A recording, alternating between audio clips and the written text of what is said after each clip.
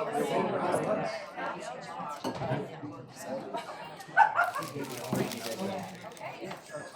let's get started.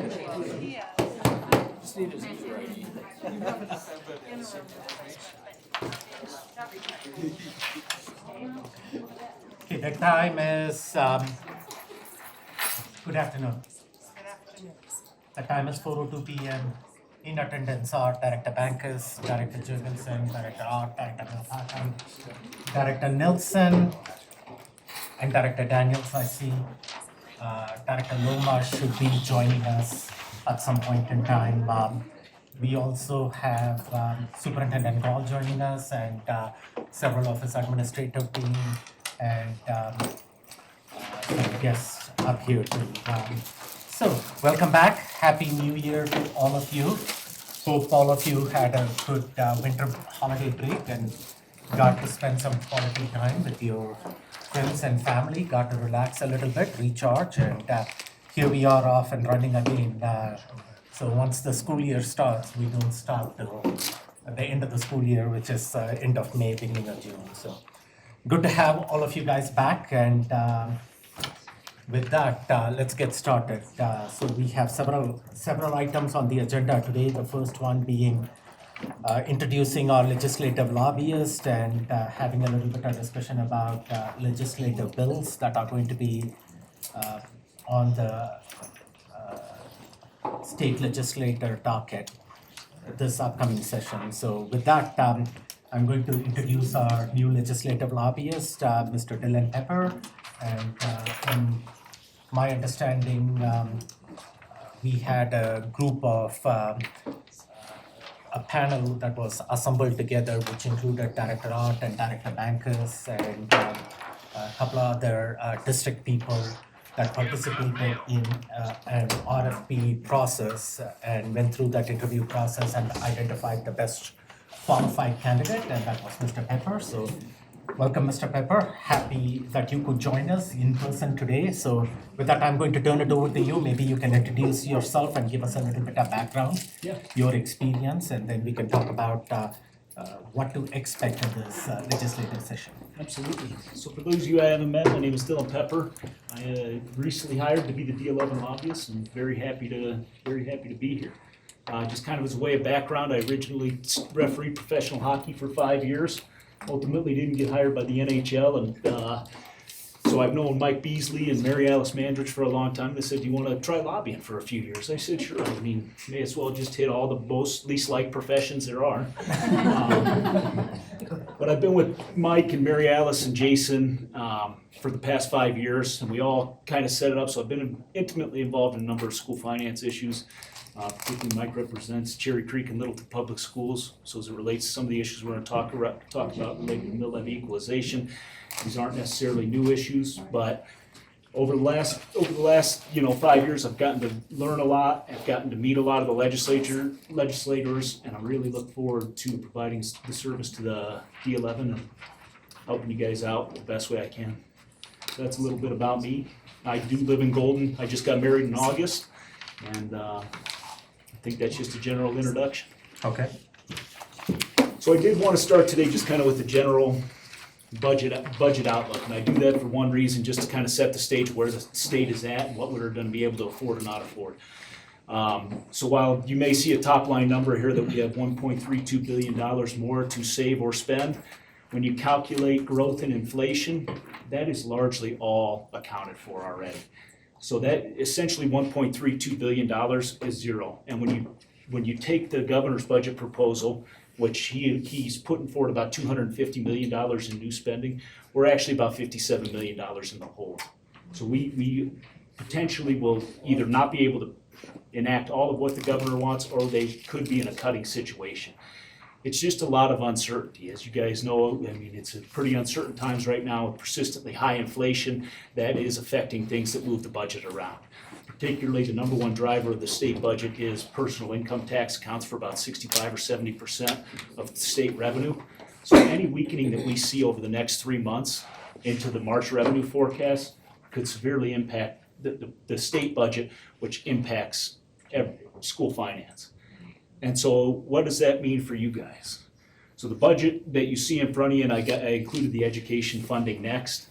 I would say conservatively, that is your best case scenario, is that if you are able to get a buy down to $250 million on the budget stabilization factor, that would be really good. That would just be a very good year for K-12 because there are a lot of pressures on the budget. Can I just ask, what does it mean to buy down the? So the negative factor, and this was put in place during the 08-09 financial crisis, where essentially they said, here is full funding for K-12. We are gonna back out, say, X number of dollars. And last year was about $350 million. We are gonna back that out, and that is gonna be known as the budget stabilization factor. Mm-hmm. And they essentially do that to balance the budget. School districts did sue over that, and the state Supreme Court ruled that that is constitutional and that they are fully funding K-12 education. But it still is the difference between what it is to fully fund it versus what they actually fund. So that is the budget stabilization factor. 2 years ago in 2020, it went up to $1.1 billion. So over the last 3 years, they have paid it down nearly $1 billion to the lowest level it's been in quite a while. They had hoped to buy it down to zero over the next 3 years. Given the 8.1, 8.3% inflation, I don't know that that's gonna be achievable, but they would like to eventually pay it down over the next 2 or 3 years. They're gonna do 10 cents a bag at a time. Yeah. So I kind of included some other stuff we may see this year related to the budget. And the biggest thing I wanted to talk about actually came out yesterday. They included $25 million for after-school STEM programming and then $25 million for concurrent enrollment in additional funding. What I will say is that these are all good proposals, and we'll just have to see where it falls. The governor's budget is the governor's revenue forecast is pretty significantly different than legislative council staff's revenue forecast. They're about $700 million apart. They generally pick the more conservative forecast. So it's gonna be tough to actualize any of these proposals that you see here. I mean, we're gonna know a lot more in March, but I truly believe that this is the best case scenario, what you see in front of you. As you kind of look to the next page, I want to briefly touch on universal preschool. So the governor wanted to do a half day for every 4-year-old for universal preschool. There's been some growing pains as they've tried to do the Department of Early Childhood. They've definitely been building the airplane as they fly. What they're fortunate with this year is they have 18 months of collections under Prop EE. So they will be able to afford 12 months of services with 18 months of collections. Where I want to look forward 2 and 3 years in advance is when you have 12 months of collections and only 12 months of service, is they are going to be short on their revenue for Prop EE, and they are going to have to come up with additional general fund money to fully fund universal preschool. The other problem with that is in the Blue Book when they did it, they essentially underestimated by about $28 million. So now they either have to go back to the ballot and ask to retain that revenue, or they have to return that through a table refund. So they can't even retain the full amount of money they collected at this point in time. And that's just gonna put a 2 or 3 year, it's gonna take a couple ballots to figure it out. And we went through these same growing pains with marijuana revenue, but it wasn't as big of dollars and it didn't have the same impact it'll have to school districts right away. The next and probably the biggest issue we'll talk about is the redesign of the school finance formula.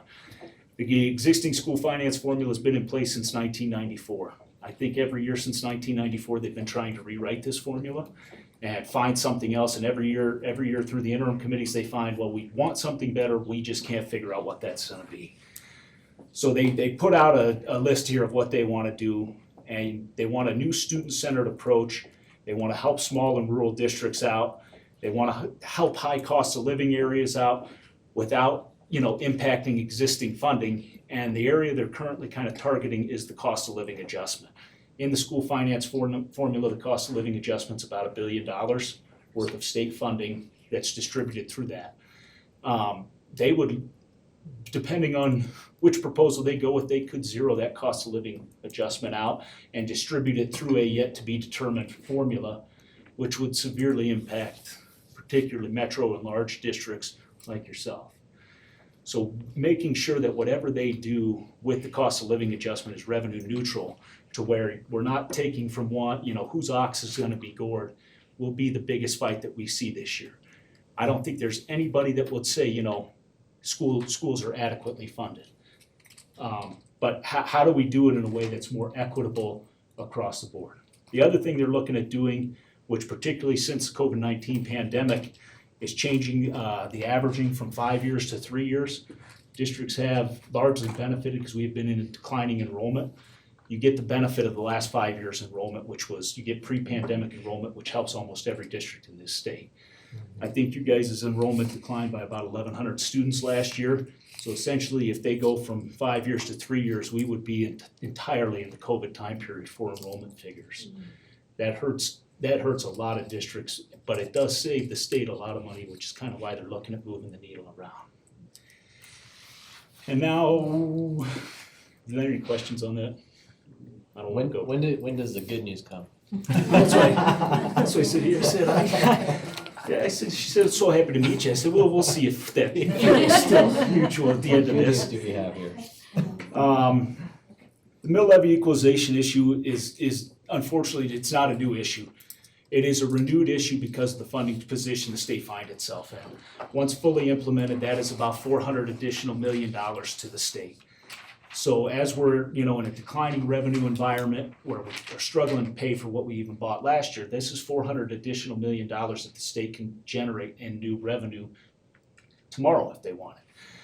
Where it hurts is any district that is below 27 mills will be forced to come up to 27 mills and will essentially lose that state backfill. Districts like yours, which are about 20 mills, a little over 20 mills, that is an immediate impact. That you guys aren't given a ramp up time to implement it, and they're not really providing you with any, say technical support to run elections or anything else that makes that policy actually feasible.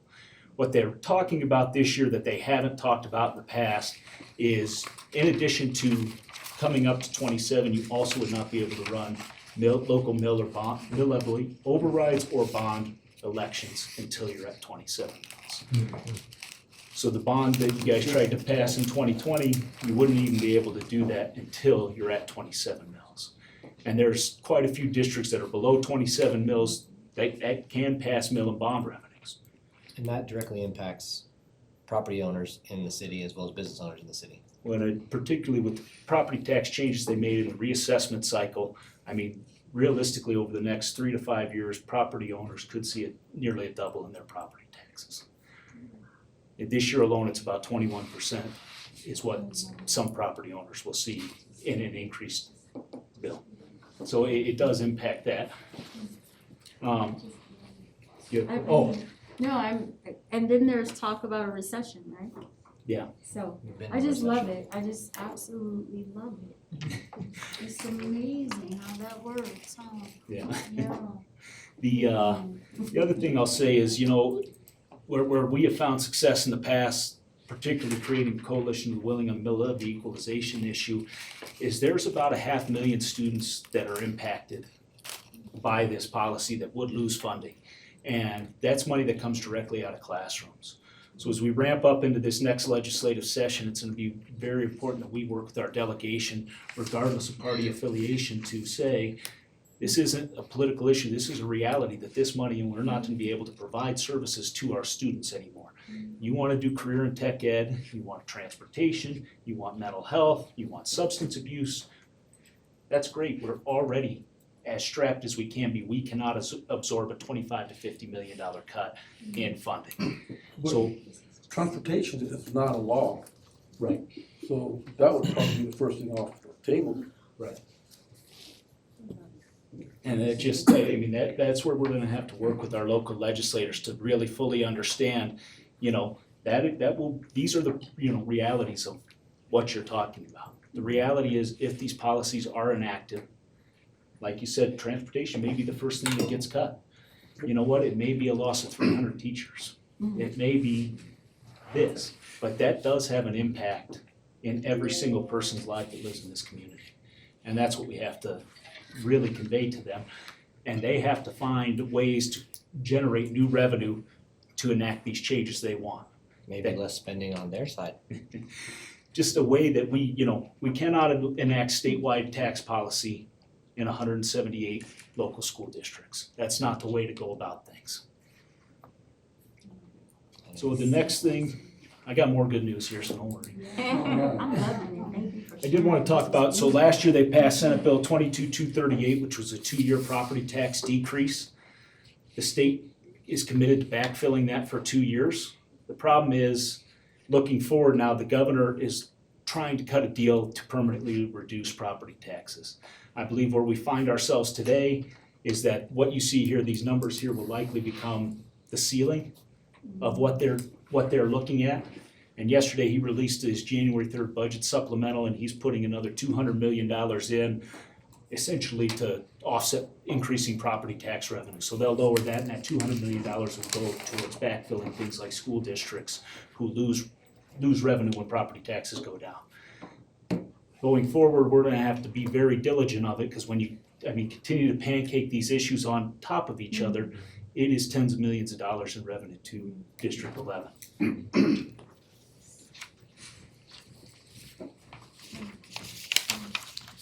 And then the last issue I kind of wanted to get into was school safety, and this is the last real pressing issue that's being led by the governor this year. So in total, he put forward a $9 million package for school safety that'll largely go towards target hardening. This is through an existing grant program that was passed, I believe, in 2019 with then Speaker Garnett, who's now the governor's chief of staff. So they're putting additional revenues into that program, but they're also going to consolidate other school safety programs that exist in the Department of Homeland Security and in public safety under the School Safety Resource Center to create a one-stop shop for school safety grants, and school safety training.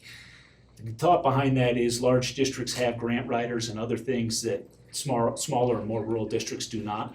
So the more streamlined and centralized you can get that operation, their thought is they would like to see it done that way. A couple other bills, which I just listed mostly the governor's priority and the money stuff, but I also wanted to touch on, there are gonna be other bills we see this year that will impact school districts.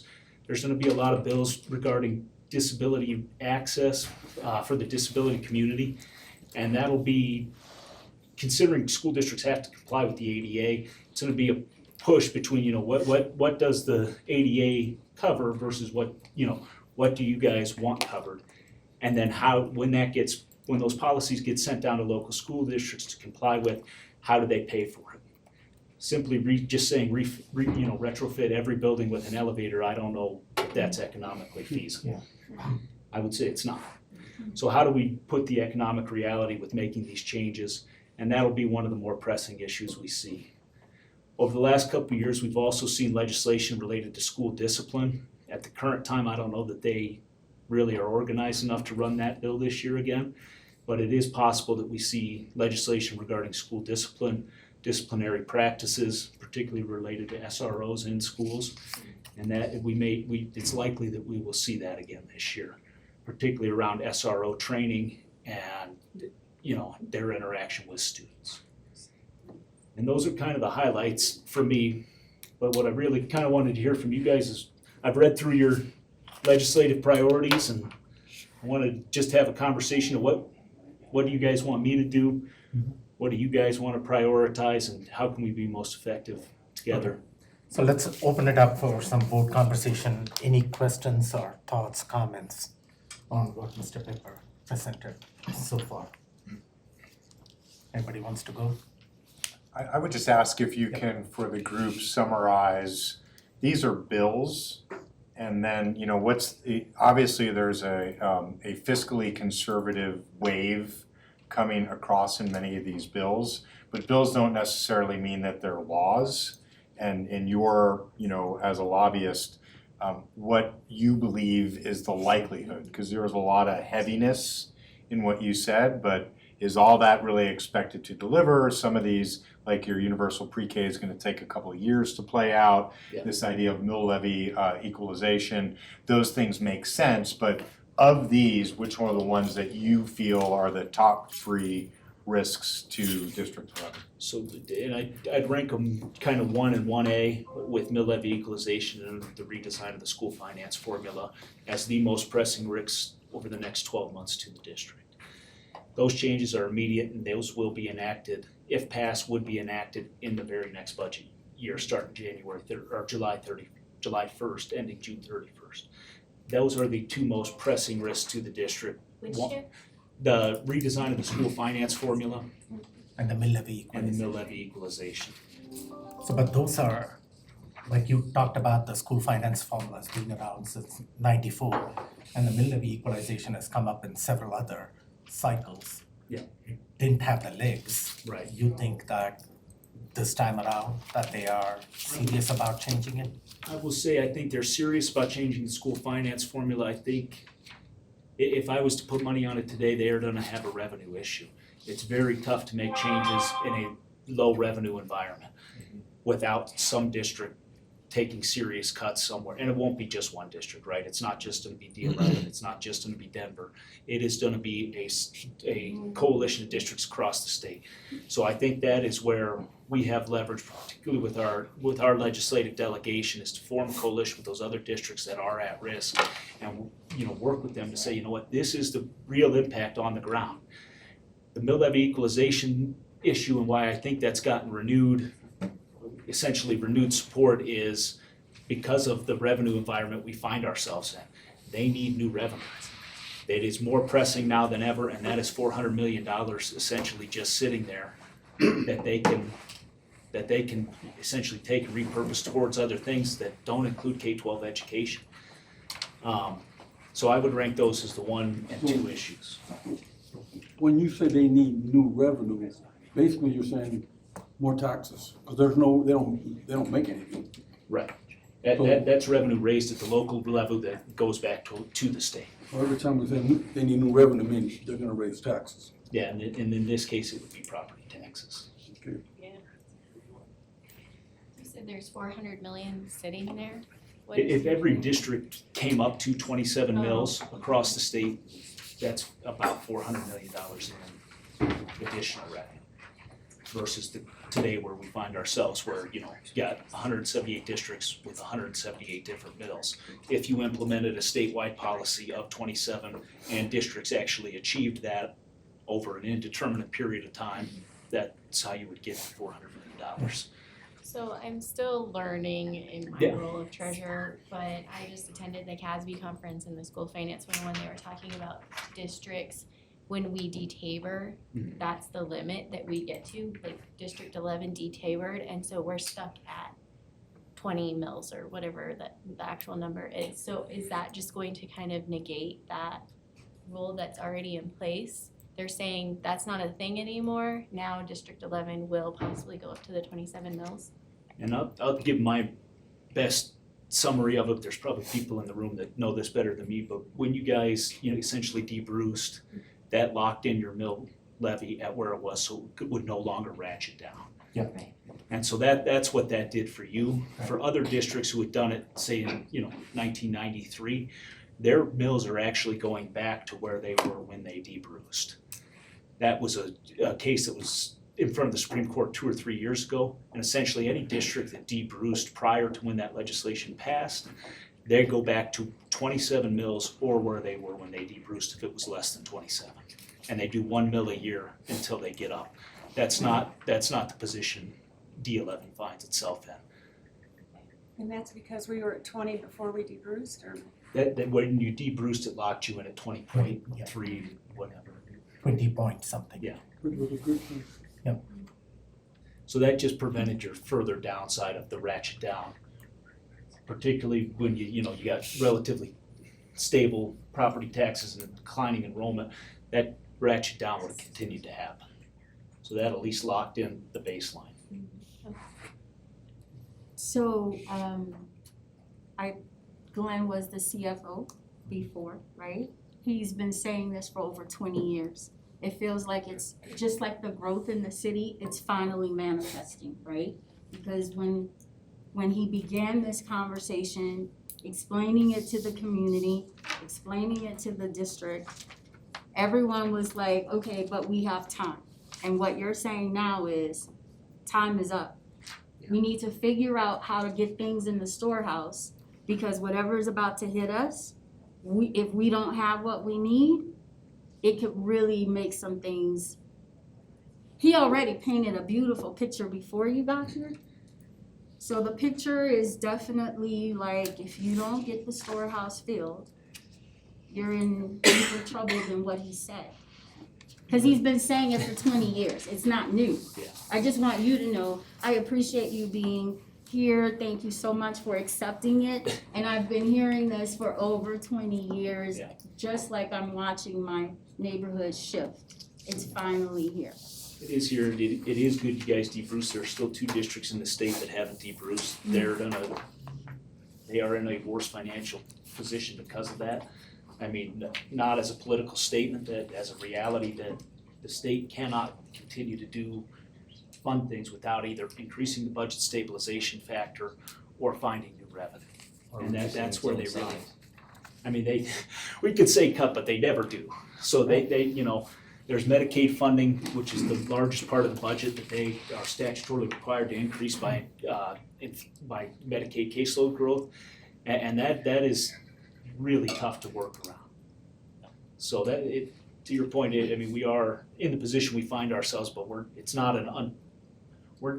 hope is not lost, right? Well, So- for me, for someone who's been saying it for 20 years, I'm not surprised. I think it's just, again, all of the rhetoric we've been having, making it seem like you should be picking sides and you should look like, just do what I say kind of thing versus looking at the reality. That's what's refreshing in what you're saying.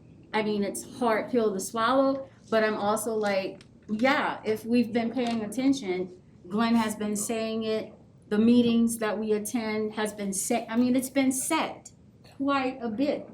But at the same token, everyone has their interpretation of what they think that is.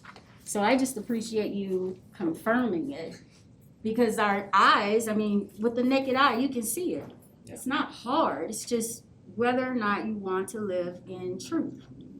So I appreciate that, because now it's the conversation of how are you gonna fill the storehouse? So thank you, Dylan. Any other feedback to Mr. Pepper at this time? We also have that legislative agenda, which you have a copy of it up there. And you took a look at it. Any suggestions or revisions you would suggest to that that the board adopted last year and will be adopting again this year? If no changes are necessary, that's fine. Board can give a feedback on it too. One thing that we have,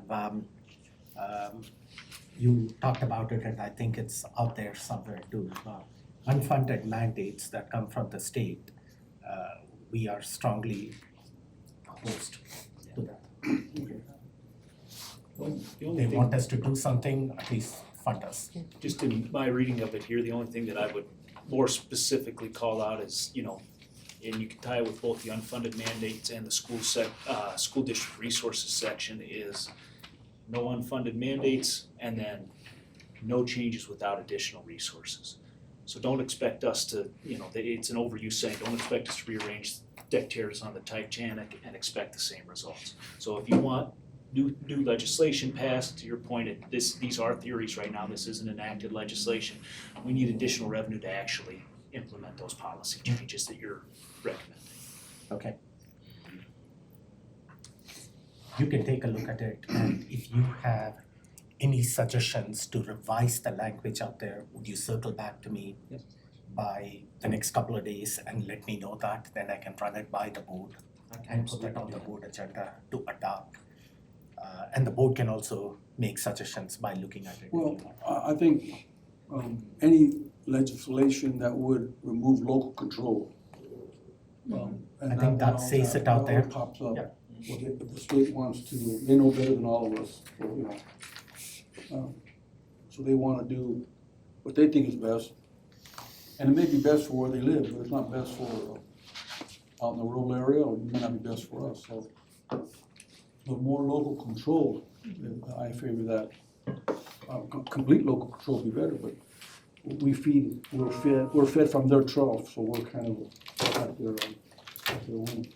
I'll say to the local control piece, there is gonna be legislation we see this year, it's not necessarily related to school finance, school funding, but governor is proposing a policy that would make land use a matter of statewide concern, and the state would have more control over local land use decisions.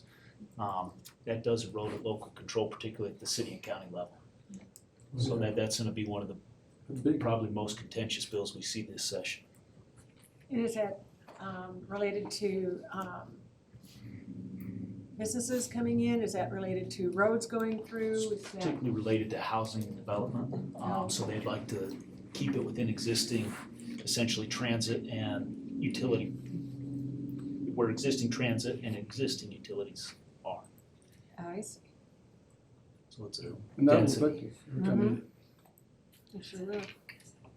So once the legislative session start, I know that some of these things happen fast and furious. How are you going to keep the board informed about all the changes that are taking place? In the past, we've had Karen Vick, who you talked about, appearing at board meetings, but she has participated remotely. You also live in Golden, so we are open to you being here in person or remotely. So I'll provide kind of I'll work mostly through Chris just because she gets information out to everyone here faster than I would. But everybody will have a bill link. I add bills as they're introduced to your folder. It will include, school finance, school-related issues, but tax and election issues as well that also impact the district. So that'll all be in there, and at any time you can access that and see everything that's related to the district. Things that I think are more pressing, I'll send directly to Chris. So things that we may need that are more time sensitive, I'll send directly to Chris to get a response, essentially saying, we need some action here. But I'm here to serve you guys. So whatever you determine is the best way for me to communicate with you. If you need more information, less information, just let me know and I'm happy to facilitate that in any way. Well, what you are proposing right now, through contacting through Chris, it's sufficient. Then starting in March, maybe you can appear at the board meetings too. I'm happy to And do that. you can do that remotely if that's going to be more convenient for you, as opposed to driving up here and. It probably will during session, but if Yeah, you during guys session. need me down here, I'm happy to come down. So Are you local? No. I live in Golden, so I live in the metro area. Okay. Just FaceTime us. So what's the process once the information comes to Chris?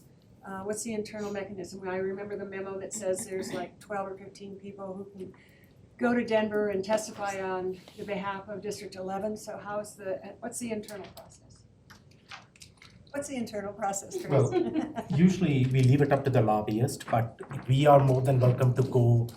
CASB is also another resource that we use. That's not my question. Okay. My question is that once it comes to the district, how does it get disseminated? Who decides who's gonna go to Denver? So what I'll do is I'll send it to the board, and if there's a staff member that needs to go up and testify, I'll work through the superintendent to notify the staff. And then the board, I believe the policy requires board approval for that staff member to go up and advocate for or against. You have to approve that. But if they're just going up to be a subject matter expert, that's a different type of testimony.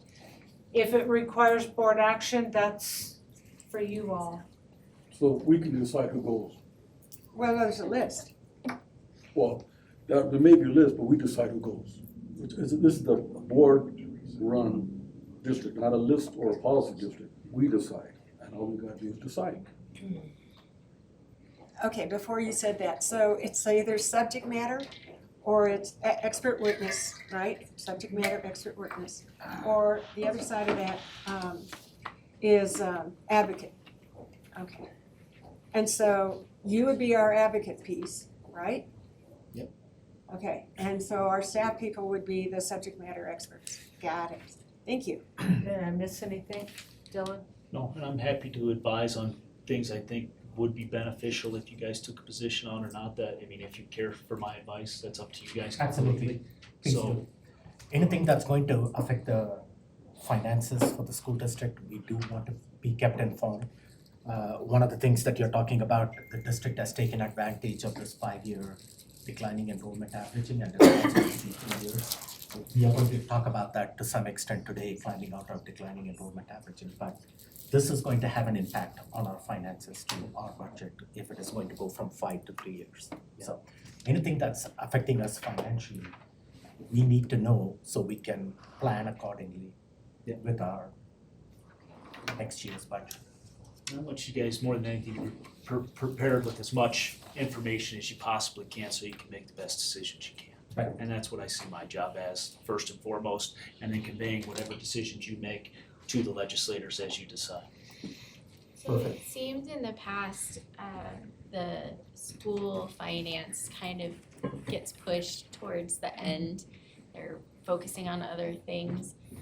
Do you foresee that being the case this year as well? I mean, we just are gonna have to budget to our best knowledge that we have in the day and then adjust later if things change. The way they do the School Finance Act, so they do the budget first, and that has to be introduced by around the 1st of April. And after that's through both chambers, that's when they do the School Finance Act. So that's somewhere in the middle of April usually, Okay. about a month before the session ends. So just timing wise, that'll consistently be how it's done. And will that be similar timing for like the mill levy equalization that we would know that's gonna come into play or not? That'll all, my guess today, that'll all happen in the last 30 days of session. Of course. Okay, thank you. Okay, thank you. Any further questions or thoughts? So what I'm asking you, Mr. Pepper, is if you can look at that legislative session agenda that you have in front of you and provide a feedback, get back to me in a couple of days and then I can send it to the board and adopt it formally. If you want to propose any change in language. Okay? Happy to do that. Thank you Okay, guys. thank you so much, sir, for joining us. Nice to meet you. And we look forward to a productive partnership with you. Thank you. I Okay, appreciate it. thank you.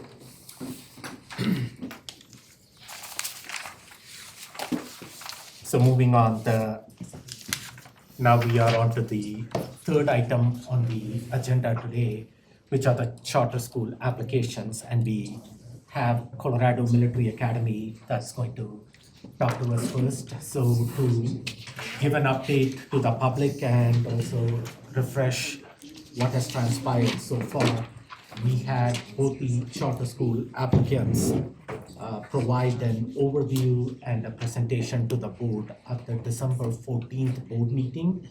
And the board provided some feedback to each of these charter schools on what we want to hear at this work session. So let's start off there, some of the pressing issues the board talked to you about. So you don't need to start with all the presentations that you did in the past. What are some of the pressing issues that the board talked to you?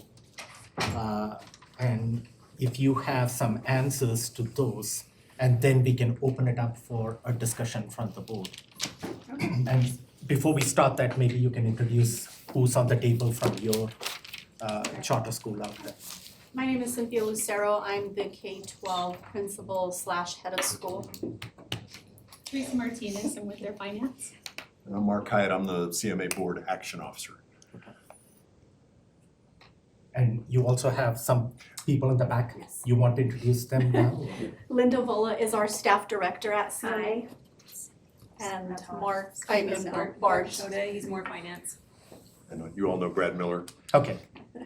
Okay. So go ahead. Well, I don't think that we got a lot of questions. I know the comment made was we've got lots of questions. So I will let you all start with your questions and then I'm happy to answer and I guess we can take it from there. Okay, so let's go back to some of the questions that were raised at the board meeting that evening. And While you're looking for that, Mark, define your role for us. I'm not sure what that title means. Oh, I just made it up because nobody knows what it is. No. When Joyce Shuck, who passed away about a year and a half ago, she said she needed a young guy to do all the work, and no. So she asked me if I would help her on the board, and I said, yes, ma'am. And then she passed away, and then I'm still here. And, So you're a board member? Well, I'm not an actual board member, I'm an advisor to the board, Okay, so that's my role. So in the military, an action officer is the one that does all the work. I got That's just, thank you. Okay. I know the board had some questions at that evening. Do board members want to start by asking some of the questions so they can recollect what the conversation was from that evening? I know that, if I remember right, you talked quite a bit about the military model and is it the general? General, okay. The general is joining us too. He spoke extensively about the military model, the military style of learning, and how that contributes to student leadership. Maybe you can start by addressing where you are with your academic performance, and I know that you were identified as a improvement school, is that right? And then that was the case even before the pandemic, that you were identified as an improvement school. We're at priority improvement, and then our most recent CARD report shows us at improvement currently. So if you can clarify, and what I understand with that is your school performance was identified as improvement, but because of your low participation, you got tagged down to priority improvement. And that is the same at this point in time, you are at improvement, but at this year, CDE did not tag you down to priority improvement, even though you have low participation.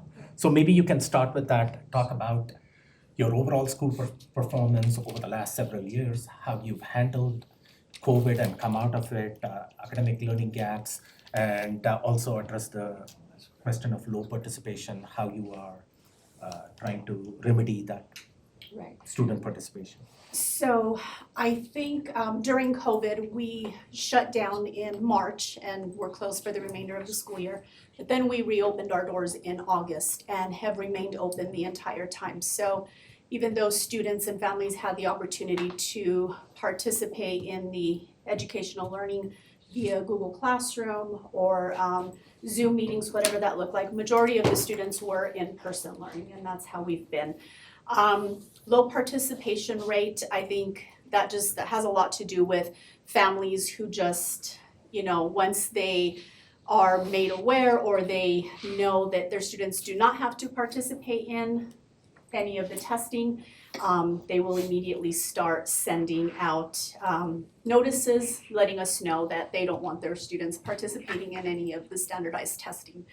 So what we've tried to do is point out how CMAS isn't for a grade, it's not anything for that, but it does hurt us as a school when we have low participation. So just trying to get families made aware of the importance of the testing, not just that we want to know where your student's at, but overall as a school. And so that's been the plan.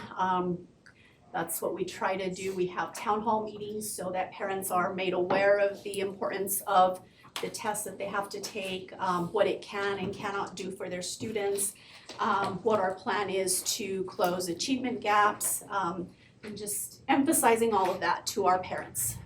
and you've I think that's offered where it town halls starts. in Spanish also, right? Yes, Because yes. Ms. Lucero's fluent in Spanish. So we make that available to all of our parents, all of our different participants. And is that new? The town halls? Yes, Yes. that's kind of. So new I took start. over the position in January, so it's a year now in January. So it is new. We are working on rebuilding a lot of the areas that I think will help us. Our SAC committee is one of them. It really wasn't modeled in the way that a SAC committee should be, so that's been a project of mine since October that we got our members in there and just getting them aware of what we are, what we stand for, what our goals are. How about student achievement, testing, Oh, sorry. NDEA, CMAS? So we use NEWA, beginning, middle, and end of the school year. So this helps us just kind of target what standards our students are low performing in. Then our teachers are able to dissect that data and talk about what are next steps in the classroom? What are we gonna do to close these gaps? We have seen steady growth. No, not all of our students are where they need to be, but they are growing. And that's one thing that our students and our teachers celebrate along with parents. I think that's very important because it's able to show us, okay, is what we're doing working from beginning of the year to middle of the year? Is it working? Is it not? Do we need to change anything in instruction? Do we need to reteach any of these standards? And then we continue on from middle to end of the year. We use DIBELS for our K-3 students, same thing, beginning, middle, end of the year. So this is able to help our K-3 teachers know what foundations are missing with our students, what they need to focus on. We have our reading interventionist who targets those students who might be struggling in one of those areas. She works with them every day, Monday through Friday. I'm bringing Dr. Colicky to the table. David, could you just explain to the board the differences and similarities between NWEA as an interim assessment tool to the STAR Renaissance that we picked, just so we're on equal terms here? So NWEA and STAR are probably pretty equivalent as vendors and products. They're both adaptive tests compared to Galileo, which was our previous vendor, which was a non-adaptive type of test. Adaptive just means that a new question gets generated based on the previous response of the student. It allows for a shorter time frame and then more targeted to what the student is actually, where the student's actually at in their knowledge. So NWEA and STAR closely align. When we did our vendor application, NWEA did not submit a proposal, and we don't know why. So STAR is our vendor, and there'd be a lot of overlap.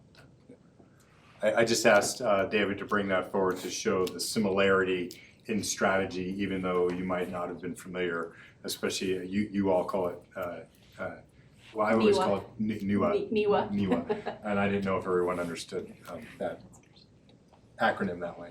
Thank you. Thank you, that was helpful. So you're new to your role, fairly new, a year. Yes. I feel the same in my position. The previous years academically have been a challenge even before COVID, is that correct? The school's been priority improvement for a while, even before COVID.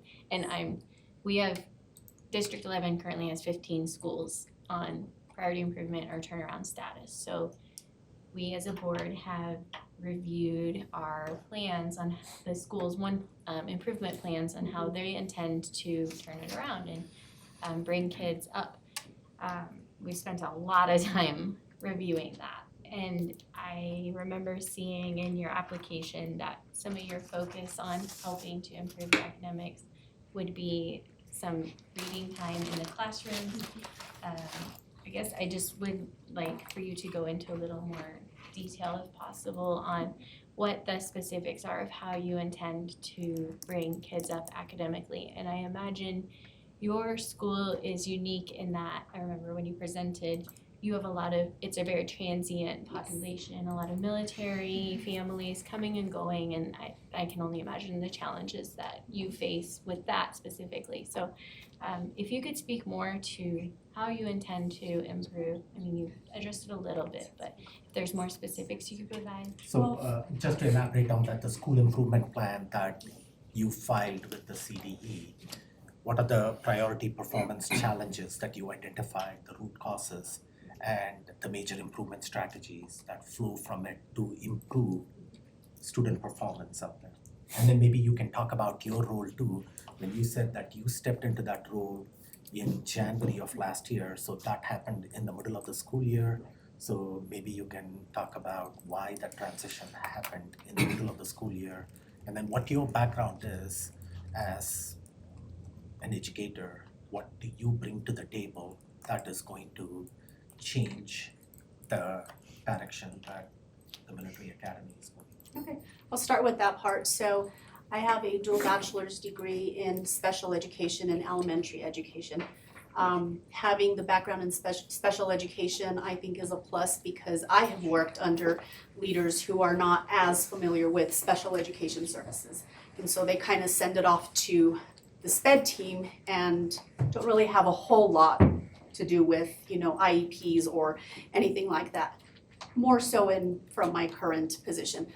I have a master's degree in teaching English to speakers of other languages, so that is used for all of our ELL students. Speaking Spanish and being able to communicate with our Spanish-speaking parents, I think helps because you just notice a difference when they feel like they can communicate with somebody in a leadership role versus trying to communicate with just a classroom teacher that doesn't speak any Spanish at all.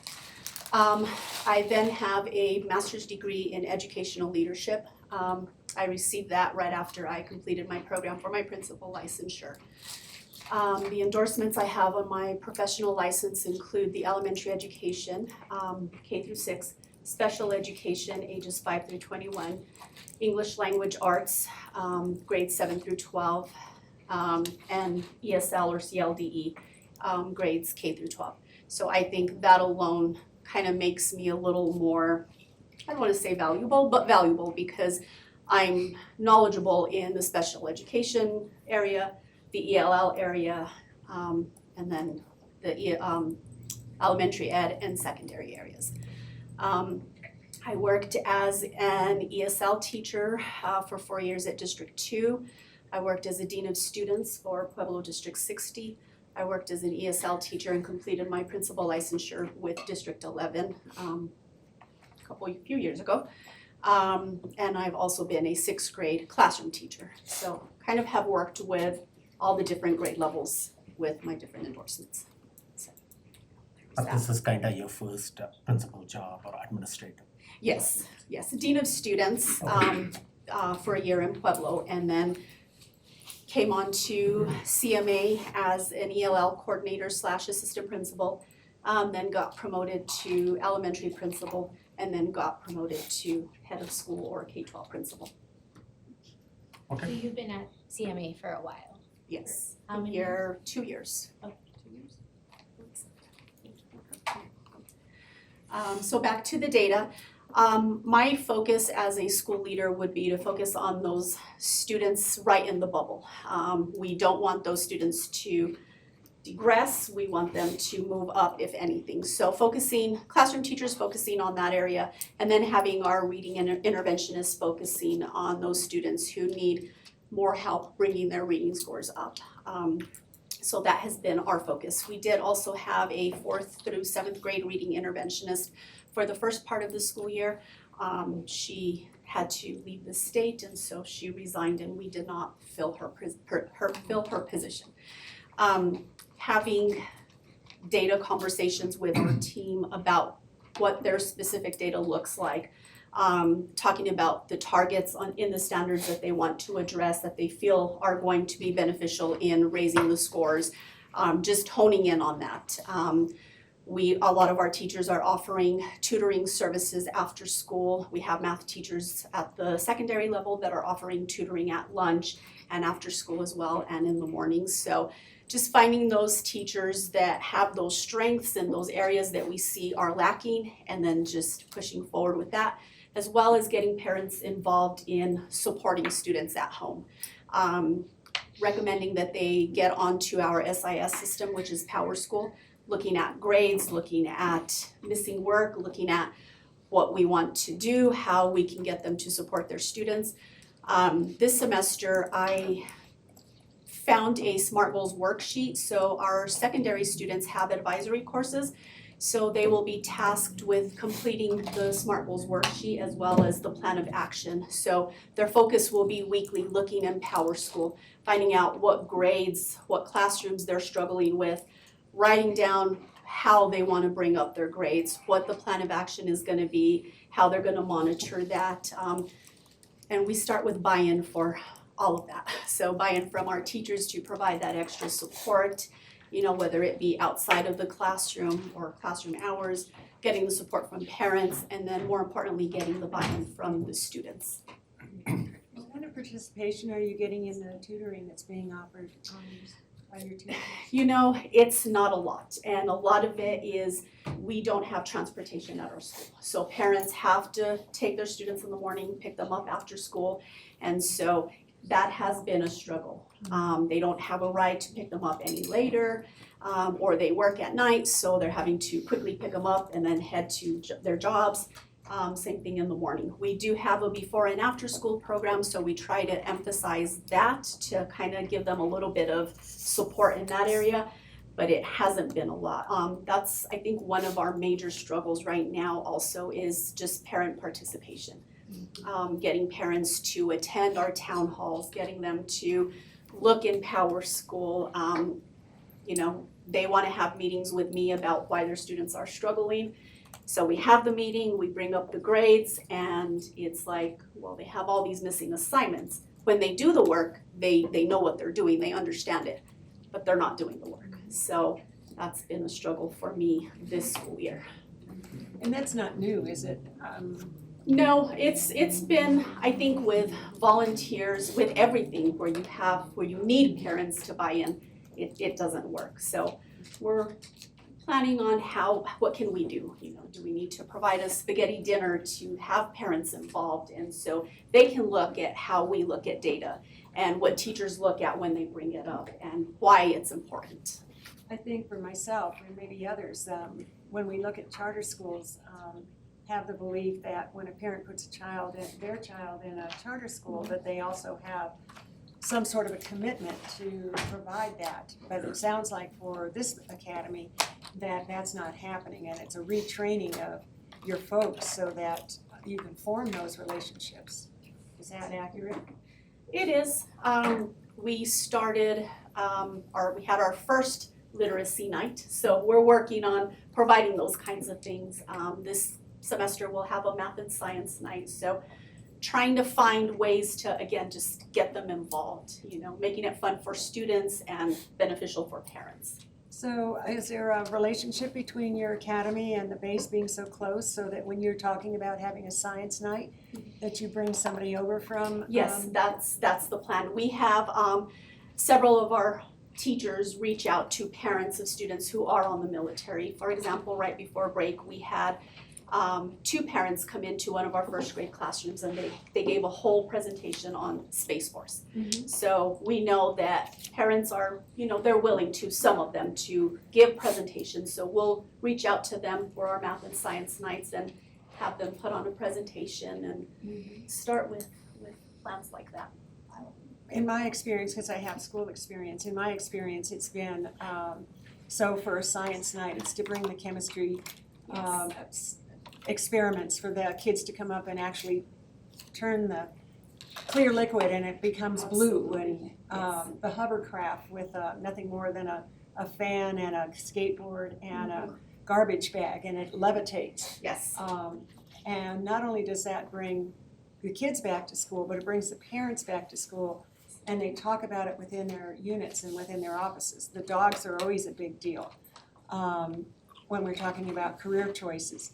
So have you guys, and you've only been there 2 years, so I don't want to put all of that on you, but I mean, it is an opportunity to spread the word. And remind me again, your population is drawn from half the military, half civilian? It's, I want to say approximately 30% military. Okay. If you don't mind, Brad Miller. Do you want to come and join us? If you, just for one comment. Well, stick around. This is by Alabama. So the school originally was miscast as a sort of a reform school. And to her, very modestly, Cynthia is discounting the fact that a big part of her transition has been to impose a behavioral expectation that is quite different than what the school has experienced in the past years. We're going to see dramatic changes based just on the cultural improvements, and I just happen to know that because I'm the lawyer, so I've been involved in some of the student discipline issues and the teacher interventions and so forth. But what she's doing in addition to the academic piece is really changing that understanding of we're bad kids and we're going to go do our thing to this is a school of rigor, as General Murray's described, you know, this leadership formation and academy, but she's done this brilliantly, and we're changing the culture, and that's massively significant, and I'll excuse myself. Well, what I found, I've operated several charter schools, we had a large percentage of students coming from D11 because they were failing here and they didn't want to, and so they took them out and they would bring them to us as if we were the magic answer, and we weren't. We're just another public school, but they would assume that we were the reform school, go to them because you can't make it here, and then we have to deal with it. Well, this was tough. So we would get dumped, and I use that term loosely, but we would get inundated of with. students. Thank you very much. A significant number of students would be given to us that were not making it in public school, and this was like their way out to keep going. And that's what it's a challenge, but I can see with the military tag, it probably even enhanced that issue. And so, yeah, God bless you. Well, I'll just want to piggyback on what Brad said is, we deal with a very transient population because they're PCSing, permanent change of station, in and out. It's almost like a migrant population that we deal with of a different kind, military. But charter schools need to be niche schools or they shouldn't really exist. This one is the ultimate niche school. I mean, I don't know that this would work anywhere else except for Colorado Springs. Maybe near Buckley up in Aurora. Not gonna work anywhere else. And we're there and we have almost 700 students. I mean, that's a lot for a charter school here. We had 11 of our first 16 grads in May enlist. And nationally, it's harder to enlist now than it is to go to college. Only 20% of American youth are qualified to enlist in any of the services. Oh, I So- thought the news was saying that they're lowering the standards. Navy is taking the bottom Well, 20. that's a whole other discussion, but overall, I was so proud that There's we an Air had. Force town here. Well, no, I mean, it's really an Army town. But we're so proud that they're enlisting. They don't know this yet, but everything's free after that, like college and medical and everything. Okay, they'll get in there and they'll find it out.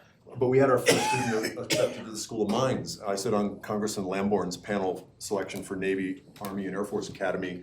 We had our first 3 students interview there, and I coached them up and everything.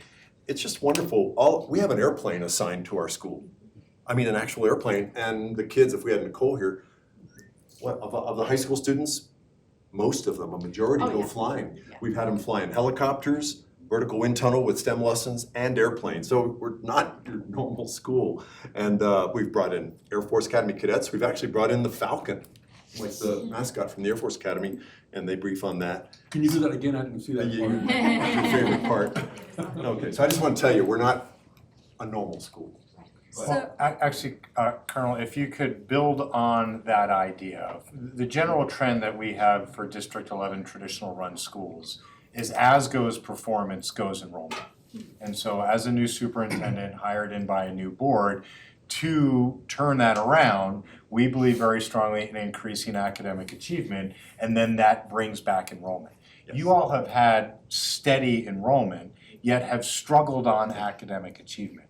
And so is it that niche nature because it's so attractive, but what is the feedback that you're getting from families that keeps them there? Because if we don't serve families well academically in a system of choice, they choose and they choose quickly. So I'd love to hear you To be opine. quite honest, our authorizer, CSI, when we talk to them about the military and all the awards we're getting, they're like pigs looking at a wristwatch. They just don't understand. They only care about the stuff that school people care about, and I'm an educator too. And I know that that's absolutely essential. I think we've struggled in more than just academic achievement. You know, we were in default first couple of years. I mean, leadership changeover and everything. That's all changing. We're out of default. Our student achievement's creeping up. But they keep coming back because it's so much fun to go to school there. Some of the feedback that teachers have given when we have students leave and then come back, not because they're military, but because they want to try enrolling in a public school, is parents are telling teachers, your curriculum is much more rigor, and they seem to like that. That's just, a couple of comments that have been made, so. when you're talking about high school students and transitioning in and out, what does your school provide for transferring, especially high school kids, senior kids, with their credits? And how is it that they're able to, many parents don't like to pull their seniors out the last few months of school. They have things that need to get accomplished in order to move on. So what do you provide as services to help them finish out their year? So for example, if they come to us and they are short credits, we do offer credit recovery during the school year, so not just in the summer. That's a plus. We allow students to take classes through Pikes Peak State College, so that helps them with their credits. So we work closely with schools that they're transferring from, match up credits, talk to the student and say, okay, well, here's where you're at, here's what you need, And students have been really good at saying, okay, well, I have one student, for example, that, he was short I don't know how many credits. And he was determined, so he came on to Edgenuity, that's what we use for credit recovery, and he was able to meet those requirements and get caught up in his credits. Do you see any disparity between credits from students who are coming from other schools into your school, and it's an issue? We haven't run into that very much. Our guidance counselor and our scheduler work really well together, so once we get records and we see what's needed, again, they have the student involved in that conversation, and this is what you need, this is what you came here with, this is what we can do, and students are for it, especially when they hear you might have to come in for summer school. They would rather say, okay, well, instead of doing this, I want to do this during the school year, even if I have to do it outside of normal school hours, and get caught up. How many credits do you need to graduate? And when it comes to the students, I know people say, oh, parents like us because of rigor, but the parents aren't the ones taking the test. Yep. The students are. And generally, they usually have their own feeling about that whole process. So how does it look for them to attain credits to graduate? Are we talking, 3 years of English, 4 years of science, Yes. 2 We follow foreign languages? What is that? We follow CDE's requirements when putting our required credits on there. We have a couple of students who are coming to us asking about early graduation because they are pretty much where they need to be and they have extra credit hours. So we're presenting that to our board to have a plan for early graduation. A lot of our military families like the sound of that because they sometimes are asked to PCS during their junior year. They don't want their student to enroll in a brand new school their senior year. So they are always very supportive of, yes, if you could do that for my child so that she can graduate early and not have to worry about her senior year, we're all for that. So how many credits do you need? And if you're having about 700 students, how many guidance counselors are there for that? And when it comes to the transferring in and out, is it equal? So if a student comes in with, say, photography, but you don't have a photography class, how does that transfer into their credits to graduate? Or do you just do Edgenuity to help? No, so we look at our guidelines. A lot of our elective classes are offered one semester or the other. So sometimes they come in with a photography class. So if we have something similar that's offered, then they enroll in that class. If they come in with a language course that they took elsewhere but we don't offer it, then we can use Edgenuity for them to finish out their credit for that particular language class. So, and how many credits total? 24 credits. Only 24, so that's a half a credit every semester, depending on if they get a C or above, right? Yes, And D, if they, D or oh, above. so yeah, right, we do give a D, sorry, that's if you're doing a concurrent enrollment, it has to be a C or Yes, above, yes, basically. yes. So when the student has credits that are basically not offered at your school, and they're close to graduating, do you, because I've bumped into this, I have the credits I need, but they're telling me I have to do this because I don't have in your Yes. system, Yeah. working to get what they actually need for you, but they may have done it in Okinawa or something. We do use Edgenuity a lot for those purposes. We buy enough licenses so that if we're in that predicament, they can still finish off whatever they were taking elsewhere. They still get the extra credit that they need or half credit or whatever it is, and then that comes on their transcripts. As for guidance counseling, so we have 585 CMA students. The remainder are our half-time Aerolab students. So from that 585, we do have a high school counselor. We have an elementary counselor that we partnered with CSI with through AmeriCorps. So they offer that counselor to us to provide those types of counseling services. We do have now a full-time MFLAC, so she works with those students that are military What's connected. that stand for? Military, Life counselor, family life counselor. and that's provided by government? Yes, yes. I'm sorry, you said elementary, so I forget. You guys are K through? K through 12. You're K through 12. Yes. So out of 500 or so, you have one guidance counselor? We have one counselor for 7th through 12th grade. We have about 250, give or take, secondary students, so that's 7th through 12th grade. So we have the one counselor that works with those, with that grade level. We have a half-time school psychologist who helps with our IEPs for those that need the mental health minutes. And then for our elementary, which is 3, 4 something, we have our AmeriCorps counselor who comes in and works with those students. So the registrar gets a transfer student. They're looking at the transcript that was mailed in. They won't have all the credits, obviously, because Colorado is different than Hawaii. Yep. And they go straight to who to help with getting those credits? So we have our counselor who is a guidance counselor / counselor.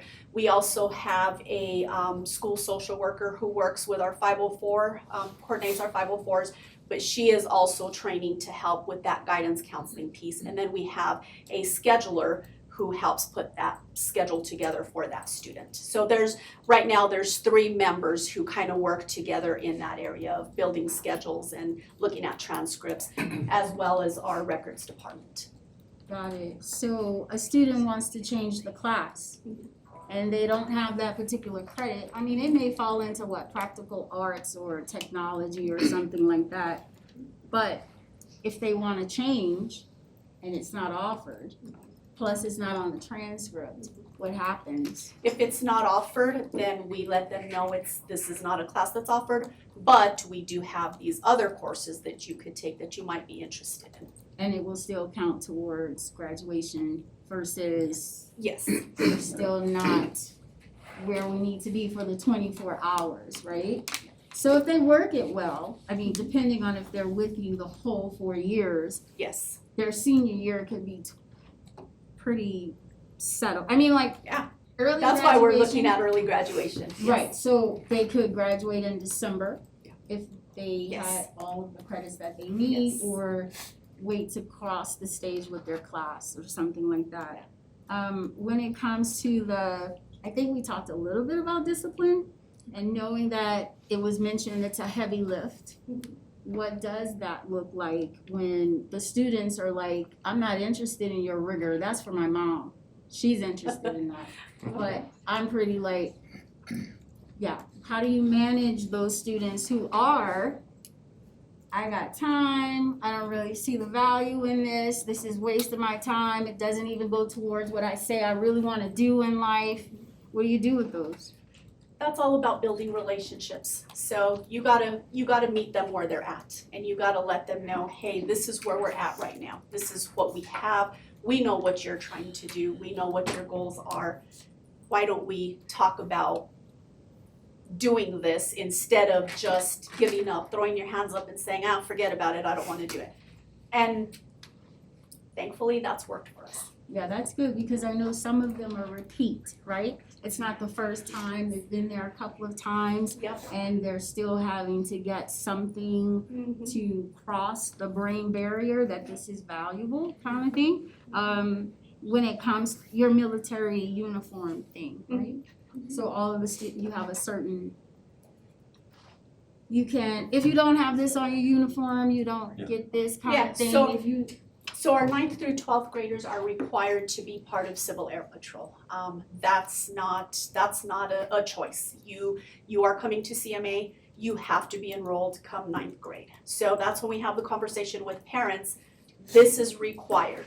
They have to promote, they have to pass their tests, they have to have their decent grades, they have all of this. So think about it and then come back and let us know if you want to proceed or not, because we don't want to set your child up for failure. We don't want to say, we're gonna promise you all of this and then it changes and then here we are. So parents know ahead of time when they complete their intent to enroll forms. Our enrollment officer does a great job with pointing all of that out. Your haircuts have to be to standard, your grooming, your uniforms, everything, that's what we're about. If you're in any grade below 9th grade, then no, you're not required to be in CAP, but you still have to follow these expectations and guidelines and everything, knowing that if you're still here in 9th grade, this is what you're gonna go into. We have 7th and 8th graders who aren't required, but who have gotten referrals and who are in part of CAP because they see what it stands for and they wanna be a part of it. They know what the Newcomer expectation is is. Lieutenant Colonel Roberts. She's our commandant. She's in charge of all the military and the discipline. Just wanted you to know who she was. Well, that's Okay, nice. welcome back. Can I have a So, question, I'm trying to get the culture. How long, did you start? It started around 5 years ago. Okay, so are you telling me in 5 years, you went from 0 to 700? So that tells me that every year you had a completely new school. Very much. It was tough the first few years, and you can see that by looking at Yeah, and so, yeah, I feel your pain because we went from 0 to 500 in 4 years. And you didn't know anybody every year. You had to restart all over again. It was like a new school every year. So you're beginning to settle a little bit, right? so, We've had students who their parents have gotten upset about one thing or another and nope, I want my kid out of here and I want this and forget it, you don't stand for anything. And then the new school year comes around and guess who's wanting to come back? Yeah. So, that says something about us. Sure, They sure. leave because they're unhappy, they go elsewhere and then they decide, maybe it wasn't such a good The idea. grass is greener where you water it. Exactly, absolutely. so let's keep the focus on what the board decision is in this. What is it that is going to help us make this decision, whether we want to absorb this charter under the D11 portfolio? We can go into all the little details about what is happening at that school, and that's beyond our scope at some point in time. Well, the reason I ask my question is Yeah, because you look at academic achievement, when you're getting a new school every year, you don't know what you got. And if you've never been there, then that's like hell, because you're dealing with a lot of struggling kids and parents that are very, very distraught. And then every year, you got a whole new group of them. And they've done that for almost 7 years straight, every year a new school. So it amazes me that they're at their level. So I'll give you another example. This year we had, just an example. We probably had between 25 and 30 new students come to us on IEPs. And we didn't know they had IEPs for the first month, some 2 months, some 3 months. And then lo and behold, this student is really struggling.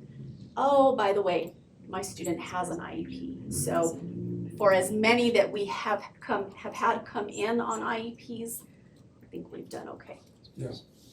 Okay, so what are the questions that the board needs, and I'll come to you, Director Art, that's going to help us make the decisions about transferring credits, things like those?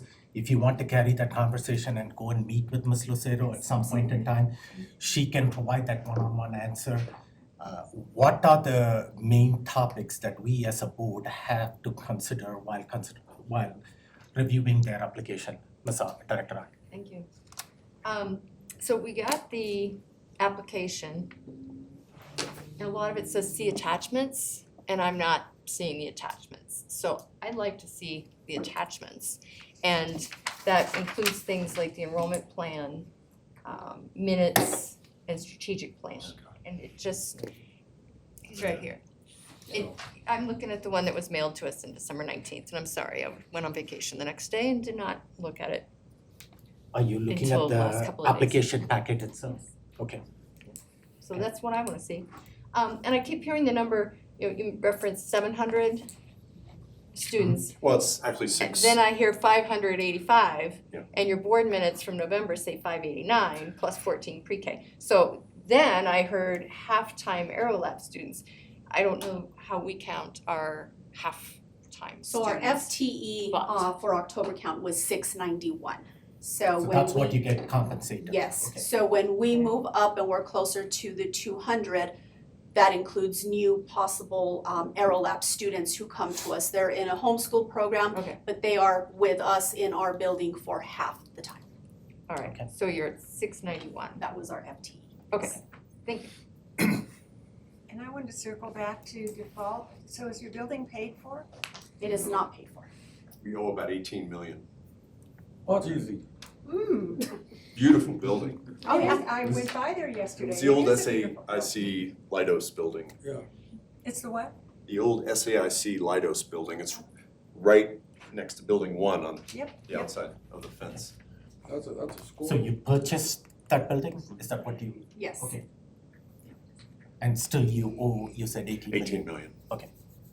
And you're current with Yes. all of that. What was the default you were talking about? Well, initially, the enrollment was real shaky the first couple of years, and they signed up for a financial instrument that was like 10 or 11%. It started off, we're lucky to still be here, but we went to half payments for a couple of years, which put us in official default. But then we refinanced about a year and a half ago, since we've got Teresa on board now, and we're making our payments easily, and everything, budget's balanced, everything's good, so it was tough a few years ago. I'll come back to you. What's the timeframe on an $18 million loan? 30 years, 40? It's on a normal bond, just like any other charter school, it's on a normal bond. Thank you. Back to Jurgensen, you haven't had a chance. That's okay. So I think my concern, I know having a growing school, and we have, transit community and military and all of that. But I want to come back to, Dr. Hay, you could confirm, when we look at your actual data, that doesn't incorporate transient kids. They have to have a year of growth with them, right? So whether we're growing or not, the kids that you have data on are kids that you have had. And so I think one of my concerns is, I love the school of choice, I love the core knowledge, the military piece, that aspect is huge. But taking on, a school that has that unique piece, that also, to Superintendent Gall's point, is, having struggle in the achievement piece, that makes it a kind of a tougher decision for me. If it was, hey, we offer core knowledge and military piece and the STEM and all that, and our school scores are at least at performance or around there, it'd be an easier decision for me. But that, after just hearing what the lobbyist said, as far as our best outcome is huge budget cuts, and MLO stuff for our taxpayers, I mean, that gives me a little more uneasy. So that's kind of my concerns are, yes, the school's growing and they have transient kids, but the data that we have is kids that are not transient. That's what CMSF is on. And so that's the data that we should focus on. And that has, not improved for years, and you sound very equipped and ready, and I think you are gonna do the change. I just wonder if it might not be the best time to bring you on this year. I don't know. It's my concern. Do you have any extra comments on that, Dr. Kalaki, on the data that he is talking about? I think he sent a report to the board analyzing their scores. So just a couple of gaps that are interesting. One is a reversal of what we'd expect to see. So at I think it's elementary, your FRL students, so free reduced lunch measure of poverty, outperformed your FRL students, which is reverse of what's expected. Generally, at the lower grades, you're pretty commensurate across subgroups, right? Can you say that first sentence again, because I think you said FRL twice, so I don't think you put a non. I'm sorry, your FRL, so your economically disadvantaged students, at the elementary level outperform your non-economically disadvantaged.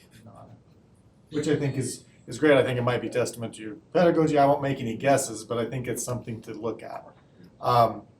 So you have relatively even scores across subpopulations at the lower grades, but at the higher grades it really starts to differentiate.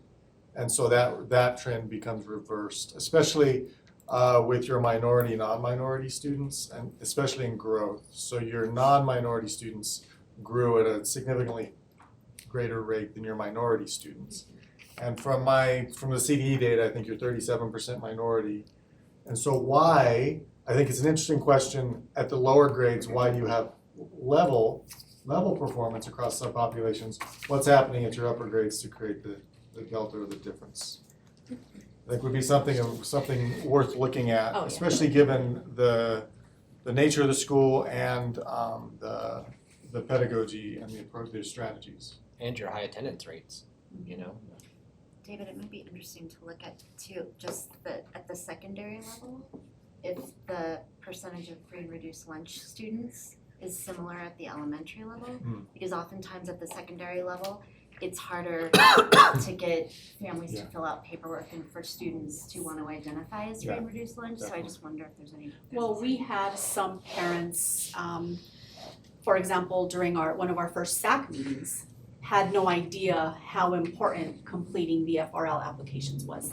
And their response was, we had no idea. We didn't know this is how this was looked at. So a lot of it was just lack of knowledge, you know. At the high school, the effect is more pronounced minority, non-minority, at the high school level too. So I think that's always, I mean, that's something that we look at our own schools to look at, and it does become more pronounced at the upper grades. And so it's something to note and speak to, I think. Thank you. I think another data point that would be good to find out is where do those students come from? Come from ASEAN. Well, because they migrated into that school. Were they homegrown, or did they migrate at 8th grade, at 9th grade, at 7th grade? And then if they did, if you had a large number of migration, then you want to know, okay, where they come from? And then you can really trace it and find, okay, what is the issue? Because, you know, the students that tend to go to charters tend to be failing in public school, especially as the charter is already established. In the beginning, you don't have that crowd. You have everybody wants to come together, and you have all these people moving, yay. You get started, and then when they're not doing well, they jump, and they just dive into it. So I think we can neutralize that statement and ask, do you track data on longevity of students? Correct. Are students staying with you growing Right. at a different rate than students who are transiting? Again, something we're working on. Yeah, For me, right. I don't think a lot of that was being done, so that's plan of action. I'm trying to remember if we've already covered this and I can't find it. Do you know your numbers off the top of your head of what percent of students are D11 boundaried students or? I had it, and I know I have it, but when I was trying to look for it, I couldn't remember. But it was a high number. I know it was a high percentage of D11. Yes. And then some are coming from Yes. D49 to 20 others. Yep. We even have a few from District 3, Whitefield. Would you circle back and provide that information for the board when you have it as soon as possible? Yeah. Going back to Director Daniels, you had some thoughts. I completely forgot it. What is that? I forgot it. Okay. Did you say 30% of your enrollment was military family? About, yeah. That's lower than I would have thought, actually. It is. I don't know why that is, but yeah, it's not quite at the 50%. Any other thoughts or comments at this point in time? So a lot of the feedback that coming from the board is we understand that you provide a unique service in the community that is not going to be matched at any of our districts, whether it's District 11 or any other surrounding districts out there. The service is not the question that you provide, and parents are choosing in to take on that service. It's just the academic performance that has happened at that school over not just this year, but pre-COVID, and how is it that you are addressing it? We talked about the school improvement plan and what are the major issues that you identified. I'm still not convinced enough that the plan that you have in place is rigorously addressing student growth and student achievement. If I'm missing something, maybe you can elaborate on that to provide that information at this point in time. How is it, maybe you have that data from the beginning of the school year to the middle of the school year Yes. with NWEA map. Does that show any type of trend that you can share with us? Steady growth, not high growth, but steady upward trend. Yes, that I know that we've noticed in putting together our UIP. That's what we did notice. Okay, is that something that you can share with the board, whatever information that you have gathered from Absolutely. the beginning? And you talked about dibbles too, from the beginning of the school year to the middle of the school year. How are your students tracking for this academic year? It could be compared to previous years, that would be helpful, because if we say, I'm gonna ask this of our own team, that when they're presenting our mid-year data, that we're growing from beginning of the year to middle of the year, But but is also- it like the normal amount of growth we would expect from previous years? I just wanna know, are we moving the needle, especially COVID, that they have to catch up? Yeah, I can definitely put that together. Thank you. Yeah, go ahead. I'll add, so it looks like, I've asked Scott to send this to the entire board, there are more documents that did not come through on the December 19th email originally, so he'll send those. I don't see the enrollment plan, but we'll continue to work that out. Okay. And so we'll have some of the additional attachments that I was concerned about. So, thank you. Okay. I'd like to just clarify, technology just knocked Okay. off a few of those, it looks like. Okay, so you can send it to the whole board, Scott, so everybody's aware of what you're sending it out to them. Anything else that you want to add at this point in time? What are the other, maybe you can touch a little bit on extracurricular activities that your students participate in? Do you offer athletics for So we do not offer athletics. Our teachers do on their own after school offer different clubs, if you will. We have book club, we have drama club that even our kindergarten students participate in. They do put on shows twice a year. We have a little Pat's running club, so students in kindergarten through fifth grade participate in having different track events, I guess you could call them. And then I'll let Nicole talk more about our Civil Air Patrol and what that looks like. So through Civil Air Patrol, we have an honor guard that was performed for the governor. We've also performed downtown for various events, athletic events. They're very prestigious part of our school. We also have an air rifle club, and they compete against other clubs through the Veterans Administration. We also we have the most flying hours in the state of Colorado. Our kids fly up to 20 to 30 hours per month. They come to school if they're passing all their classes and the parents sign off on them. We take them up in our school assigned Cessna and they get their flight time in. They can earn their pilot's license by 17 completely free through Civil Air Patrol. We also On a provide. single engine aircraft? Yes, ma'am. It's a Cessna. Yes, ma'am. Can I go? Mark will take you. Ready if you go up. We also have a cadet competition team, and that is just for if you don't have a heavy military background, that is a team that is assembled through, they have to know a ton of job, it's like a knowledge bowl, everything about the Air Force, about Civil Air Patrol, they compete against that. They have challenge drills, they have drill and ceremony where they march, and they also have a PT test that they have to take. And they all compete against all the other Civil Air Patrol squadrons across Colorado. We are the largest squadron in Colorado and the second largest in the nation.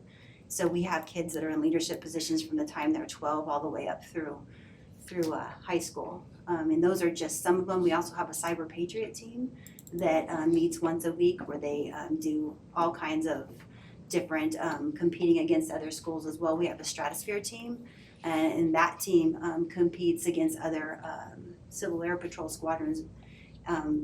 It's all through coding and decoding and those types of things, but we have lots of, every year the kids find different things that they're interested in because through the STEM portion of Civil Air Patrol, it introduces them to things that they've never seen before. And if they have if they have the ingenuity and they have the drive, we will get a senior member, that's just another parent or adult that's been vetted through, to stand up a club and they can take off with that. We just kind of provide the vessel so that if that's an interest that they want, we just put it together and they usually take off with it. Every year they do they go and they do different experiments that they send up to Cap National, and they all compete against experiments and they show how that STEM applies to the lessons learned. So they really have a free reign on different things. Just because it's a military organization, it really teaches them public speaking, organization, leadership, followership. It gives them an opportunity to be part of something bigger than themselves. A lot of them have never been out of Colorado Springs, so when you put them on a flight up to Pueblo or up to Canyon City and they fly over the Royal Corps, they just, it really opens their mind to things that they can do that they never thought someone like them, as they've told me, could do. So the program is, it seems military specific, but it really isn't. It's something that branches out and opens their minds to all kinds of things. And we just kind of say, okay, what do you want to do? How do you want to do it? And they put it all together and do it. I mean, I have 12 and 13-year-olds that could brief general officers better than most colonels. So they're very confident. It breeds a lot a for them. This is General Murray, he's our board chair. We know the general. Yeah, that's right. I just, you had a very good explanation. The only point I want to add to that is what she has been talking about. It is an integral part of the overall curriculum. It's not an extracurricular activity. The accrediting people, Higher Learning Commission in Chicago, which accredits the junior colleges and colleges that are military schools, often see that as co-curricular. And so when we talk about the model, and you all heard what I had to say last time, and I'm not going to repeat it, but the point I want to emphasize is all the things that you talked about were very, very important. And they are the things and issues at the existing, very refined, basic learning model that this district has. But what we bring to that is in the specifics you just heard, and that's a composition of what it is called the American Education Learning Model. And it includes all of those things, but they're not extracurricular, they're co-curricular. And like I said, the accrediting organizations at the college and junior college level, that's how they look at those. And the work that the Commandant does in that area folds perfectly. Leadership is not just what is happening in a classroom. Leadership requires experience. We build on a model. That model is not new. It's been here for hundreds of years in many ways. But we build on learning, developing the mind, which is education. But we also involve skills, which means training, and that's a lot of what you were hearing there. And then the two are combined in this learning model in terms of experience, actual application. When we have a major function, these young men and women are tasked to develop it, to manage it, and to execute it. And that becomes a very important part of that curriculum. So I just wanted to emphasize it.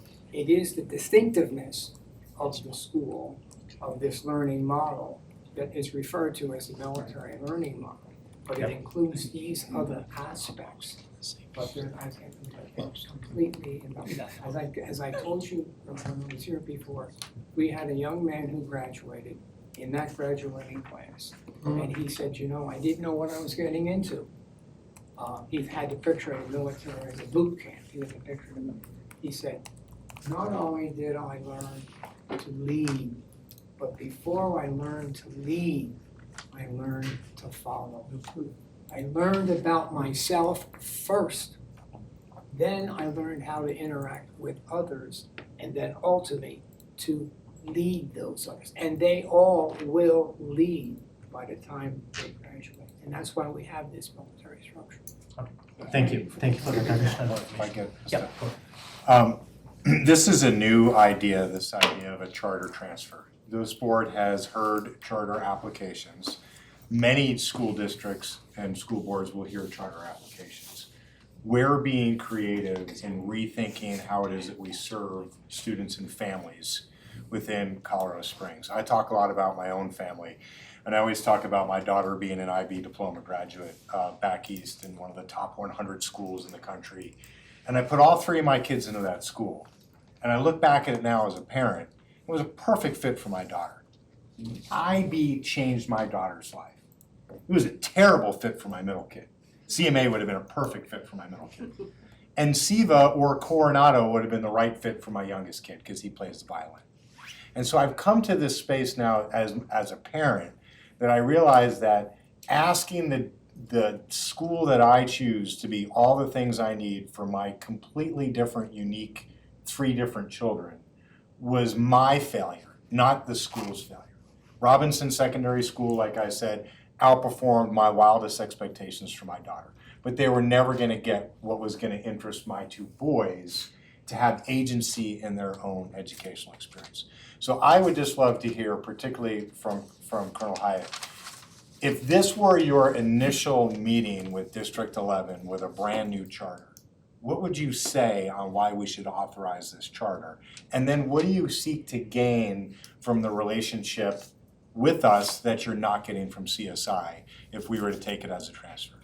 Number one, we're physically located in D11, so we're one of your schools already. Number 2 is I think CMA would diversify the menu of wonderful offerings in D11 and just offer another unique niche school that D11 parents and those outside the district could choose. And CSI, and we're not unhappy with CSI, but they're in Denver and their board is appointed by the governor. You're D11, you're our people, we're your people. And I don't know, I just don't know that charters, why did they even form CSI? It's because some charter schools couldn't get into their districts for different reasons. But I think charter schools belong under the authority of their local districts. But that wasn't gonna happen when this was started 5 years ago because District 11 wasn't interested. So the other option is the statewide. It's a workaround, it's a fallback. But I think that we belong here if it's the right thing for you and our board. That'll be up to General Murray and your board. Thank you. Vice President Jorgensen, would it be helpful for you to make your decision if the finance people work together to see the financial impact on the district?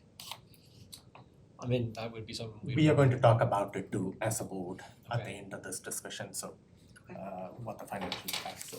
But I did have a question, that 18 million that you owe on your building, is that you're budgeting currently to pay that off at the end of the loan, or are you trying to pay it off sooner, or? Right now, we're like every school, it's under capture. I don't know if you know what that means, but capture. Right now, they're under capture, so their mortgage payment is captured out of their PPR before they receive it. The state gets it, and so they're under a capture, so they're under a specific payment plan based on what their investment requirements are.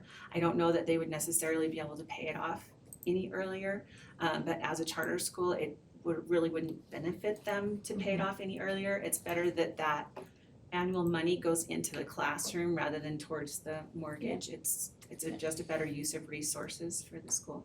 I'm just thinking in terms of we as a district, if we take you on, I'm assuming that liability will come to us. No.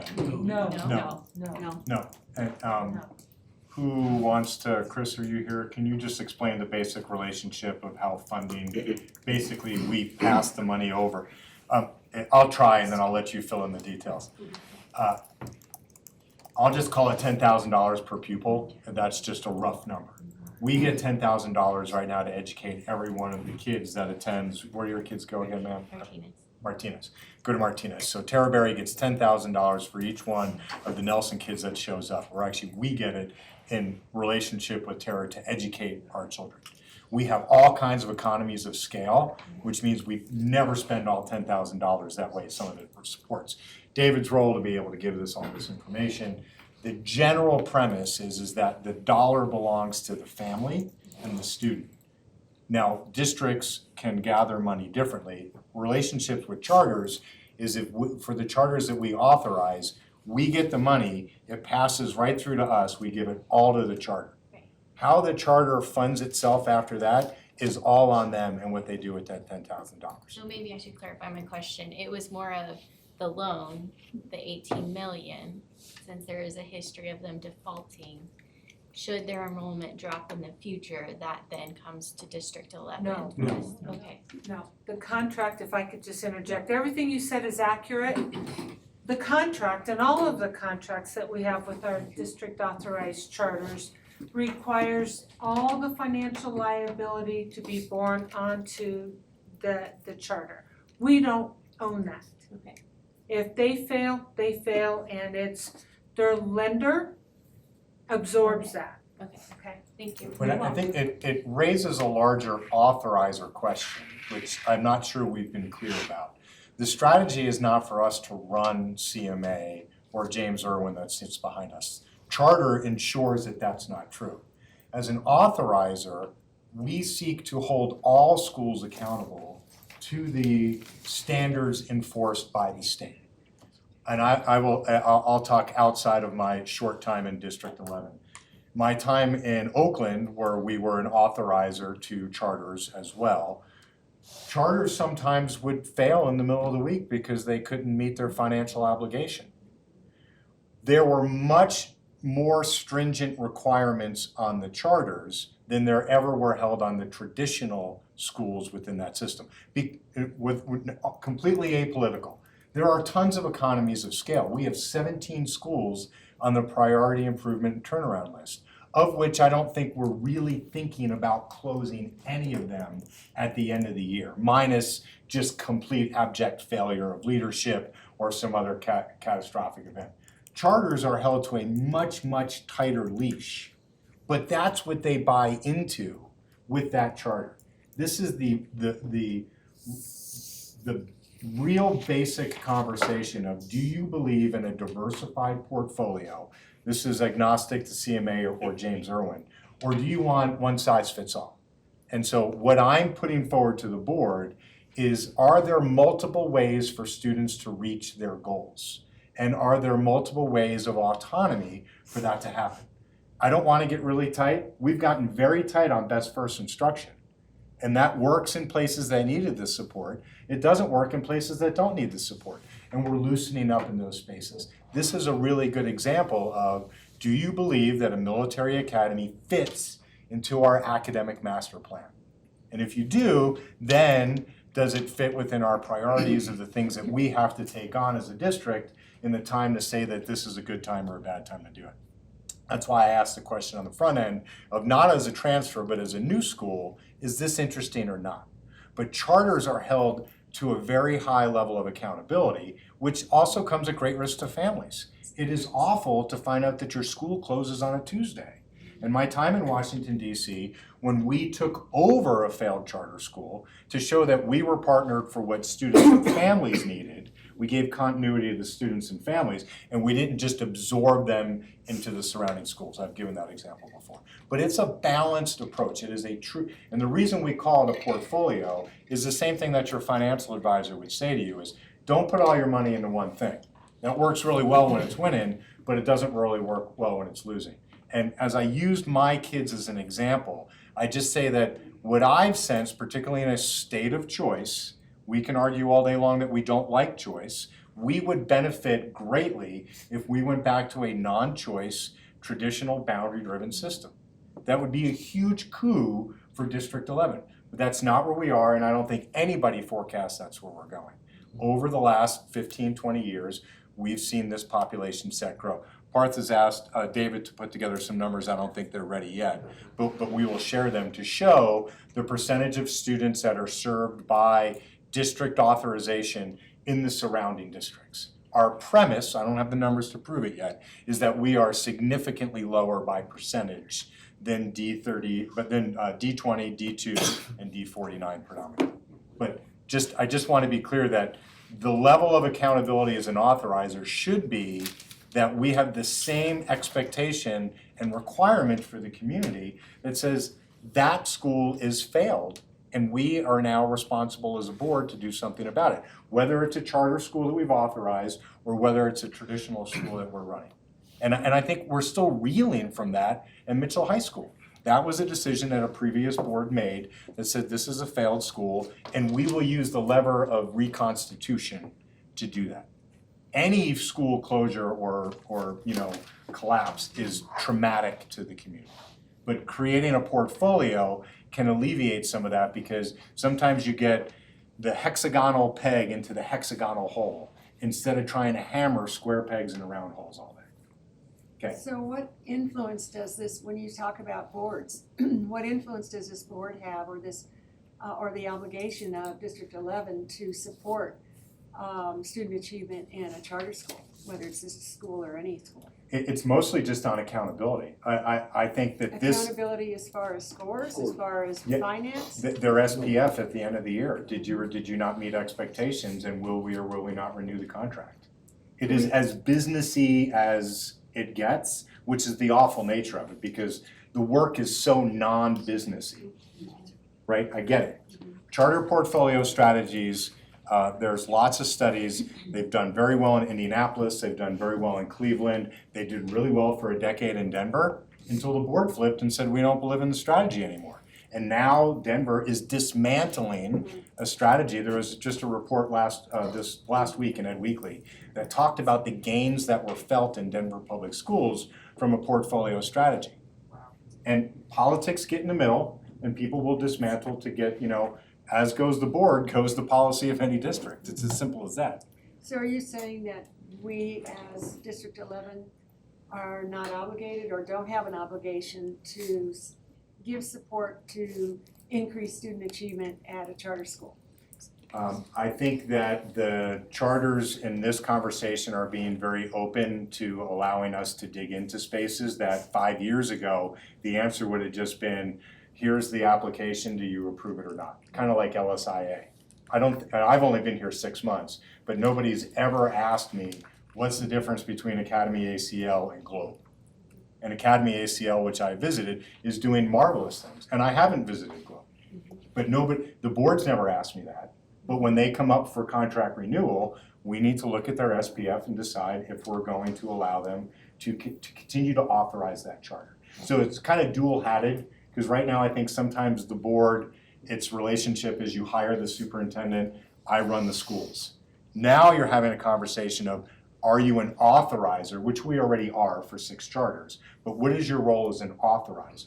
Your role as an authorizer is to say, hey, you 5, 7 people, this was the contract that we signed and you didn't meet the expectation. Thank you. But we also had a team that helped us with that conversation. We weren't going in it with just no foundational understanding on anything. Even with LSIA, Right. We had a team that actually told us what was going on, what they're doing, why. If we're not getting that and we're just authorizing it and we have nothing, it makes no sense. Yeah, You still need to have somebody that's coming in and help. LSIA was approved because we were able to ask questions and we were able to get information from people who were actually on top of it.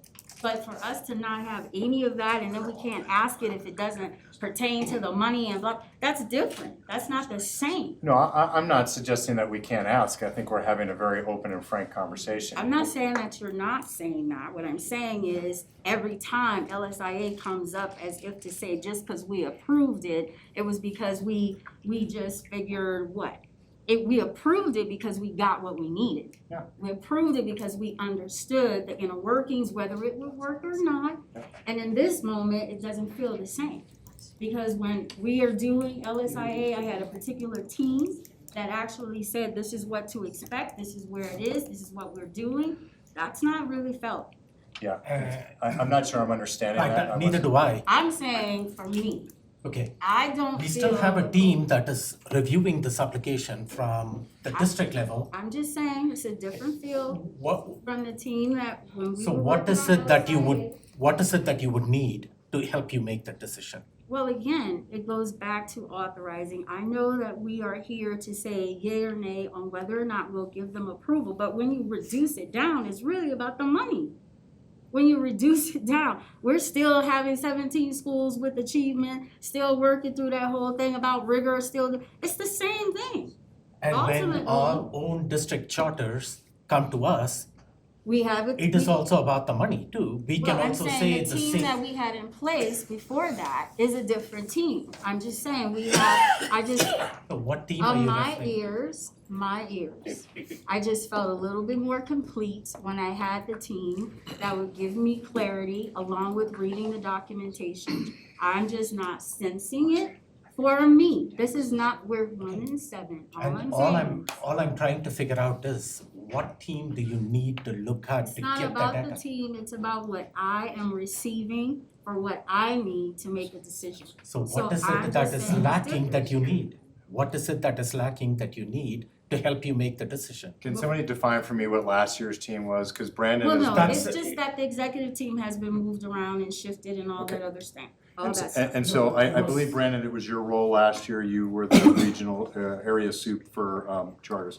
So Brandon has been behind the scenes every step of the way with Scott, as I've put Scott into That's this fair. role. And That's so- fair, I just wanna And- understand from my perspective, So when we. Superintendent did that. Gall, your team are they going to come and make a recommendation to us on each one of these charter school applications? We got a report from the DAC and DAC highlighted some of the good things about these charters, some of the challenges, some of the questions. Similar to that, is your team going to come and make a recommendation on these charters? I think that's where, If that was the previous practice, then yes, we will make that recommendation. is that what? Once again, I'm just saying for me, I am not asking you guys to change anything. No, I wanna stay consistent with previous practice. We built, No, you have the right to I see it how think you the see issue it. is, I'm this is just not saying. previous practice, because we're not authorizing, we're incorporating an operating charter who really don't need us to keep running.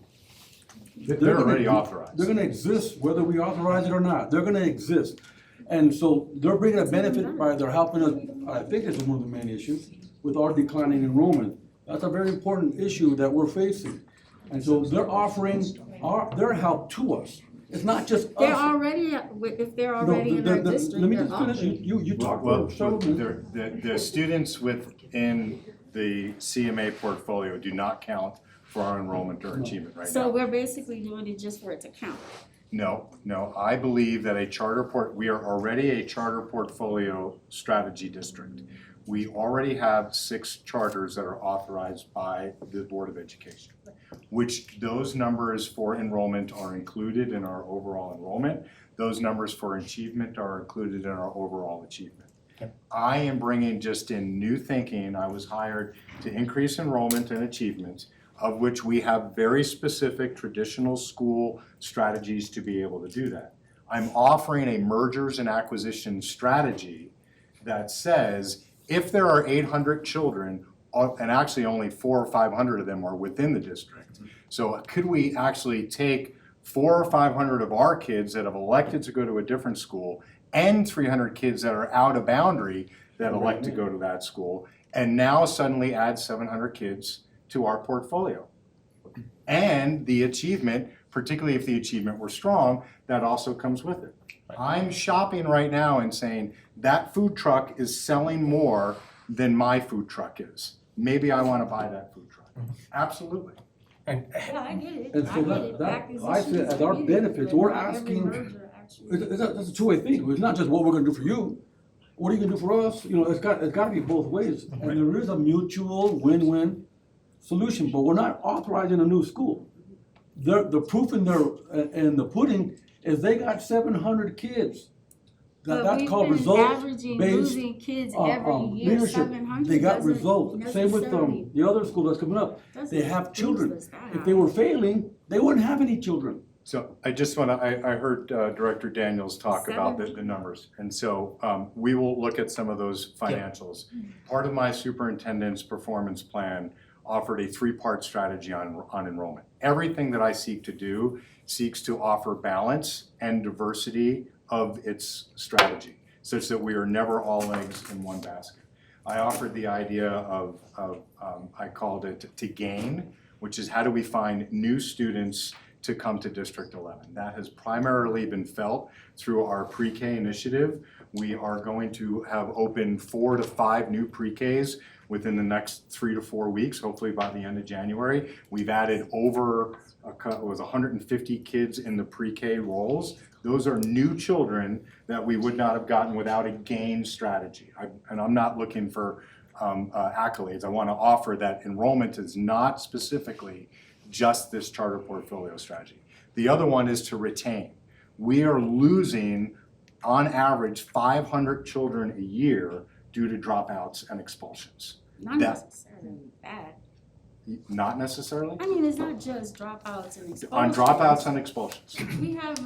Our CDE dropout report, which I shared in a couple of work sessions ago, showed the average, running average for the last 5 years was 450, 500. Right. Last year it was at 600. Now last year could be an extreme coming back from COVID. And then the third was, so that was gain, retain, and because I like slogan-y things, was to rename. How do we find kids that are already in the district and rename them District 11 kids? The families that have chosen to go to CMA are going there for a very specific reason. When I ran the initial numbers, we have about 1,200 kids in our 6 charters. There are 4,500-ish kids in the other charters that are within District 11 boundaries that we do not authorize. That is the size of District 12 Cheyenne Mountain. So Cheyenne Mountain District 12 lives within our boundaries and says, I don't like what you have to offer. And so although there is an enrollment strategy, to me this is really an AMP strategy. Is there room in our portfolio for the niche offerings of the transfers that have come forward? And if there is, then we can have all those other conversations. And if there's not, then we just say we don't believe, to the general strong point of for hundreds of years, we don't believe that that's a pathway that families we want in our portfolio, then we just say no, and they go about their business and everything's fine. But if we need more information, we'll make a recommendation and we'll follow however those recommendations have gone in the past for the comfort and the ease of the board. Yeah, and the way I think about it, and the board members can chime in, when we are considering a brand new charter school application, we are just going with what they have presented to the board. We don't have a proven track record. Right. These schools have existed for a while, so there is a little bit more history and information about the school's performance. So as far as the data that's lacking, a new charter has LSIA. When it came, it was just an idea that was put on a piece of paper. This has a proven track record. Whether that's good or bad, with enrollment, the school has succeeded. With academic achievement and performance, there are some concerns. And we as a board can look at the data that is available, and if some data is lacking, that's what I want the board colleagues to chime in at this time and let us know what is it that is lacking.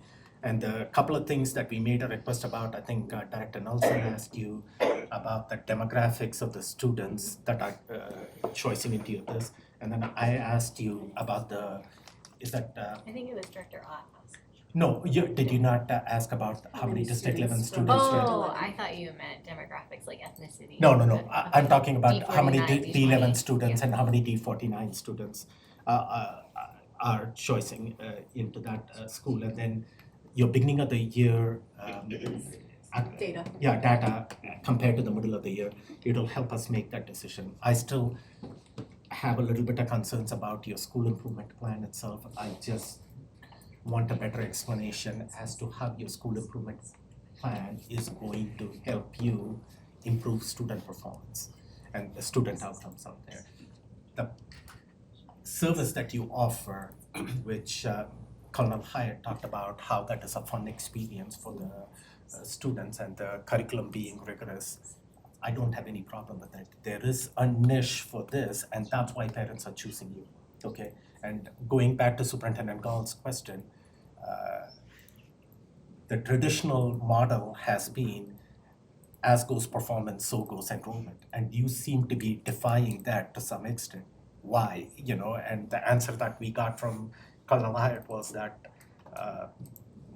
it's a fun experience. Is there something else? For our students, it is. And I just come in and they seem to love it. Okay. Anything else that is lacking right now in the information so the board can make an informed decision on the subject matter? Anything that you would want? I'll go around and ask one by one, Director Ott. Do you have anything that? I think it's piling up in my email. I will mention, I think that current practice is to not give the board a recommendation. I think that's coming out of the charter authorization at the organization at the state level. So we might wanna investigate that before we ask for that. Okay. So. As far as new charter school applications that the board has considered in the past, has I something don't like, think they gave us one for LSIA. okay, the conditional approval that we got to make, some of the recommendations came from the district, was my, Can I ask Dr. Yeah. Comfort, can you just opine on how we presented LSI last year? Yeah, so Director Ott's correct, we did not make a formal recommendation, but based on the will of the board, we did have a conditional approval resolution drafted that listed the concerns that, We have all. I'm sorry? Remember, we gave them options for all, to Yes. deny, to Absolutely, yeah, approve, or thank a you. conditional approval. Ms. Odom, yeah, so we kind of had an array of options depending on the will of the board. And then based on that, the conditional items were listed, and then that's what went into pre-opening conditions and contract. Okay. From that point, but yes, we did not do a formal recommendation. okay. So we don't need that from the district, if that's not been the practice. So, Dr. Jurgensen, anything that you need that is lacking at this point in time from CMA itself? Not from CMA itself. or Okay. Just the financial talk later, I think would be helpful. Okay. I Director Dan. agree, the financial part is definitely important, but of course, I mean, I'm struggling with seeing it come to fruition in the sense of I've heard it all the time about what great things we have, and ultimately, those great things are always bright, shiny new objects. Everybody follows those. What does it look like when it is the work? And the work, I know, comes from the students. And the students are the one who has to really buy in. I get it that you have, this one, that one, whatever. But on the whole, it still matters to me if the whole student is being taken care of. So anything that you can provide as far as the whole student is being taken care of, that is Director Daniel's requested. Director Bankus. I'm also going to ask for clarification, not necessarily with this charter school or with the next one, but the impact on the mill levy discussion that we had earlier with the lobbyist. Yep. And how we're supposed to come up with 7 more mills before we can float a bond issue. And I'm thinking of all of the facilities backlog that we have to, I don't know how it all comes together. Okay. And so I would like to have that conversation, And some of it, not we without are going any of to, yours, yeah. that's just, we are going to discuss the financial impact on the district at the end of this, after, tonight? tonight, No. we are going to discuss some of that, and I think Chief Odom is going to present to us some of the data out there. As far as what the new legislation is going to have, that's up in the air. I don't know, we are ready to answer that question. Do you need any, No, I'm good, thank you. Director Nelson? I don't need anything else Okay. other than what's already been.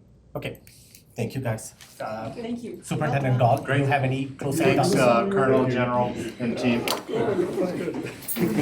Okay, thank you guys, thank you, appreciate all the feedback that you provided.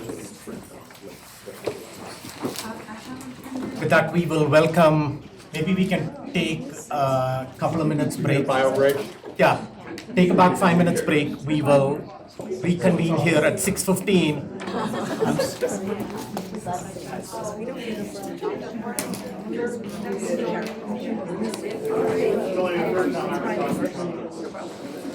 It's good to see you. It does. No, thank you. I knew, I thought of you when I put it out. Really appreciate it. Got one just like. So Julie, I'll get you whatever else you didn't get. Like, I sent everything that I thought I was supposed to get, and he got it.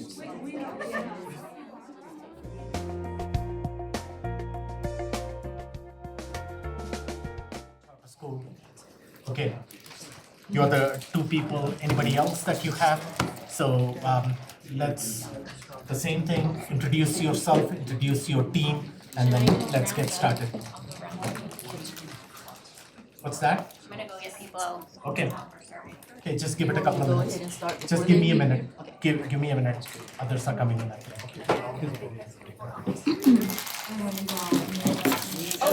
think it went well. I'm glad. I do too. I think it's golden. Yes, I've got that too. Okay. Introduce yourself. So I am Sadia Dumas, I'm the principal of James Irwin Charter Academy. And then with me is Kimberly Nabetta, she is assistant principal. Okay, you're gonna have to speak louder, Oh, I'm okay. sorry. Yes, ma'am. I do have a soft voice, I You realize do. that. Yes, so I'm Sadia Dumas, I am the principal of James Irwin Charter Academy. And with me is Kimberly Nabetta, assistant principal of James Irwin Charter Academy. Do you have anybody else in the audience? So we do have Linda Carroll, she's here with us, she's our director of advancement, so she is here to support us today. Okay. And could you, I think this was covered in the December 14th board meeting, even though you were not there. Could you just give a brief history of your involvement at James Irwin, how long you've been there, how long you've been the principal, and then maybe your assistant principal can share the same. Alright, so I started at James Irwin Charter Elementary School, which is in District 2. I started there as an instructional assistant and then I became a classroom teacher the end of that school year in 3rd grade. I became a 2nd grade classroom teacher, then a lead teacher. I did a little bit of coaching and then in my last year there, they began to train me to be the assistant principal at James Irwin Charter Academy, which is a replication of James Irwin Charter Elementary School. So I was the assistant principal there for 3 years and then was promoted to principal. So I've been at James Irwin Charter Academy for the 10 years that we've been open. How long have you been the principal? I have been the principal for 5 years. Okay, so you've got extensive experience, 3 years as assistant and now as principal. Yes. And then you, ma'am, how long have you been involved? So my journey started as a parent. All 5 of my children are either currently or have attended James Irwin. And then about 6 months after I enrolled them, I became an instructional assistant in a 5th grade classroom. And then the following year, I was made a 5th grade teacher. And then in that same year, I was made lead teacher.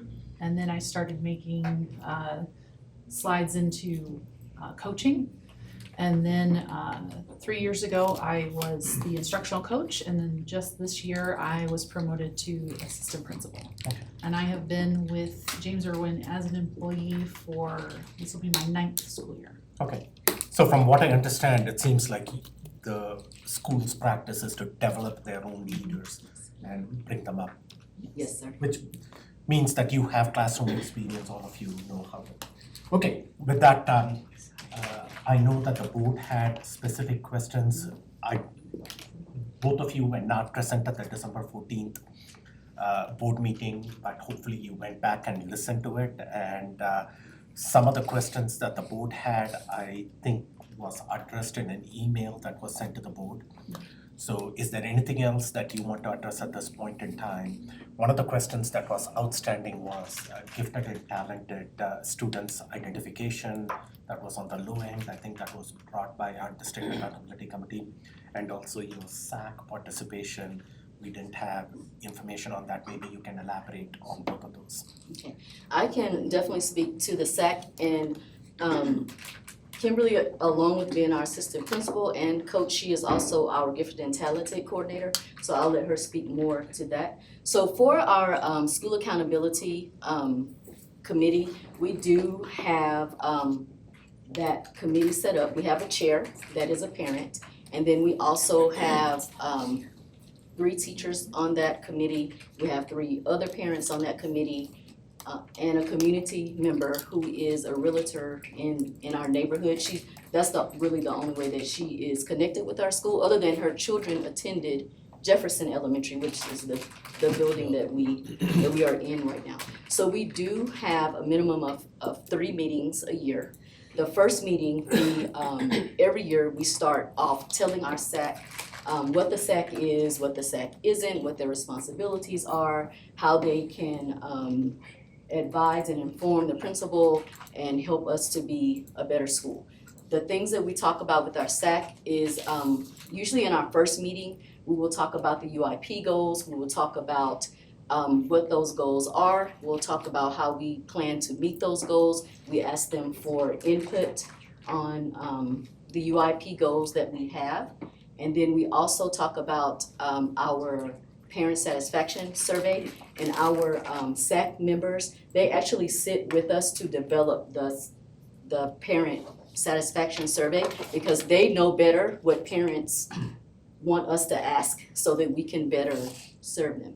So after they help us to compile the parent satisfaction survey, then once we give that survey, then they come back together with us. We analyze the data. We talk about what are the things that we need to keep doing based on that data. What are the things that we need to possibly change to increase parent satisfaction and also increase our students' academic, their character development, those things like that. So mostly they help us with our UIP. They help us with our parent satisfaction. And then there are other things that we work on, like we want a new playground. So the SAC is involved in helping us to find resources for that. They help us to put together a parent survey for what do the parents want to see on the playground. So they're kind of our voice from the parents to us. I'm glad to hear that, and that's what we encourage in our traditional T11 schools too, and it's good that you. So the gap there could be that the minutes of the meeting were not readily available. Right. So you have an active SAC from what you're telling us.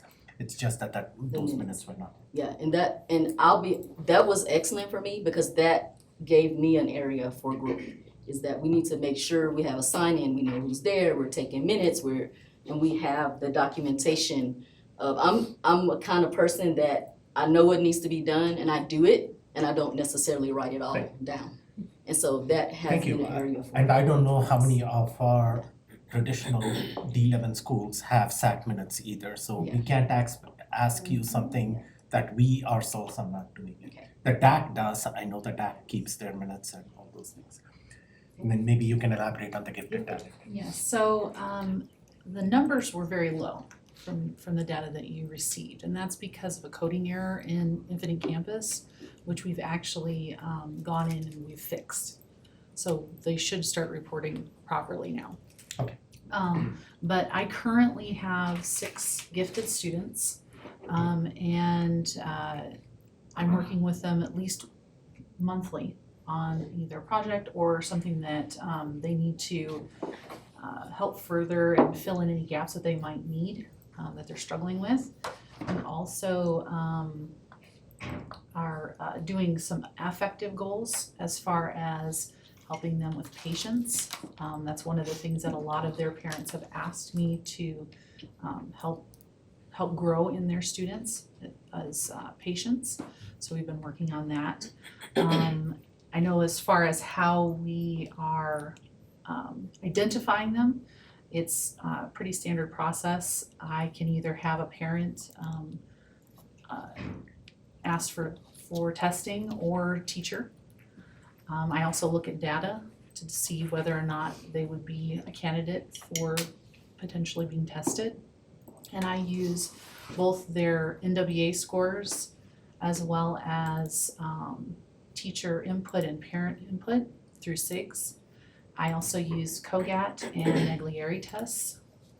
And if I need, I will also do the Iowa assessments to see if they are truly gifted. And if they are not, then this year I'm putting together a talent pool based upon my contact at CSI, my gifted and talented contact there. I think I can move forward with putting together a talent pool. So I do have some additional students that I'm going to be testing to see whether or not they may be gifted, and if not, I will put them in the talent pool where they can interact with those gifted students as well. And we'll keep an eye on them and see if they can be identified later. Thank you. But your numbers are right now 6 students? We have 6 students currently, and I am in the process of testing 4 students.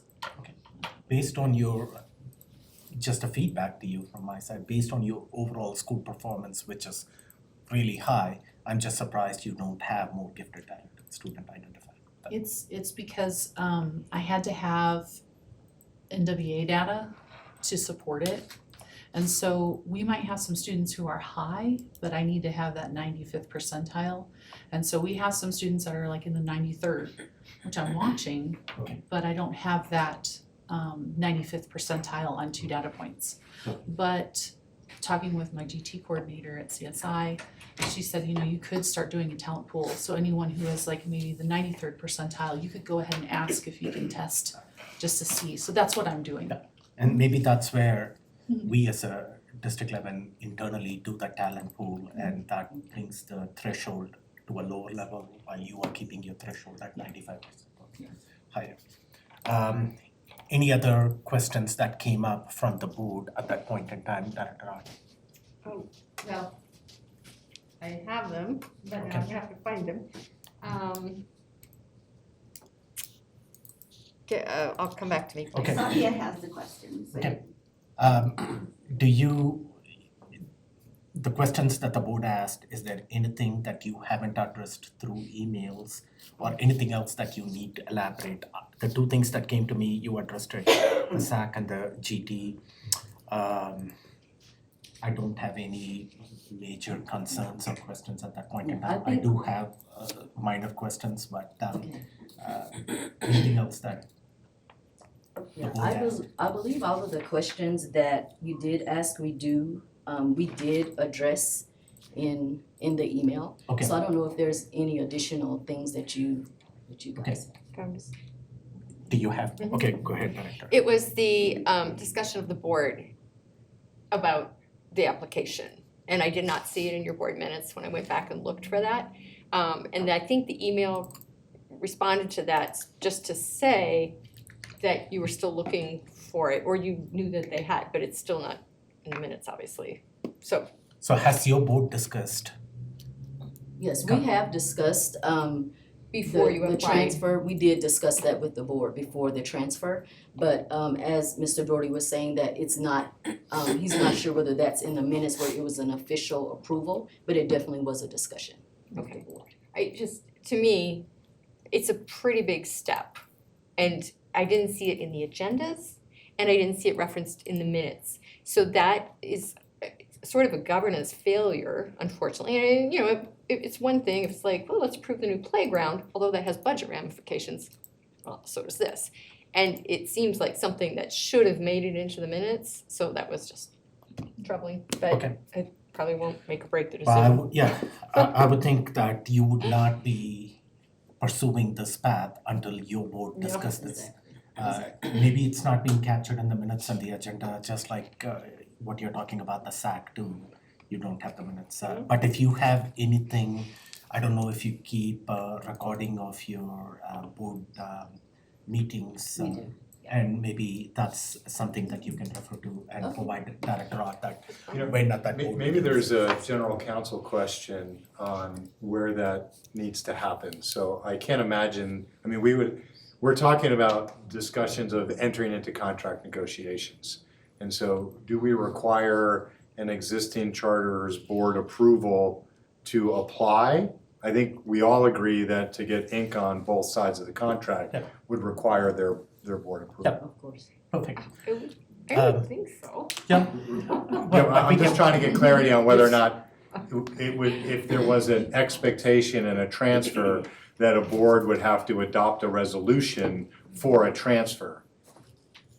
Because I think there just has to be a resolution to adopt the contract. What's the way that we do that in reverse, right? Because we don't have to have a resolution. What did we decide? We talked about this the other day.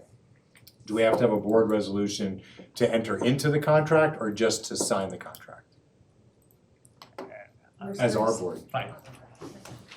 Just from my perspective, at the board meetings, it's been discussed in working board meetings a lot. Yep. And I think it's just been like this update every few weeks, but it's not like, we're not saying, okay, we're going with the 11 because we're just pursuing this. That's right.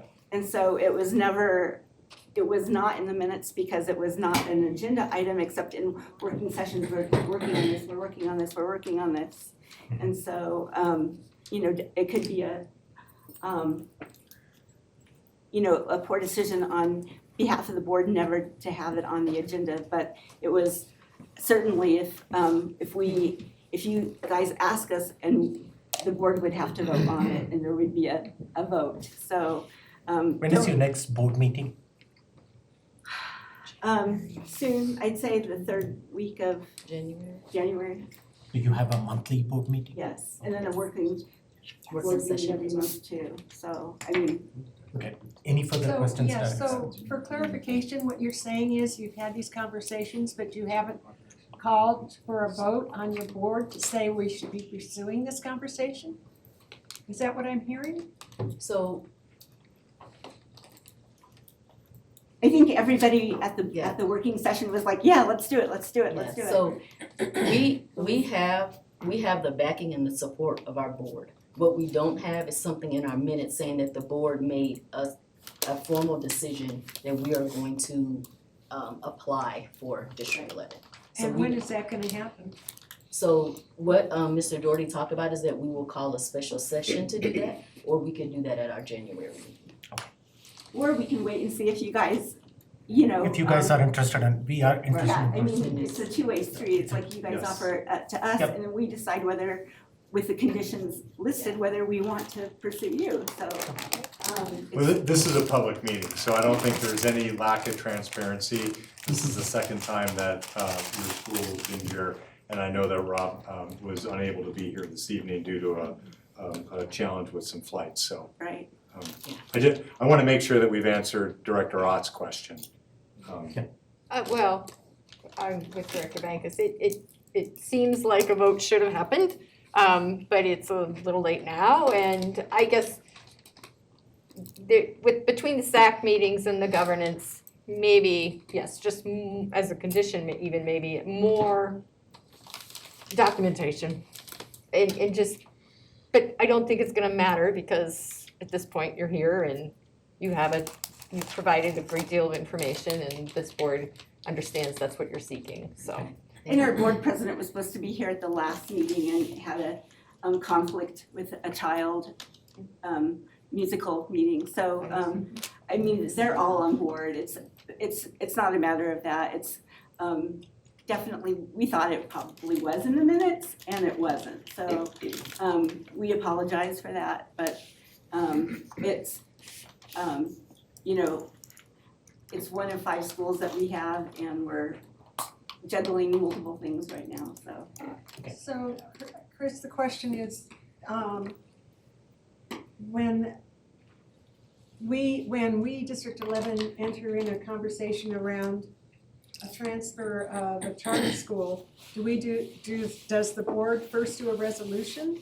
Or what's the process, I guess, that's the question. Thank you very much. It's a good question. We are treading a new territory. This is something that is not defined in statute for a codified process. So we are using a process similar to a new application and a renewal. So with that, yes, the applicant needs to ask, do you want to transfer to come to D11? And I believe that has happened, that they have asked, they've submitted information. We've evaluated, the DAC has evaluated their request, and it was briefed at the last board meeting, if I recall correctly, the findings and noted concerns. So then that was at a non-action meeting. The next step of this process would be to come to an action meeting where we would prepare resolutions for the board to vote on. It could be to approve, it could be to reject, or it could be to approve with conditions. Now that's very common with a new application. With a renewal, it would typically be to approve with any conditions if needed, or to deny.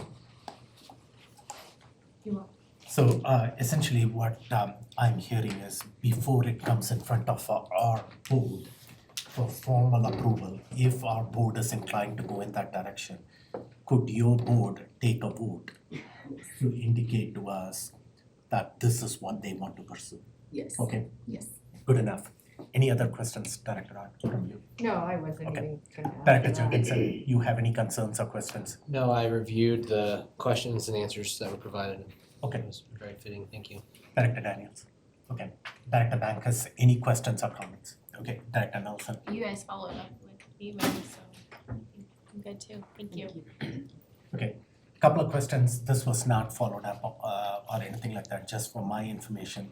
Looks like you got a solid application packet and you have proven results of student performance too. Remind us again and the general public, what is your demographics of your student population? How many minorities and how many whites? Well, just roughly. I have a cheat sheet. All right, so for our free lunch students, we have 108 students. Reduced lunch, we have 31. And you, what else did you ask? No, I can just go down. just a percentage of whatever it is. So how many? So about 40% are free If and I- reduced lunch. Yeah. And then for our federal race counts, I have Yeah. exact numbers, I don't Okay, have the fine. percentages. We have 1 American Indian or Alaska Native, we have 7 Asian, we have 25 Black or African American.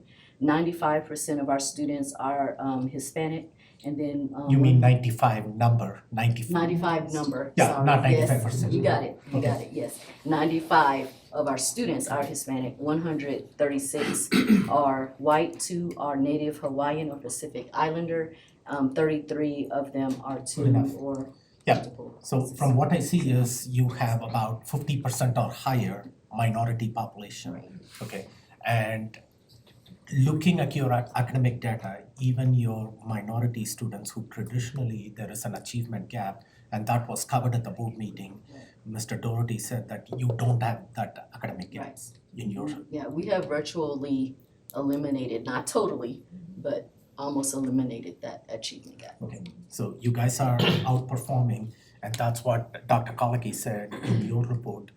In every metric that is there, JICA, James Irvin is outperforming District 11 traditional. That's Okay. One other point that was brought about out there is Mr. Doherty said that you guys don't do social promotion. Right, so we don't do social promotion. So what we look at for our students is we look at our 3 critical paths, which are reading, writing, and math.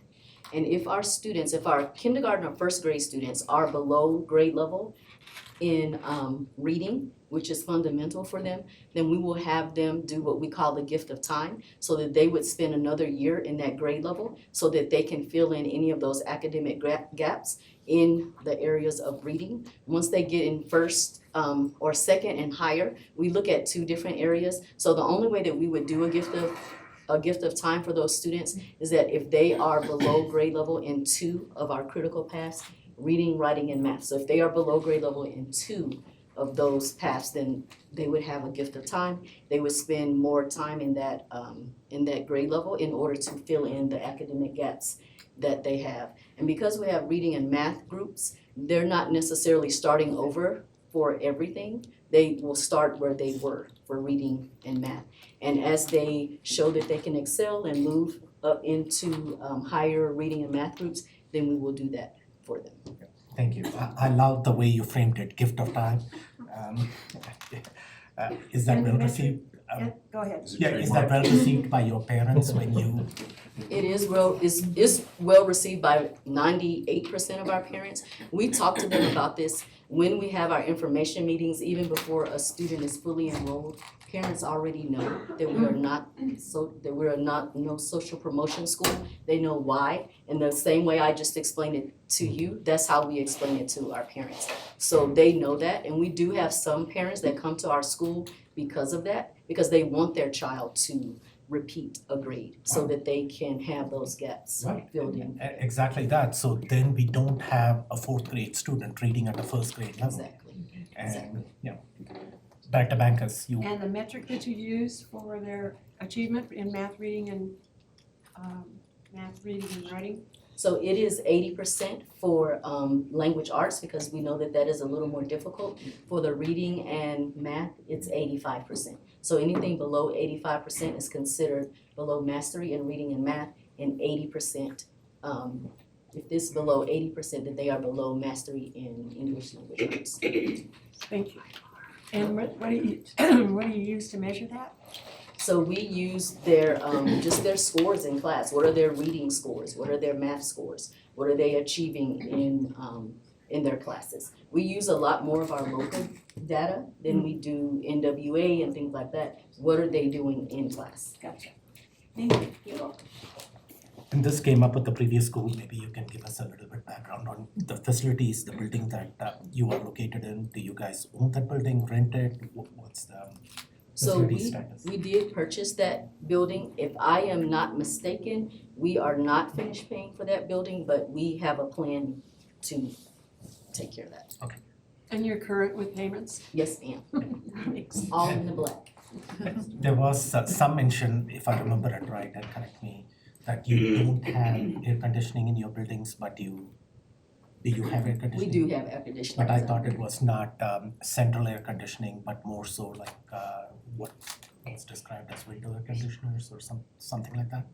Or like, how do you, There are air conditioners in each classroom. classroom. each classroom, so. Yes, in each office Yeah. as well. But it's not central air conditioning what we're talking about. The only reason I ask is some of our schools also don't have it, so there are temporary ways where you can make your schools comfortable during those hot season months. I know that you guys are performing really well. Academically, your school performance framework states that.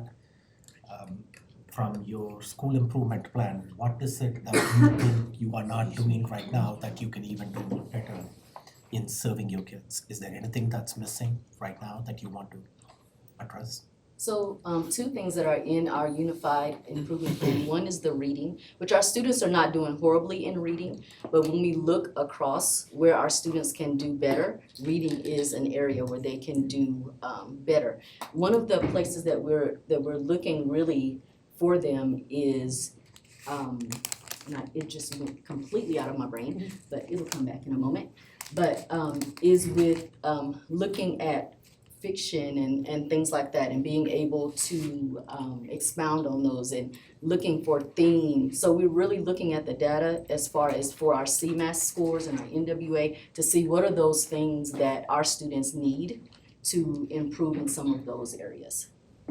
And so reading fluency and comprehension is typically good for them, but there are some of the things that they need to learn as far as more vocabulary, theme, plot, those type of things with reading. Do you know what happens to your kids after they, fifth grade, after they matriculate? Do they go to the other middle school or do you keep track? Is there a potential where if we partner with you, then we can absorb these kids into our traditional middle school? So our students, most of our students do go to either the James Irwin School, middle school that is in District 2 or to P-TECH. But then we do have some students that do go to other schools after elementary school. I don't have the numbers in front of me as far as how many students go on to our James Irwin Middle School or the ones that go to other schools. I don't have that information. But we can talk about the ways that we, District 11, could collaborate with you in seeing if there is a pathway for your students to transition into District 11 schools. Any other questions or concerns from the board? Any other document that is not available that will help us make this? What's your standard school day like? When does it start and when does it end? So our standard school day starts at 7:58 for our students. That's when we expect them to be in seat. And then the school day ends at 3:30. 8 to 3:30. Yes. Please come in. Monday through Friday. Please come and visit. We'd love to have you visit us.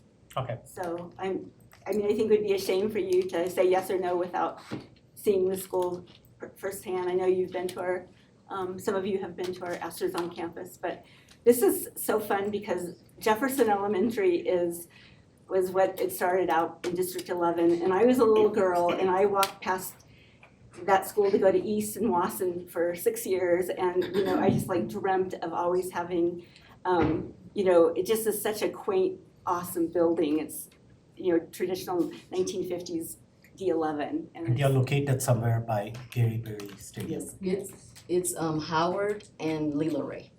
So it's right off of Palmer Park and it's across the railroad tracks, Constitution from Wasson, so 1 block south, And but you your can't get there. building, how many kids can they accommodate if it's at full capacity? 330. 330. I did want to say on Fridays, we do have a shortened day, so our students are only there till 1:30 on Friday because we take that afternoon to have our grade level meetings and to have professional development for our instructional staff. Every Friday? Every Friday. How do parents handle that? They just do. They just do it. Got it. I mean, I'm also a parent. My youngest is graduating this year, senior from James Owen High School. So, you know, we do what we need to do as parents to get our kids to the schools where we want them to be. Gotcha. Thank you. You're welcome. And how has your enrollment been? So our enrollment was increasing. After COVID, during COVID, it started to decline. So that is definitely something that we're looking at is Has it come increasing. back up at all, or it's still declining? It's still kind of flat to declining, yeah. So You are that is about something- 300 students right We're now. about 300 students right now. So when you say your maximum capacity is 330, you can only accommodate 30 more students. Right. In the building. So you are 90% capacity, 90% utilization in your building. 93%. Do you have very many families coming in, like 3rd grade, 4th grade, 5th grade, you We know, do. transferring in? Yeah, we do. How does that work? So they just come in, they apply and they just come in. And what we also do is we test those students. We're not testing them to get into our school, but we're testing them to see what groups will they be in. Do they need to repeat a grade? And so that's how we support them. And then we also, if they come in and they're pretty low, we also have a summer school program. So we will extend that to our new students so that they can fill in gaps before the school year starts. I think I remember hearing you start off with cursive.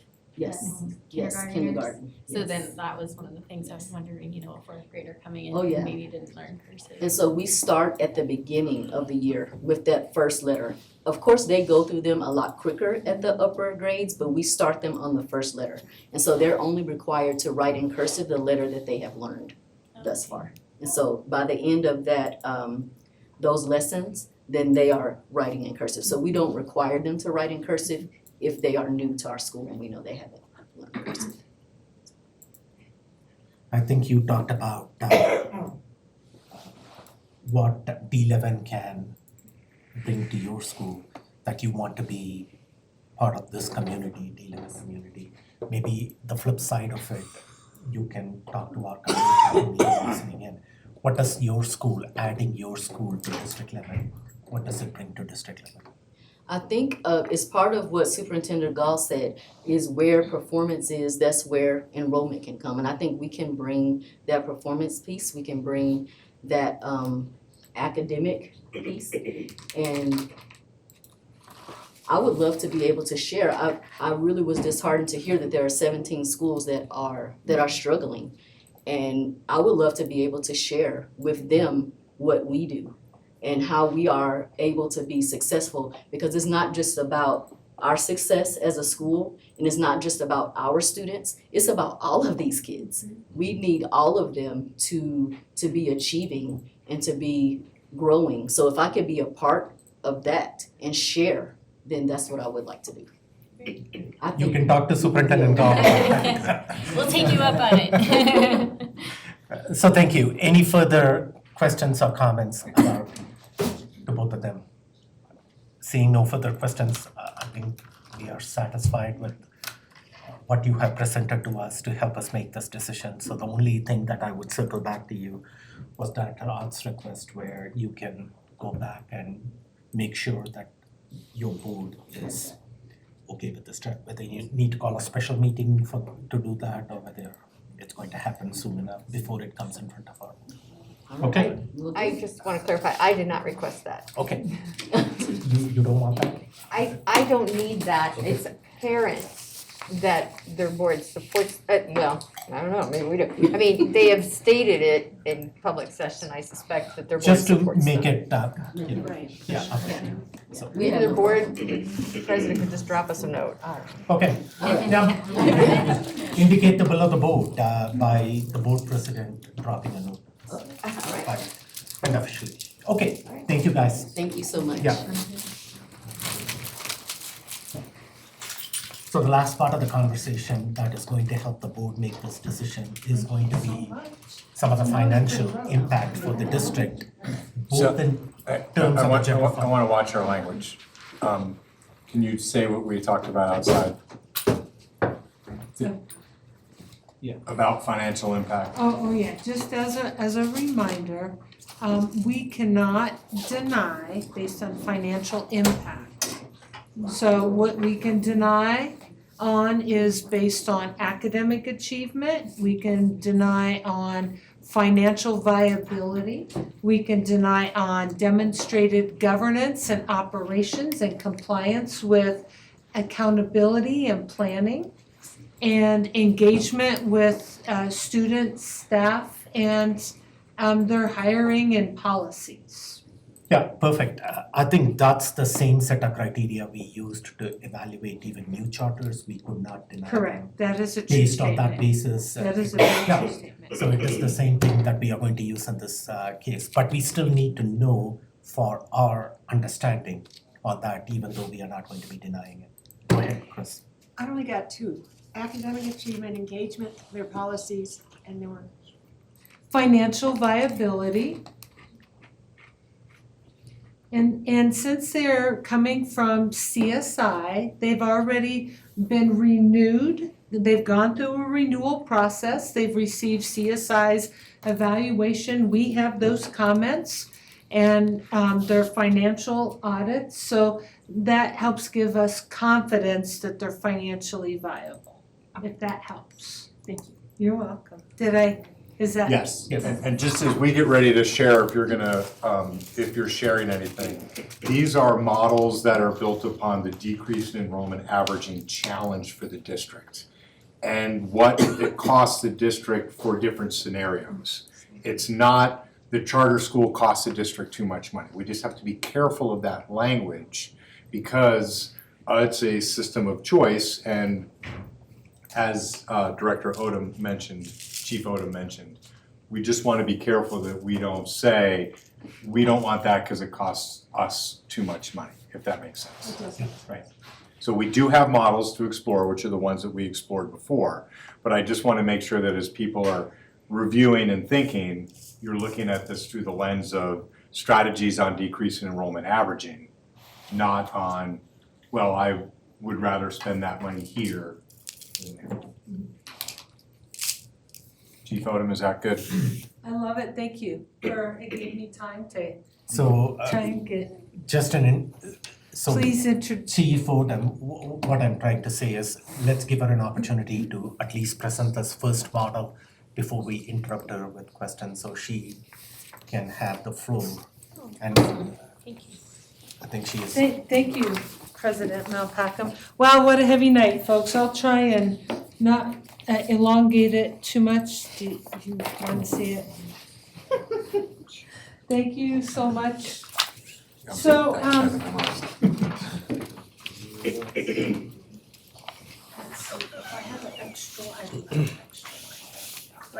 So thank you so very much. Glenn has helped prepare this document. You all saw this earlier in the year, early fall timeframe.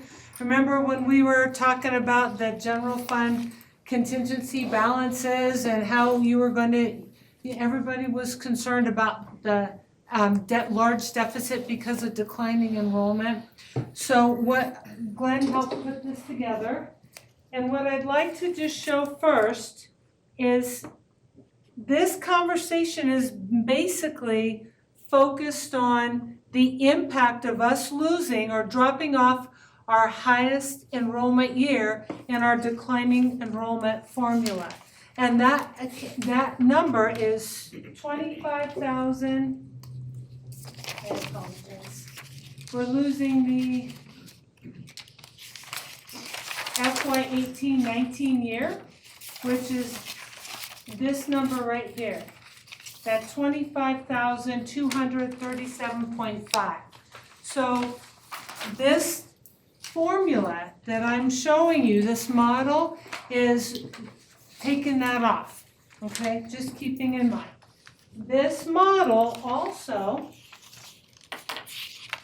takes into consideration funded pupil count of $9,888. It includes a 3% compensation adjustment based on a certified count of 22,041 students, which includes our charters, and we had 1,234 charter students enrolled in this.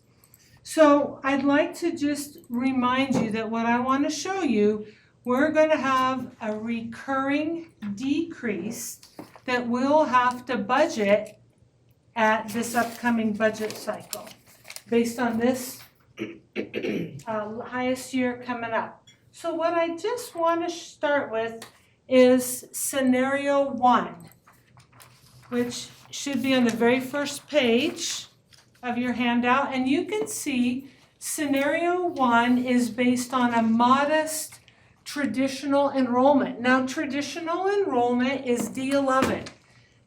So if we had absolutely no charter growth in our existing charters or any new charters, but we have modest enrollment growth in our traditional schools, then we will have a $3.6 million recurring impact to the general fund.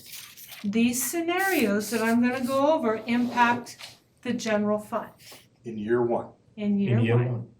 In year 2, it's a $7.6 million, and these are all approximates. I am not going to go over, but $7.2 million, thank you, my driver, based on 100 D11 increased enrollment.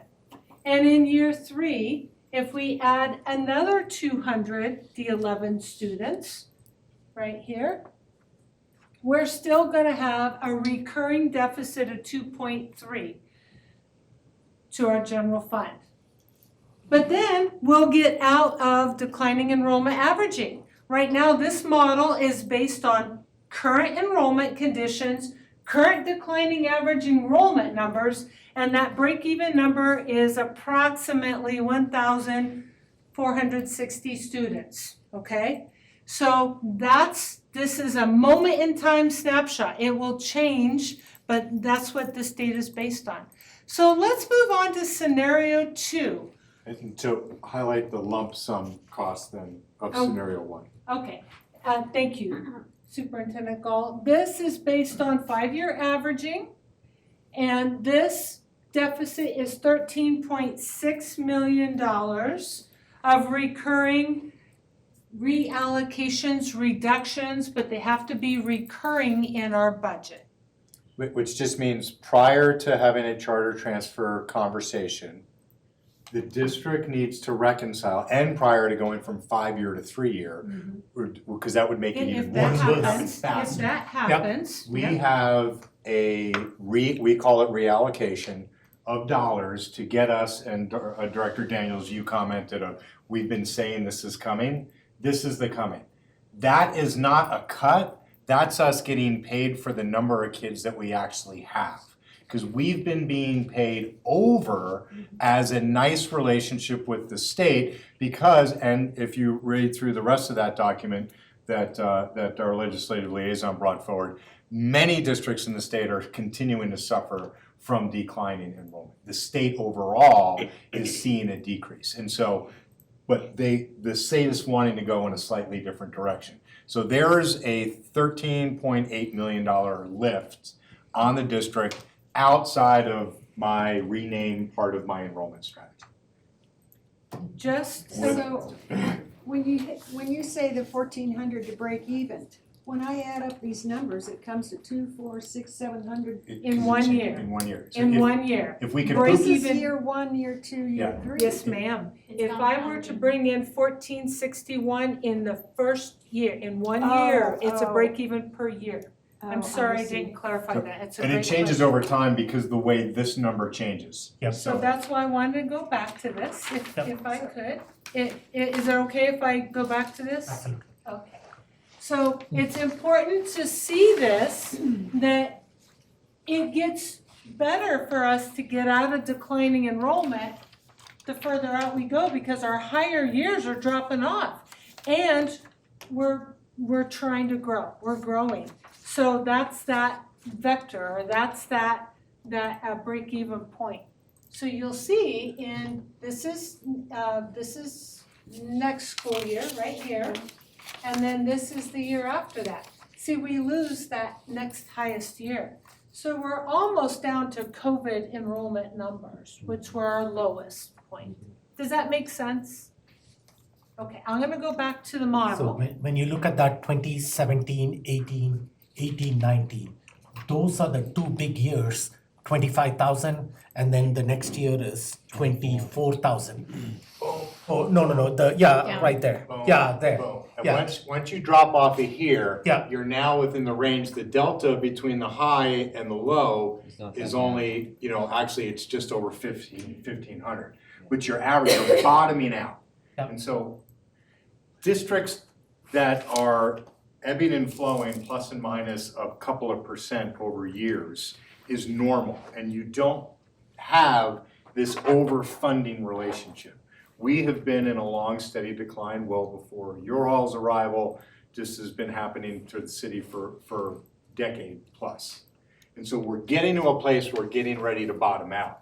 But the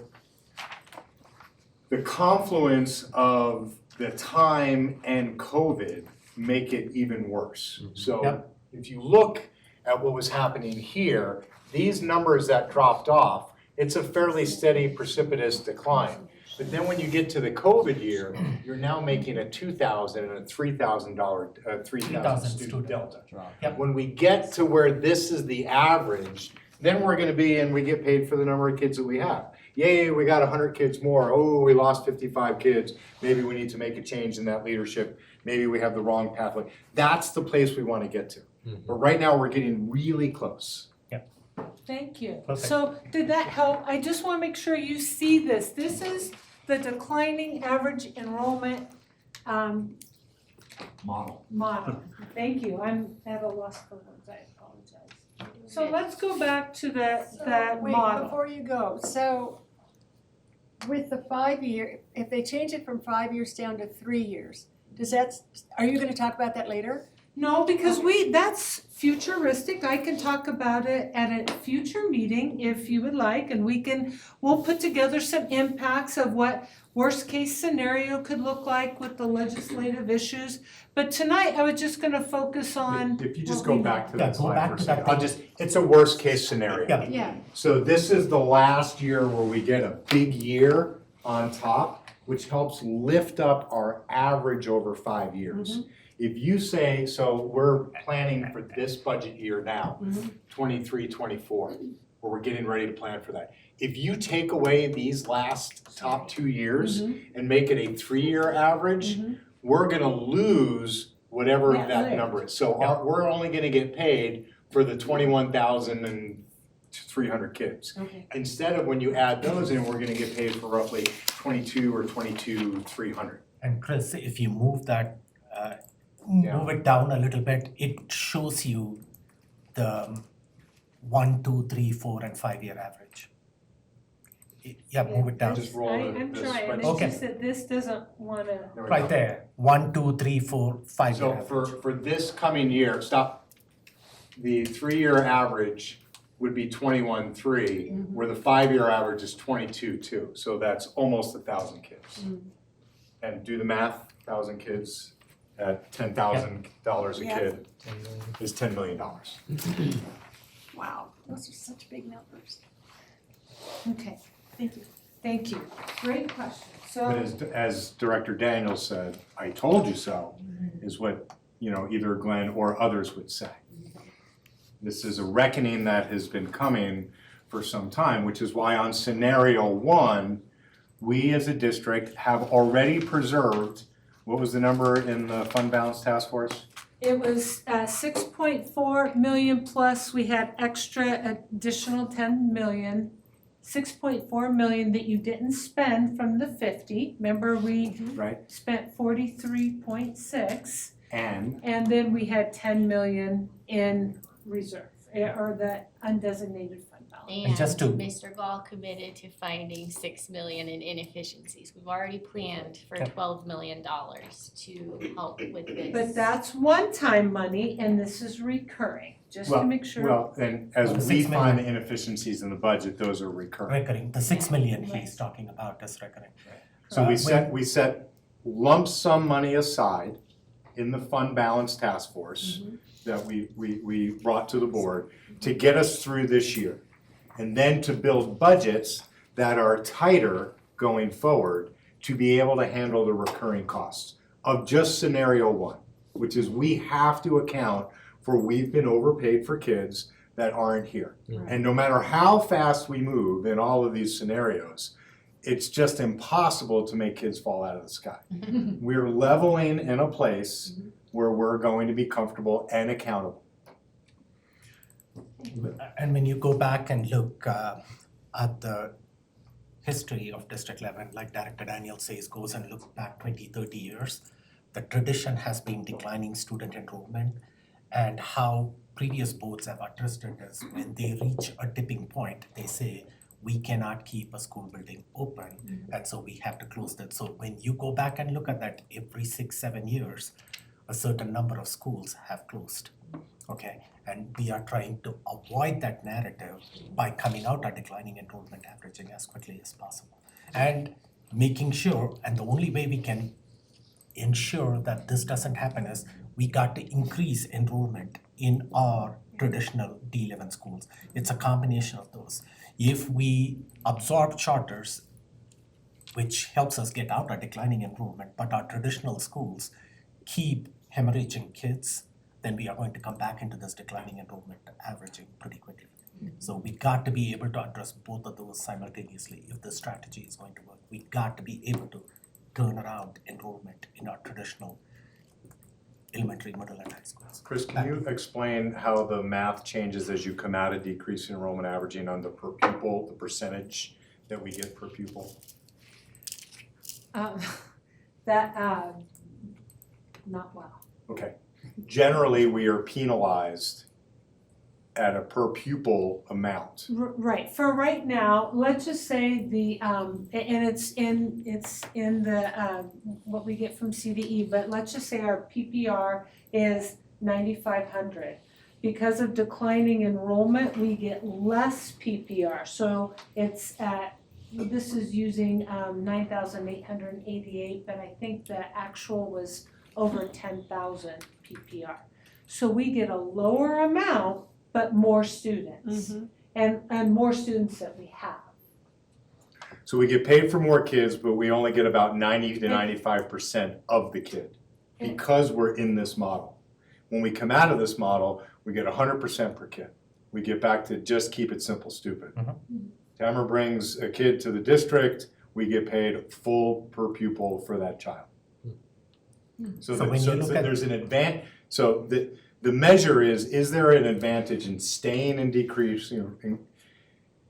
I'll phrase it differently. When I came with the pitch on my enrollment strategy, the question was do we believe that we can stabilize and continue to be a district that is a 21,000 traditional, 22 or 23,000 complete with charters and get to that space? Or do we want to go to an 18,000 kid system by 2030 by continuing to get paid for decreasing enrollment, right? And just, whether, not a charter argument, wherever kids go to, right? We could right size, we could take a Bed Bath & Beyond or a Kmart perspective that says, we just have too many stores, we need to close some stores. That's a different strategy. There are many cities who have adopted that strategy. We're teetering at that point right now from a utilization perspective.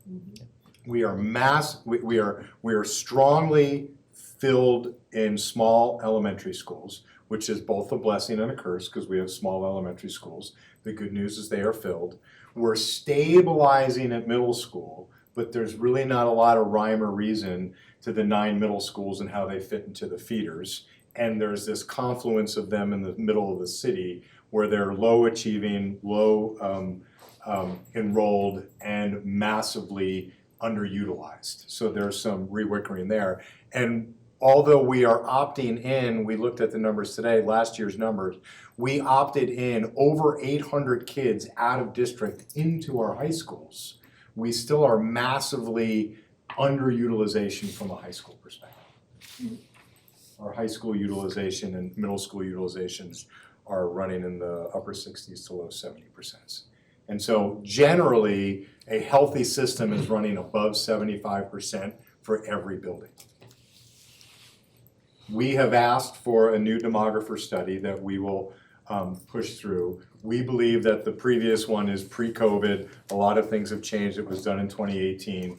We also think that although the economy is slowing, Colorado Springs, we have shown a lot of growth in the southeastern part of the city because as the cost of living in Colorado increases, Colorado Springs is presenting a really viable option for families who can no longer afford to live in the Denver metro complex.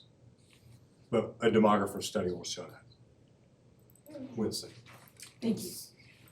So just peeking at scenario 2, I'm using the same traditional enrollment model, a very modest enrollment growth in D11 enrollment. But if we were to add or increase our charter student enrollment by 650, whether that's all of our charters, all of our existing charters grow, or whether we bring in new charters, 650 charters results in a recurring deficit at 8.7 million in year 1, 5.6 million in year 2, and then we're out of the declining enrollment. The total we'll have to find for the next couple of years is 14.4 million in recurring reallocations. Now, what I thought would be helpful is just to say, okay, what if they're not charter? What if they're D11 enroll? What if we increase our enrollment in our D11 traditional schools by 650 and have no growth in our charters? Everything else is the same. We still have a deficit of 11 million, 5.5 in year 1 and 5.4 in year 2, and then we get out of declining enrollment based on the current numbers. Does that make sense? Yeah, the only thing that I would add is adding 650 students to our traditional schools comes with a lesser cost than if you want to add 650 students to our charter schools. Yeah, I think there's a point of clarity here because the way we built this says it costs us 75% of the per pupil to add a traditional kid. Now we could add 10s, 20s, hundreds, maybe 100 or 200, and easily fit them in by saying, I like Jenkins better than I like the option in D20, I'm gonna go to Jenkins. We can get dozens of kids that way. In order to get hundreds of children at a time, we're gonna have to open a new school.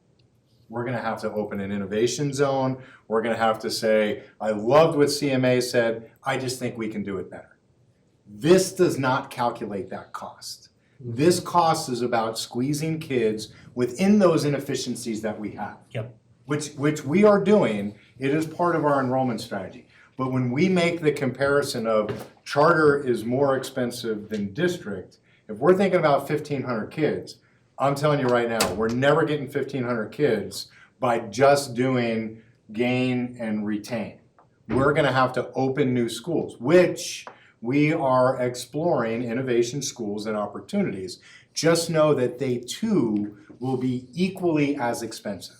And so what I see when I see this is we have a 10 or a 12 or a $13 million lift because of decrease in enrollment averaging. Then the conversation is do we move it up or do we move it down? So particularly between scenario 1 and scenario 2, it's almost the same amount of money. It's just when you're spending it. Right. Yep. And yes, it is more expensive to bring in a charter that exists, but there is no alternative right now. So it's not the question of what does it cost. The question is what is the cost of not doing that?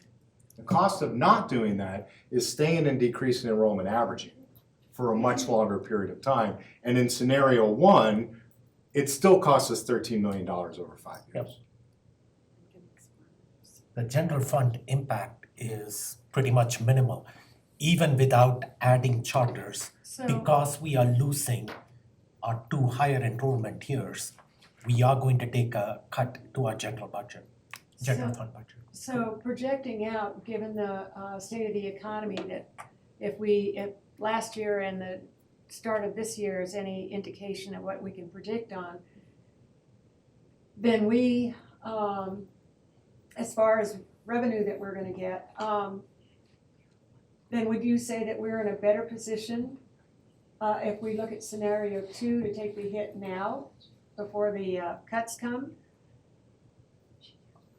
And have a better outview for year 2? Or are you saying that if we were to look into the future that we would be more judicious to take a look at scenario 1, take the hit because we're planning for it with the inefficiencies and the money we said we were gonna come up with, and hope for the best for year 2? Yeah, I'm What's your on the- crystal ball say? My crystal ball is the former, which is why I brought these strategies forward. I think the district needs to start talking about itself differently and stop being a decrease in enrollment averaging and stop saying that what is clearly working for other families isn't viable for us because we either didn't approve it before or we think that there's a hidden expense. The hidden expense here is not doing something different. I was brought here as a part of the board to be transformational and to create a new narrative for District 11.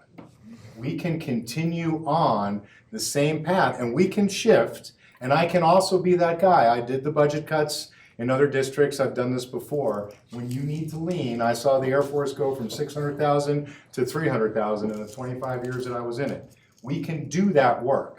I think that this is the year, one, because of the fund balance that we've already set aside, that we see if bringing in additional choice schools that fit into our academic master plan starts to change the narrative about what it means to be part of District 11.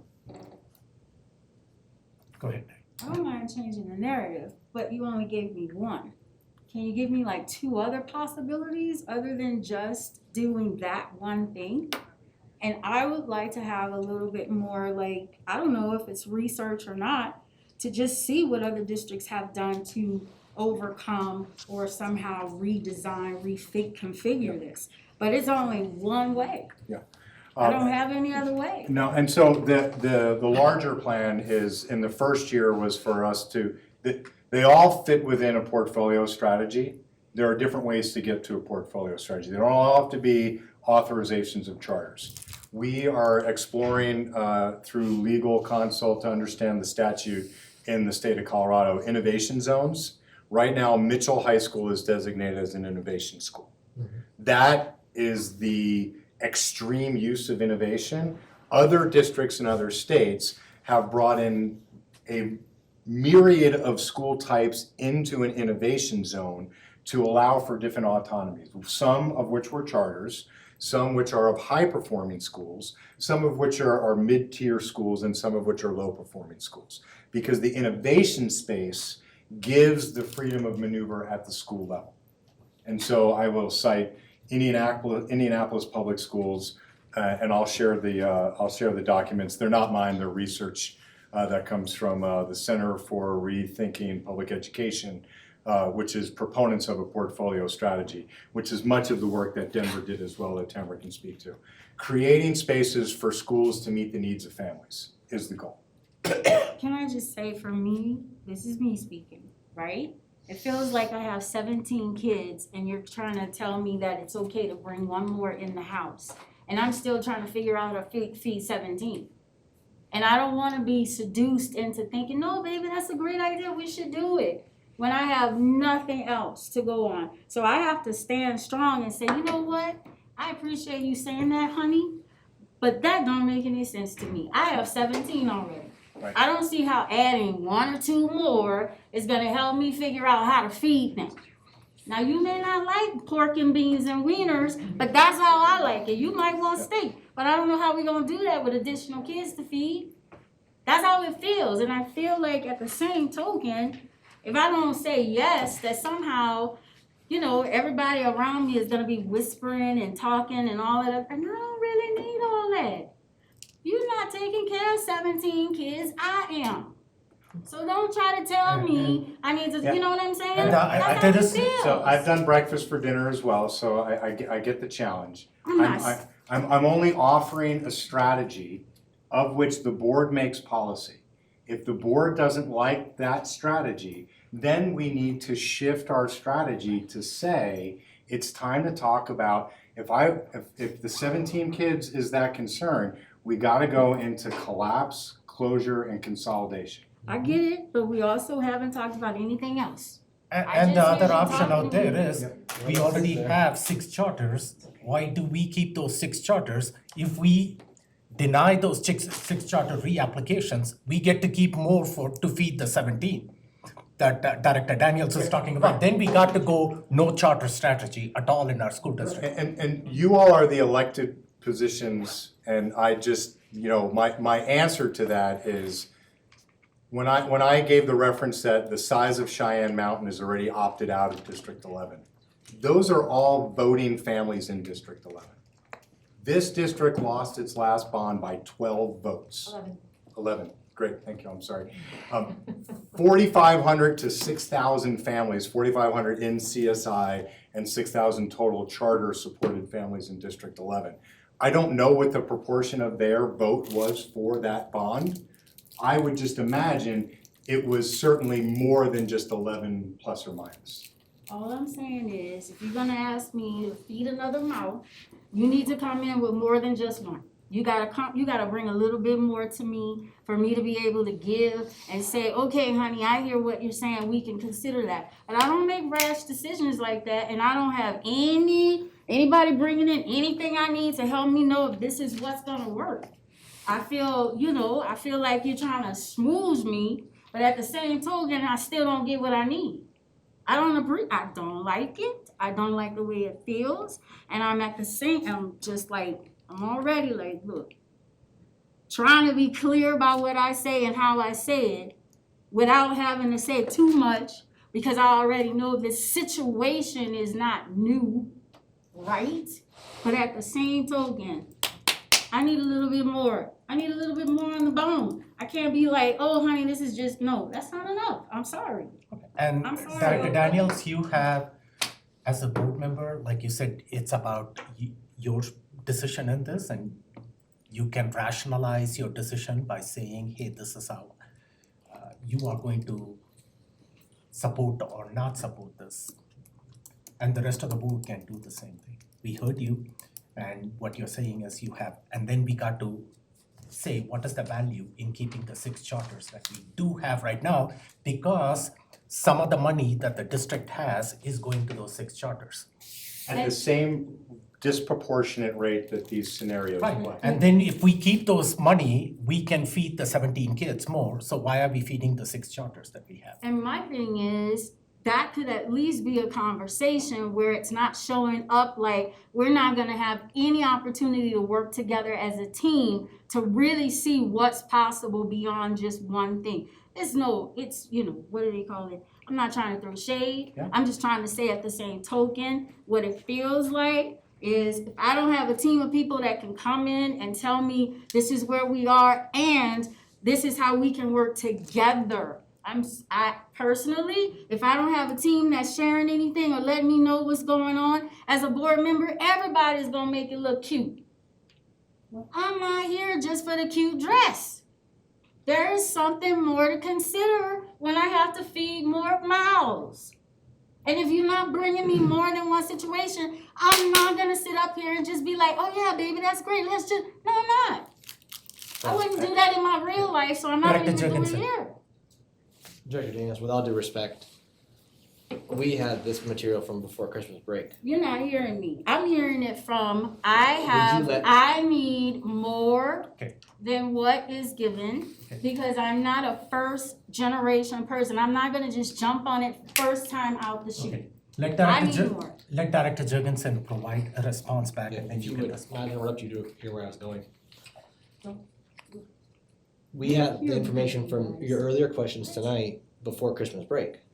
A lot of the questions you asked tonight were in literature that we got before break.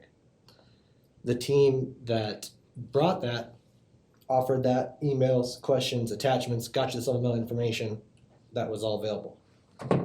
As Chris said, there is no way for us to give us an approval or not. And we are elected to make the decisions. So your team is the board, and to share your thoughts with each other, and then we all make the decision together. We task the superintendent and his pieces of the team with what they can bring us to us, but we're gonna be the ones that are gonna have to make the decision.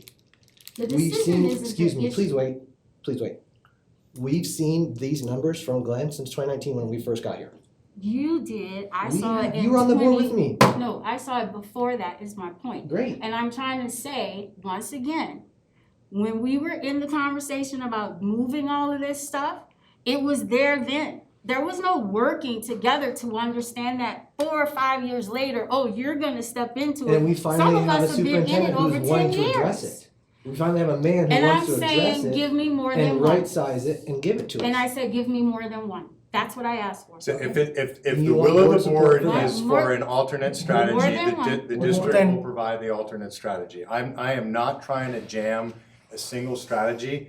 I came in, I have been completely transparent from the first day and in my interview that I believe a portfolio strategy is the way to turn cities around. I have seen it happen in other cities. I can either provide the research, or as I said, the fork in the road is, or I can provide the alternate solution, which is we can plan for a different future. I'm not against that. I'll come to you. I believed that the will of the board was to provide strategy to get out of decreasing enrollment average. Right. This- And we can stay in status scenario one, which has been what has happened in the past, staying in scenario one, except the traditional growth was even not that 100, 200. We ended up losing every year in the traditional side too. What that is going to translate is what you talked about, the Kmart model. We need to downsize and adapt to that situation by closing schools and consolidating schools, which has kind of been the history of District 11. If you go back and see every 6-7 years, So that's your other option, Darlene. that's the other option. Sorry. Yeah. He's a brilliant man. He could come up with some other ones. So are you asking? The numbers are staring right in front of you. I know what the numbers are saying. I've been watching them for over 20 Go ahead, years. Director which I Backus. wish other people would have noticed that. We could have been doing something different way before now. But the point is, None of the previous administrators Look, did that too. I'm one person He is speaking on my inherent, side. I You mean, guys the do what response you that I have to have do. for you is, I'm he's one been on person the speaking job. on my side. Everybody else says what they want to say. They wax poetically every freaking week. And you can address it. Okay, I'm saying what I'm saying. Done. I'm If you saying what I'm don't- saying. if you don't interrupt I will us, do what I have. I am it's fine. making my decision. I'm saying what I'm saying. Sure. Bottom line. If you can wax poetically about all that other stuff, I can say, well, you know what? I need 2 more. Boom. Director Bankers. So, given the level of conversation that we're having, in running for the board a scant year and a half ago, I thought because of the declining enrollment that we were gonna end up having to close schools. You cannot operate a school at 130 kids and trying to explain that to the people in our voting public, they don't understand it either. They don't understand, and I'll include myself in that, why within El Paso County we have 15 school districts with different superintendents and hefty pay raises and all the rest of it. But I'm interested in District 11. And I too thought that we cannot sustain the level of facilities that we had given the number of students that are currently enrolled in our schools. We hire a new superintendent. He comes with new ideas about utilization, and I have often repeated what you've said. You gotta be careful what you say because it gets repeated. If we have little sinks and little toilets, we should have little people in them. And so now we have preschools that are providing not only a safe educational environment for our families at no cost, but it also is giving us an opportunity to grow our enrollment because we can prove to our families that we can provide quality education that cares about our children, that can move to meet the needs of our parents. It's a great start.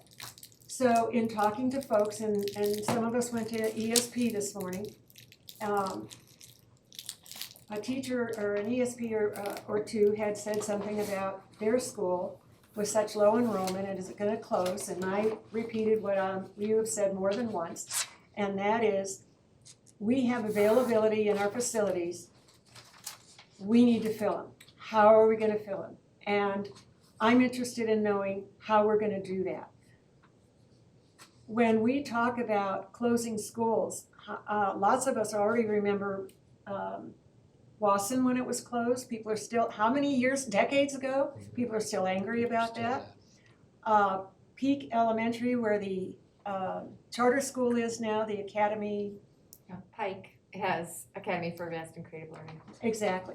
I still remember that conversation, and it tore the community apart because it was viewed as them versus us. Low performing, low income, small school, and yet all the northern schools get everything. It doesn't do any good for us to be able to take a look at our schools and pick and choose. If what we're being offered is the opportunity to grow our reputation, which leads me to the question I've been wanting to ask.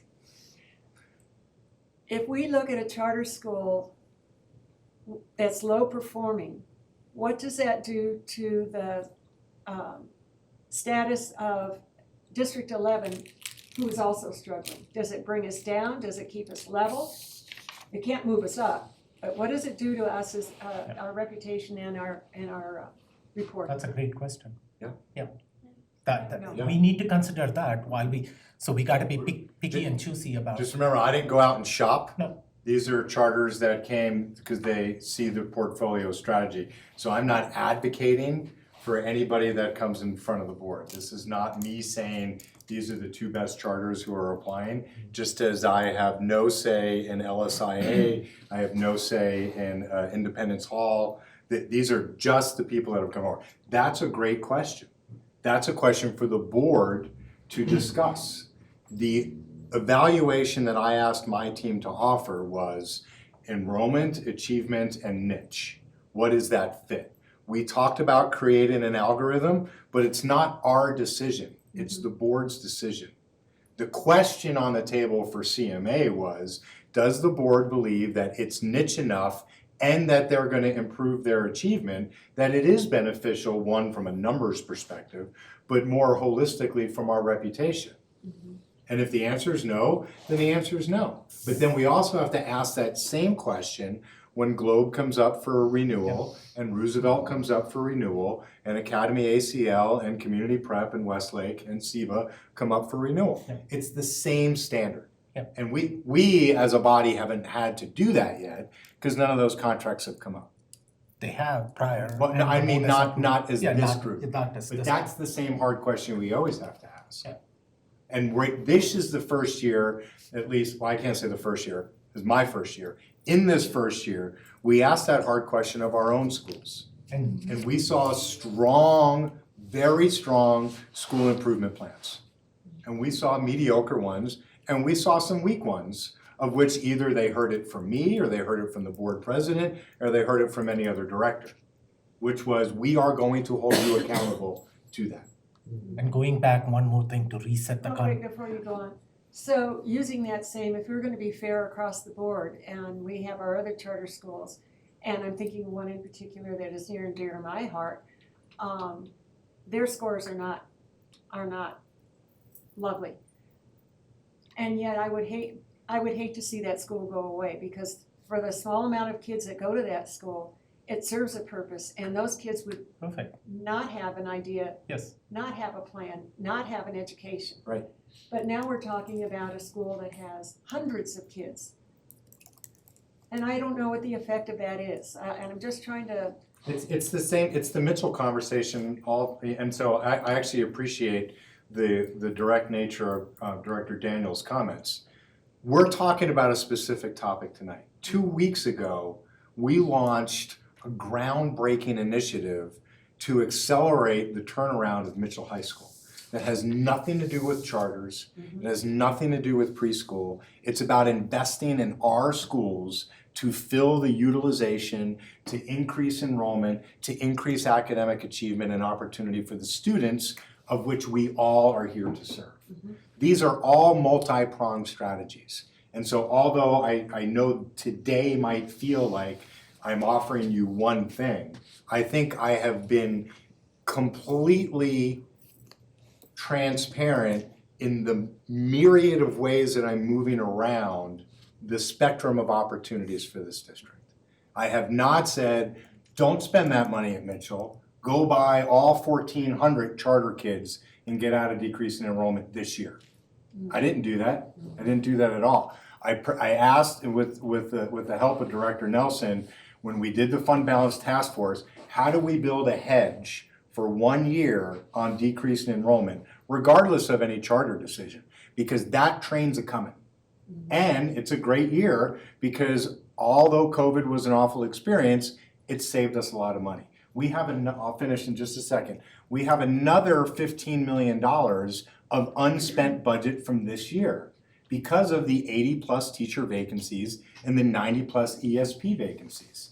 and so that goes back to the question I asked in the beginning, and that was, because we have money, is it, and the recession is coming, or we're in it, or however you wanna talk about it, are we then saying that because we have that money set aside, that it's better to take, the hit's coming, we all agree that the hit's coming.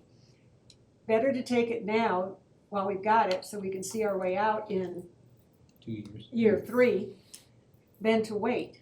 Well, obviously, that's the way I'm recommending, but this is a board discussion. And so I keep getting peppered with questions and I want the questions to go back and forth. The in numbers between are the in board. front of you. You can look at the numbers and make But an educated There guess. are so many pieces to this Yep. that it's not easy to just look at the numbers and say, oh, I've got a complete picture. Because I forgot about the fund balance, I forgot about the $6 million efficiency until it came back up into this conversation. Because I don't live this 24 hours a day, 7 days a week. Yeah. And we have to have this level of conversation. And the Scott's one thing trying I to want say to something. reframe this conversation, I'll come back to you, Scott, and Director Daniels too. What Chief Odom talked about right at the very beginning, finances cannot I be the just wanna know sole the judging whole point picture. for this decision about charters. We can deny the charter based on their performance or their financial viability, and you wrote down the list. But we cannot deny them just saying, hey, we want to feed our 17 kids, so we don't want to give you the money. That's not a basis, would that be I right? understand that. That's a true statement. That's a true statement, Director Daniels. What I'm saying is, in the beginning, Superintendent Gall, you didn't even like the idea of Mitchell, but now there's some gas I'm just saying, can we do a little something like that? In the beginning, you felt like it was a total dumb thing to do, to go in there. Now, So, when I'd love to find the tape where I've ever been publicly Why anti-Mitchell. Mitchell, we should do Palmer downtown, cause downtown is the place where everything is happening. I'm just saying, Yeah, in the you're right, middle but of some things. We have to be able to do multiple things at the same time. I stand by that, I just briefed to ESP this morning again, as they showed me the picture of the original Colorado Springs High School, and Greg X, by the way, does a wonderful summary of the history of Colorado Springs School District, if anybody's seen it. And then at the end of Where it. the ghosts are. Right, yeah, and then at the end of it, I showed those pictures, I'll get it to you. Oh, I showed the pictures of, couldn't we get a Palmer High School that looks like this? And I showed, if you haven't seen those pictures, I'll show it. What I'm saying is, we have to do multiple things at one time. I'm asking for multiple. Give me multiple ideas. Give me multiple possibilities. Don't just give me one. I want more than one. And I want to make sure the information is there so that this conversation is happening amongst the people you keep saying it needs to happen with. Here, Superintendent Gall, is there something that I'm missing where you said Mitchell is a wasted cause or whatever it is? No, I think I there's paraphrase, sorry. I Let me think there's a just say- confusion of if I say something pro Palmer, then I'm not pro Mitchell. But I think we've cleared that up. Okay, Director Rock. Yeah, well, I thought Scott was gonna go next. Oh, Scott. Well, so I just wanna add, cause I think you nailed the right question, and I think there's 3 different things to be thinking about here, and I wanna add to, because you're like, there's a lot more to think about. There's 3 different things to think about, right? Enrollment and how that impacts fiscal, so that's part of it.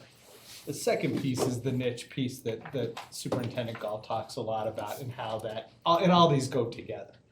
And then the third thing is obviously student performance. So I thought you nailed the question exactly right. Let me add just a little bit more fun to the flavor. Right now, this isn't an either or for just CMA and James Irwin. There's rumors of others that come in that may do some of these things and also have a student performance impact that might be beneficial. So as you're thinking about looking at these 2 applications, I'm just want you all to know that there's other possibilities out there that may be coming down the pipe. We've just heard rumors, and you never know. And I asked the team to come up with a hard date of which we would have to have any transfer applications. Because this can't be a continually open dialogue. In the same way that we would do the same for a new charter application. So to that, maybe by the end of like that, I think there's a board meeting, the February 22nd maybe is, yeah, I don't know who keeps these things in their head, but Parth probably does. But it's just another thing to be thinking about, that we may be able to solve for a couple things, maybe not with the people right in front of us. Just an opportunity. There may be some solves if you, and I'm not arguing to believe in this strategy or that. I'm not saying that. That's. But you bring up a good point, and the point is, so we're not really just talking about 2 schools. We're talking about having this conversation at this point, and yet beyond this point, there may be other schools, other charter schools who may want to come on board. And until we flesh out, uncomfortable or as it may be, having information to be able to put it into context so that as other charters are coming on, are we just gonna open up the floodgates and allow anybody who wants to come into District 11 for whatever reason, come in? Or are we going to say we've got a strategy that says we've looked at different consequences of allowing schools to come in, and how does that positively affect District 11? Exactly. And that's what this, That's what this conversation is about. And so if you want my recommendation, it's scenario 2. It gets us out faster without overexposure and gives us the ability to decide up to that number that's built on 650, so make it 500 or 700 based upon the size of the nugget you're putting there. It gives you the ability to see, did that work or did it not work, without overexposure to the district. Thank you. And just now, you can go back and look at the surrounding districts. And that's the question that I asked Superintendent Gall. District 20, District 49, and Harrison school districts, they are the three major school districts around us. None of those school districts have CSI approved charters in their school district. All the charters in those school districts are district approved charters, including the recent one that Harrison absorbed, which is Vanguard. And that was 1,700 students. Vanguard, which was initially under Cheyenne Mountain. They transferred over to Harrison just last year, and their school board absorbed 1,700 students as a as a Harrison school district. James Irwin's other schools, the element. Stop right there. So as they took Vanguard, which is a high performing school, how did it impact the report card? Well, I think this is the first year. This is the first year Vanguard is part of Harrison School District. At the end of this year, you would see what the impact of absorbing Vanguard is going to be. But I would think it would be, it's a high-performing school with 1,700 kids. It's only going to lift Harrison School District up. It's the same as Thomas McLaren within our school district, which is a high-performing CSI charter. And if they ever come and the board and the administration are in agreement with it and the board approves absorbing Thomas McLaren, it's going to lift District 11 profile up. So if it's gonna lift their profile, taking on a school with low achievement, it's going how to, is that's gonna impact us? it's going to have the opposite effect, I think. It's gonna impact us in a way that we have no control over. Yep. And makes our work harder because we already have 17 schools that we're trying to pull Right. in the first place. Agree. And it's something You to are right. consider. Yep, absolutely, it's something to consider. You have to Go look ahead. at the three legs of the stool that Scott just mentioned though. If, enrollment, the niche that they have, and then their student performance. So if they may not be strong in student performance, but they have the enrollment that we as a board might want to see, or they have the niche piece of they're doing something that we don't have in our public schools, Yep. that might be still the way for us to say, yes, there's a pathway for them to be in D11. So you And if we're trying to build our reputation to where we are doing wonderful things, and we are, parents still go on the, whatever website, and I knew you wanted to speak and I cut you off, I'm sorry. Parents still go on report cards the computer and all and look at that stuff and base decisions without even going to the schools. that. Yeah. And it's ridiculous, but it happens, and I'm concerned that you've worked so hard to improve the reputation of District 11. I just want to know walking in that I see all of the pieces, because we get asked, if I talk to you, you have a point of view. And as a board member, I feel that we are supposed to either know the answer or come back with an answer. And you're gonna have a different point of view and so forth. So that this conversation is healthy in the sense that we are really bringing up things that we're gonna hear from our voters, from our parents, from our staff. And for us to have fleshed it out and have some context to put it into, I think it's beneficial. Doesn't feel that way, but I think it's beneficial. Yeah, so to regroup, and it is certainly a three-legged evaluation that the board is making. When we put together, and I really want to give public acknowledgement to the previous work, particularly that David's team helped do on the AMP, and then to Tamara's vision to help bring that to life, that what we presented maybe about a month ago. We talk about like pathway elementary schools, and so I'll use STEM as an example. You go to McCullough because you want a STEM experience in elementary school. And we said that we generally believe that the light gets diffused as you go to high school. Generally, you get to comprehensive high schools, and there can be niche experiences. And I'm just gonna take myself as an example. I saw airplanes fly when I was like in the 6th grade, and nobody was gonna stop me from flying airplanes. That's all there was. Now, I did that by going through a comprehensive high school. The question on CMA is, does the board think that having a military academy where kids fly airplanes on the weekends fills a demand of the constituents that voted you in? And is that school capable of delivering a quality experience when it's there? Because it's not just it can't just be an aero club where kids go fly.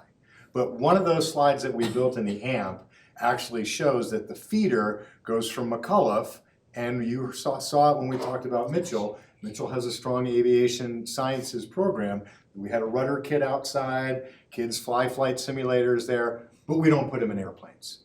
And Mitchell should have 1,500 kids at that school within a year or two. But is there room for 40 or 50 kids in the 9th, 10th, each 11th, and 12th grade to go to a aviation school specifically, which is what CMA is at the high school level? Every kid is in the Civil Air Patrol. Not every kid at Mitchell is in junior ROTC, right? Those are different experiences. And the AMP is a way that we decide how detailed we want to get or how broad we want to be. And that's what's the beauty of the AMP. And I'll just finish this thought. I had the AMP in my brain when I was in Washington, D.C. And I had an intern that worked for me that was building the slides that Nicole built for me. And I said, how is it that we provide multiple options for families in a system that makes sense? I'll use language as the example. I'm gonna go to Rogers. What do I do if my kid falls in love with language at Rogers? Right now, we don't have a middle school answer for that. That's on us to provide. What I would say now is you better go to North because there's a middle years IB program, and part of IB is focused on language. And then you better go to Palmer because, again, that's where you're going to get the language. We need to develop those pathways to completion. The question that we're asking with the charter portfolio is, do some of these solve some of those problems for us? Maybe, maybe not. Maybe the risk is too much. I love the question. What is the measure of our reputation? Is it just being 158th on the report card? Or is it because we don't have really cool options for kids in high school? Now, that doesn't mean our comprehensive high schools aren't really cool. And I'm not saying that maybe it's driving race cars, maybe it's whatever. CMA is presenting that what they have is a very cool option, and they've had an incredibly steady amount of enrollment. But they've had an achievement struggle. And then James Irwin has got achievement through the roof, yet ironically, they've had an enrollment problem over the last year or two. Not significant, because it's only the size of Steele. Fine. Right? And also, when we talk about Steele, thumbs up every time I go to Steele, Steele's not full. And every time I go to Steele, I go, how is Steele not full? This community is so tight, you ought to have families in your back pocket. Oh, somebody moved in across the street, boom, you're going to Steele. Like, that's the way you would think that that community would work. There are tons of challenges and nuances in these decisions. Okay. Director Art had a question, so let's. Thank you. Okay. Well, kind of a question, kind of a statement. When you were speaking of Mitchell earlier, and amazing things that are happening there, that's what I'd love to hear about all of our schools far more often. And, you know, yes, we have 17 as a focus right now, but, sorry, Chris, you're sitting right there. We don't need somebody to come in and tell D11 schools how to succeed. We have successful schools here. And we don't have to have a charter come and tell us how to do it. Sorry. Ask Nikki at Academy for Advanced and Creative Learning. It's not just about having gifted kids. It's partly how you teach them. Which is good for all kids. It's Queen Palmer blowing it up over there with Christina Butcher. And there are other examples throughout the system. And so what I would prefer is not just this, I mean, maybe a portfolio strategy to some extent, but it is spreading there are financial consequences, and we can't ignore that. So, and I also wonder about the whole transfer thing sounds very vague, and so they're established. We can't deny them because they're new schools, but I'd love to see the legal statute that says we can't deny them based on the fiscal damage they'll do to us. So that's just something else. But the AMP, I mean, yes, we have it. Now, granted, you can't go anywhere from Rogers right now with your great Spanish language because we expect you to bring it to the middle school, right? Absolutely. So when we say, well, you can't have it, it's like, that's because it's a work in progress, right? It's still happening. I would love to hear more about the AMP more often what we're doing there. That was the plan, to your point. It's not just brand new. This has been a work in progress with some setbacks from COVID. And for those who don't want to recognize that, I'm sorry, but it's reality. We were figuring out how to survive a pandemic. And I hope, for that matter, that some of our numbers will continue to come back. Maybe it's slow, but as we come back, as we brag on ourselves, thanks, Deborah, we should see an increase, ideally. And we will have schools, like you said, we have some charter schools that are addressing the desperate needs of some of our kids, and we have to keep them. So I don't see abandoning those anytime soon. Right, they fit into our AMP. They as do. well. I see that. They do, yes. And so we do more with the AMP. We continue to use that as our tool, in my opinion. And to your innovation point, we have Mitchell and we have North as innovation schools. I don't know what's holding us back, zone or not. Let's just do it. We have incredible employees. Talking to ESP yesterday and today, and teachers, they want the best for this district. And they also want a living wage. If we are gonna do this portfolio stuff, we are already going down this path with the finances. I don't know how we're gonna compete for more great employees, much less keep the ones we have. So those are all concerns,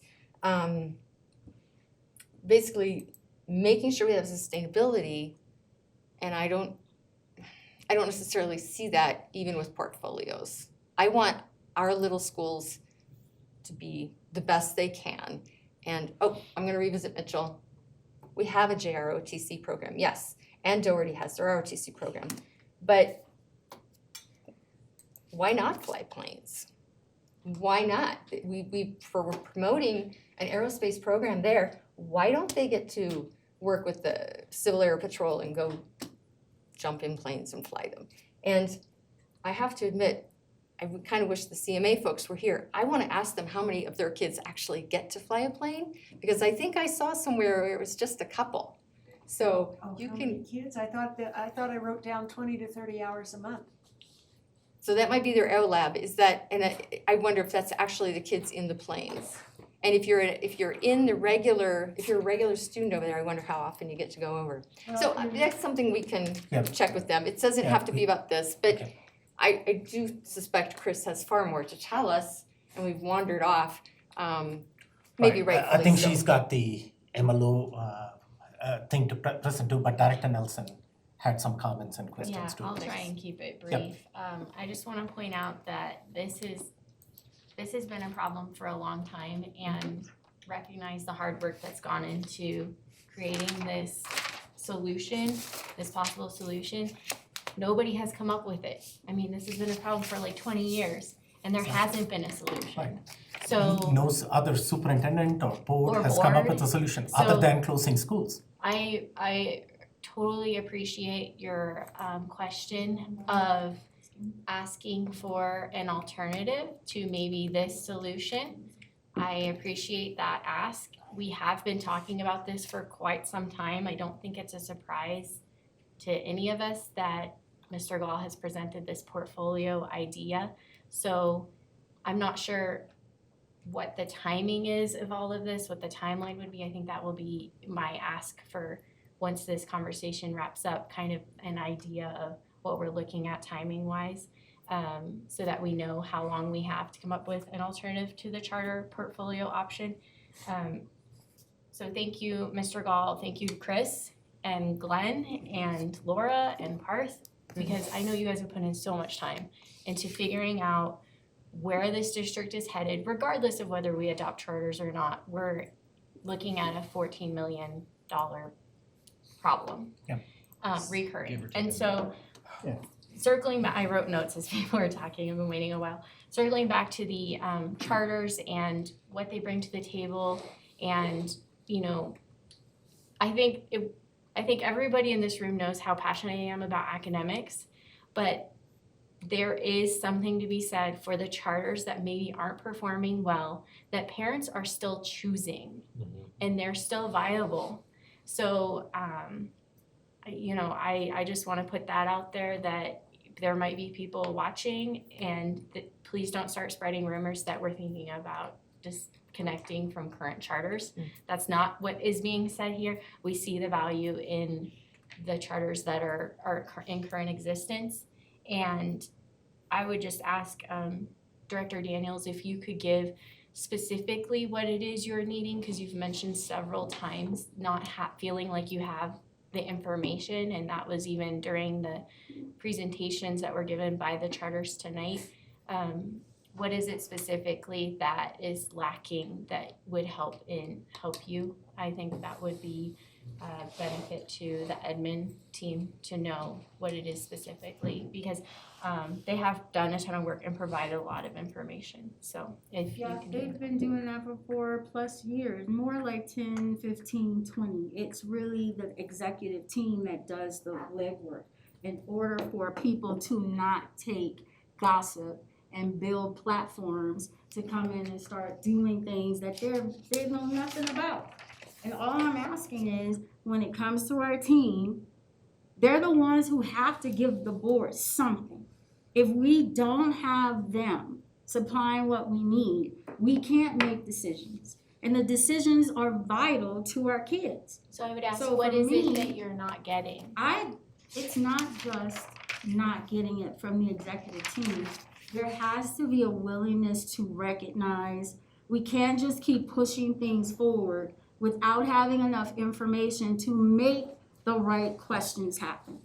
And that's that's what we exactly need to what do. Director Nelson is asking. What is it that you I know want? that's what she's asking, and I am not saying that I have the words legitimately formed right now.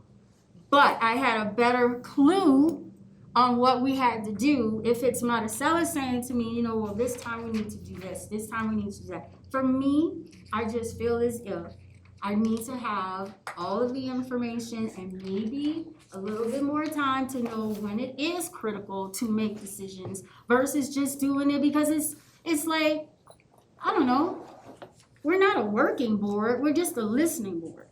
And then we make decisions. But we don't work on things as a team. I know someone said that at CASB. They talk about what they want to do and they work towards it. They actually get the information and work at it. That's not what we do here.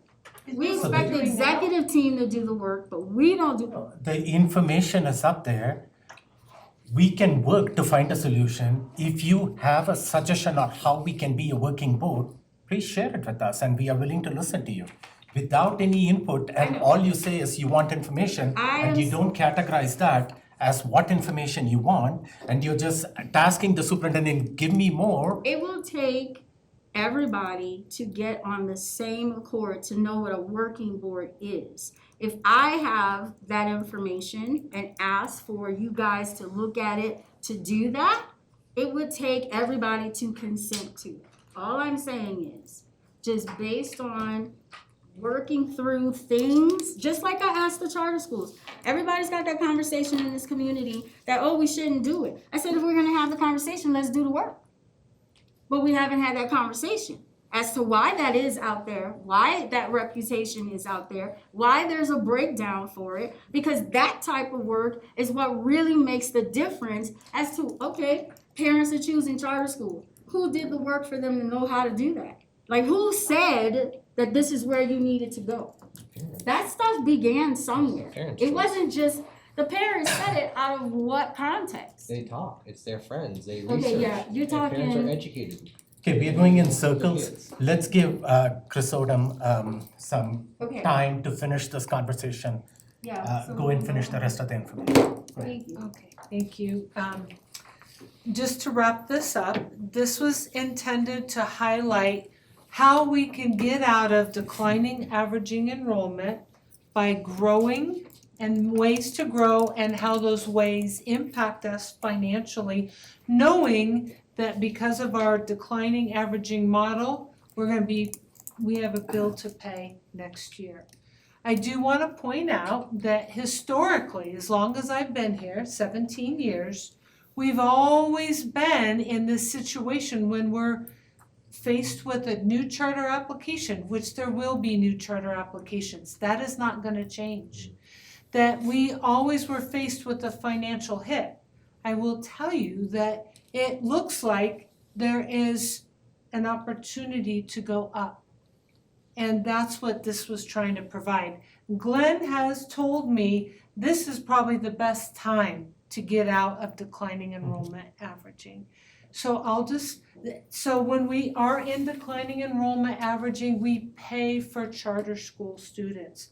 When we're out of declining enrollment averaging, we're not impacted by the general fund with charter school enrollment. Yep. So once we get out, we can have more charter schools and not have as much impact to the general fund. The MLO was what everybody is focused on, which is my next topic. So I'm gonna. So the takeaway here is in scenario one, if we don't do anything, we don't take any charters, still the budget impact for the district over the next 3 years is $13.6 million in recurring money. We got to find somehow to cut that amount of budget and to find that amount of money. And if we take 650 students, the impact is just 14 million, just 650 charter. Except the first year, this upcoming year, we got to find 8.78 million. And to the point, we've already set aside that money in fund balance to cover that if we need to. And we get out of the declining enrollment averaging quicker. And we still have money to, Phoebe, and so we'll still have money to, talk about salary increases? This model is built on a 3%, 3% salary. 3% This model has compensation increase. 3% compensation built in, Recurring. Thank you, okay. Of which we have also protected monies of non-recurring out of the fund balance. That About $9 million, I think. Thank you. Go ahead, Chris. Okay, so at the bottom of your sheet, you can read at your own pleasure. There are additional strategies that we could use to get out, to cover the deficit, and to increase our enrollment. So I'm gonna go into the MLO.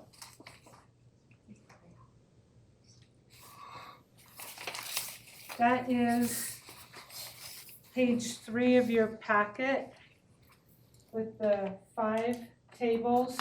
What I really want to highlight in this is that the key to not having impact, a significant impact to the MLO by adding charters, because they do get a proportionate share of our MLO dollars, that's by law, is by triggering the inflationary clause on the 2017 MLO. So this model is based on the Board of Education triggering the 6%, a 6% inflationary adjustment next December, so December 2023. And every year, you'll have the opportunity to add an inflationary adjustment. So if we were to add, I'm just gonna pick the top right-hand quadrant, and if we were to add 656 charter student FTEs, the district would realize $3.6 million of MLO with a corresponding incremental impact. Where are you looking at? This blue box right here? Thank you. And then the allocation to the charters is 2.2. No negatives, no decrease, okay? The incremental cost increase to the MLO is 2.2 million. That's the charter school allocations. Remember the 2,000 MLO, they get a proportionate amount. In the 2017 MLO, they get a per student allocation. Every year that adjusts. That's why it ebbs and flows. Okay? I gotta move it up. If we were to do 1,056 students, then we would realize, the district would realize a gain of $2.3 million. And the impact, the incremental impact to the charters is 3.5 million. And that's how you read this chart. But basically, if we are going to implement the inflationary clause, it will help offset the growth of charters. That's the bottom line takeaway. Say that again? If the Board of Education implements the inflationary clause on every year in December, when you get to adjust the mill levy, you have the opportunity to adjust in inflation. If you do that next year at 6%, it helps, and every year thereafter, it offsets the growth of charter schools. It'll cover it. Does that make sense? That's the bottom line takeaway I'm trying to drive. So charters may not be as impactful to our MLO as long as we increase by the inflationary adjustment. That's kind of When that MLO,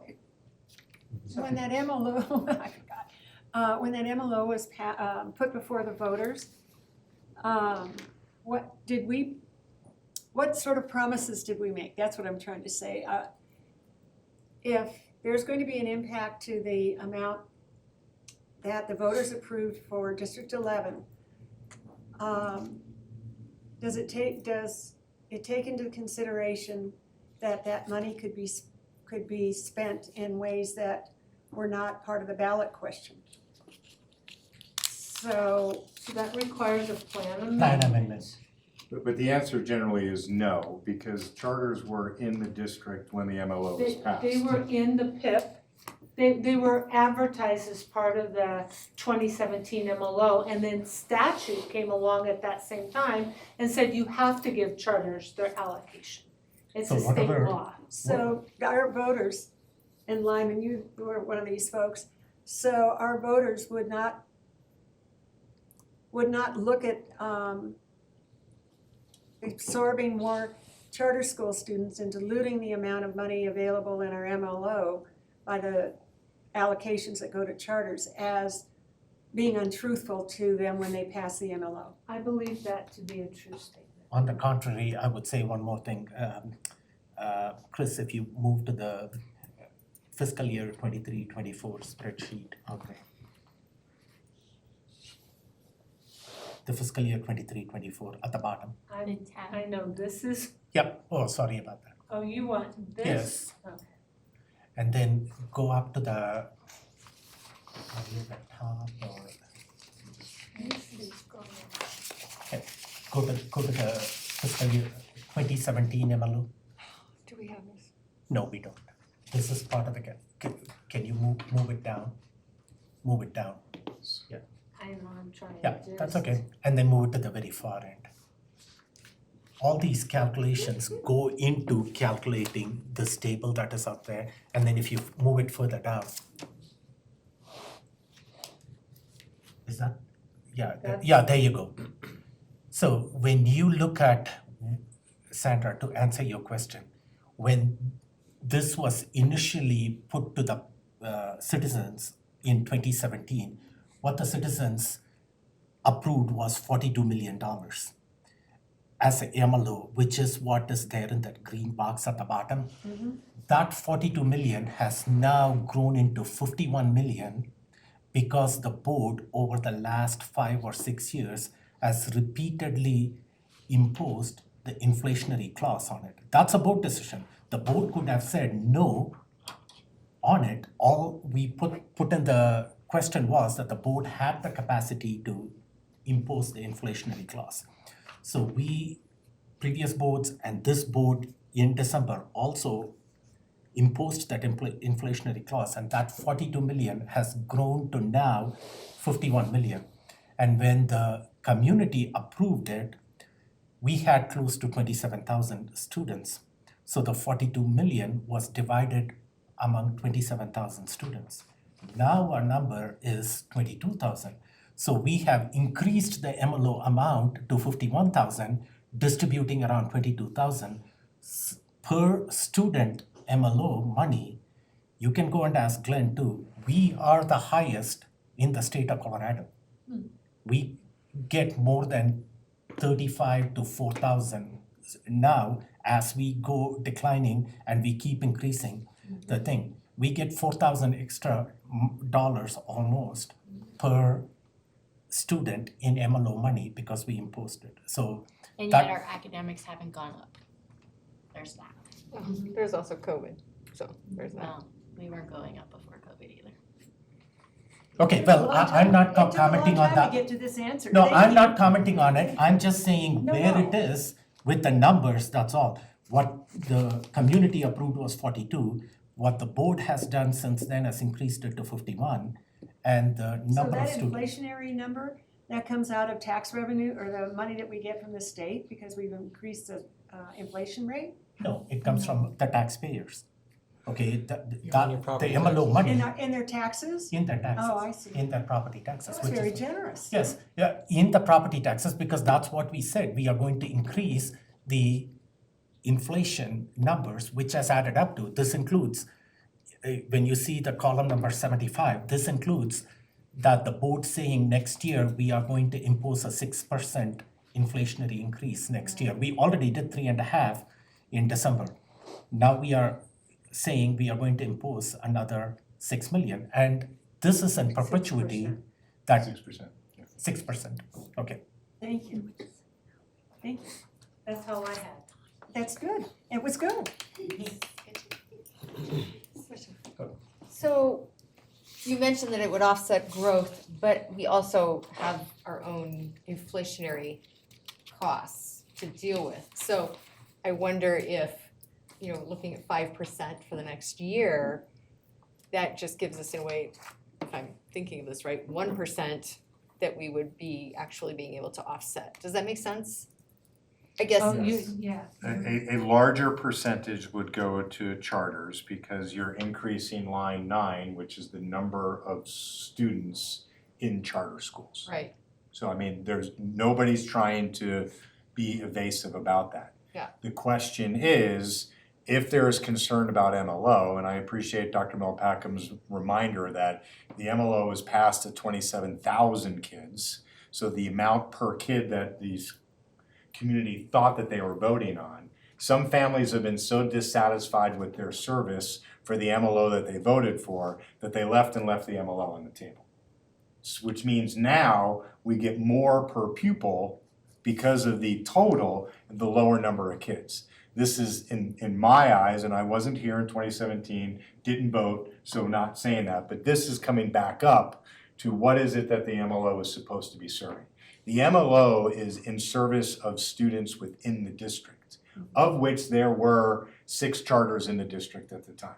Now we're asking, is there 7 or are there 8 in order to do that?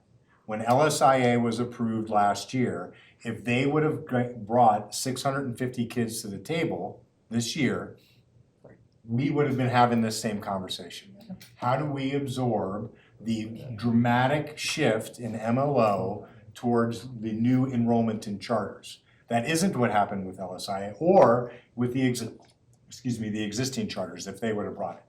It's not a new concept because of a charter transfer. It just feels larger because nobody expected LSIA to open with 650 kids.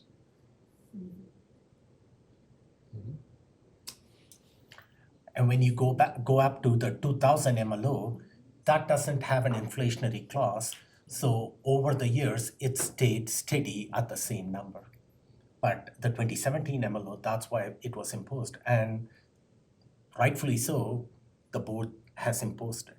But when you combine that with decreasing student enrollment, it has translated into higher number of MLO dollars per student for the district. So there is an impact. General fund, there is little or no impact. MLO money, there is an impact in absorbing charters. But it goes with, we also get that student and that family, and when we go for a future bond, potential voters that may support a future bond, which may or may not, they didn't do it previously because they lived within the district and didn't attend a district level school or a district level charter. Can I just close with Absolutely. one? With one. Do you want to go back to that? No, Okay, sir. you're good. No, sir, just all my years of doing charter schools, one of the most appealing things about transfer applications is you have a demonstrated performance record. And I think that speaks volumes. You know what you're gonna get versus a new charter application that you don't know. So I think that is a positive, and that's all I'm gonna say. So, thank you. Pardon? Thank you very much. Okay, so when we talked about the financial impact, we saw both aspects of it. What is the financial impact to the general budget? What's the financial impact for the MLO dollars? And we've looked at various different scenarios out there. And when, Chris, when you go up to the top of that spreadsheet, you can go and plug in various kinds of numbers. When you any input that the board wants to provide and say, hey, provide various options, all we have to do is to plug in various numbers at the top. What's the D11 enrollment change? What is the D11 charter change? And it will give you the financial impact out there. And I played with all different types of numbers. And we picked the relevant things.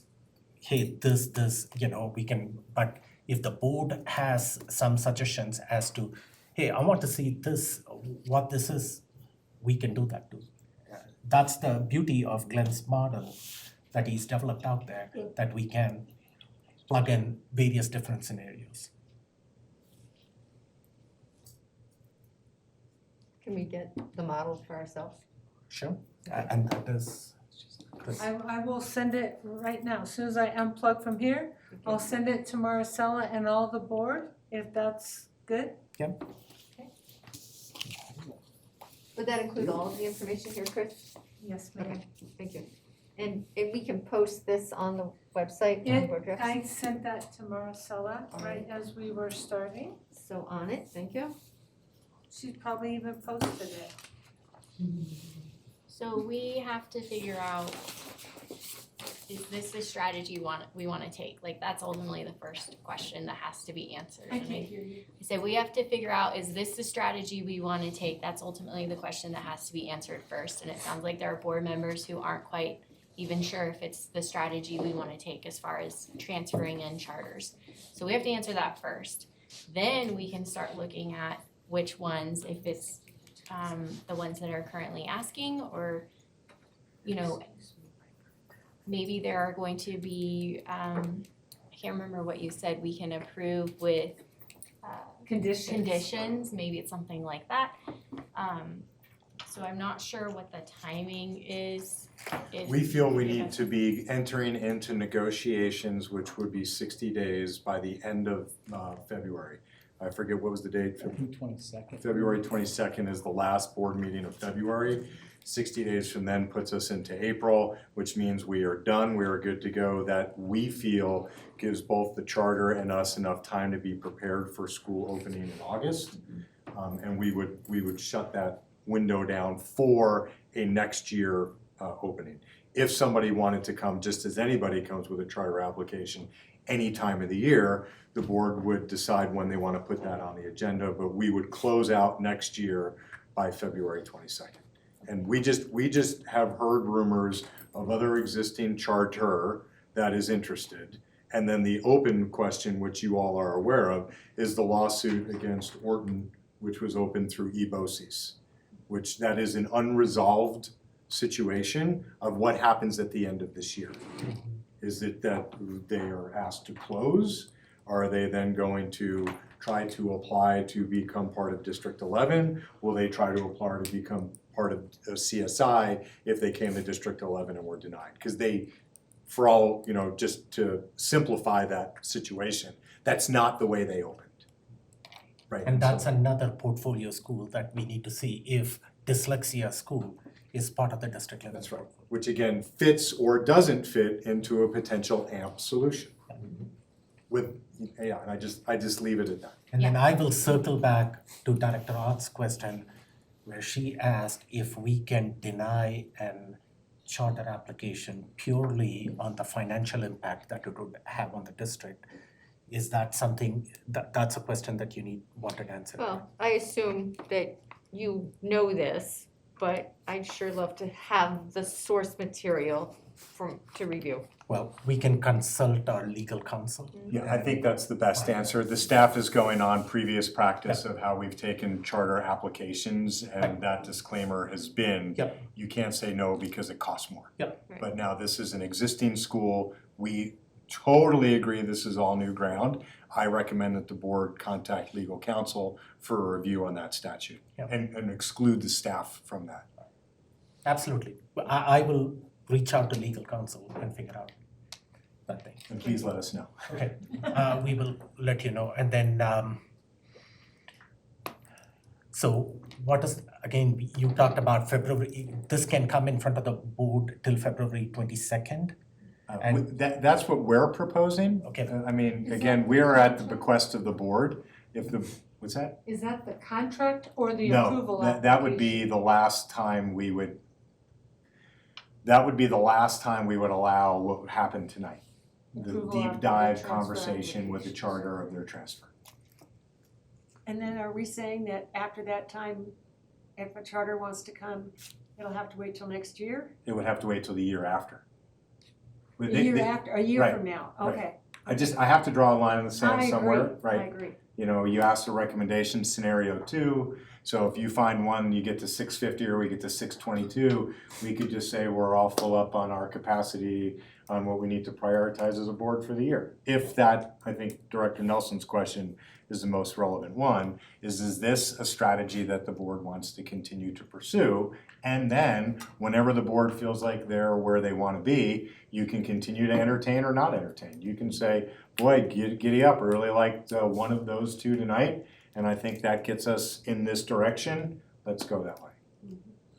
And I think Or not. I just wanna circle back on a comment that was made, when I think there was an offer put out to partner with us in helping us improve our 17 schools, I purely saw that as an individual that's passionate about kids succeeding, and it was not at all meant to imply that we don't know what we're doing. And so we have a lot of great people in our district, we have a lot of people doing really good things, and I think that it would not be wise for us to think we know it all though, and to not look to what others are doing and are there things that can be adopted. So I just wanna put that out there that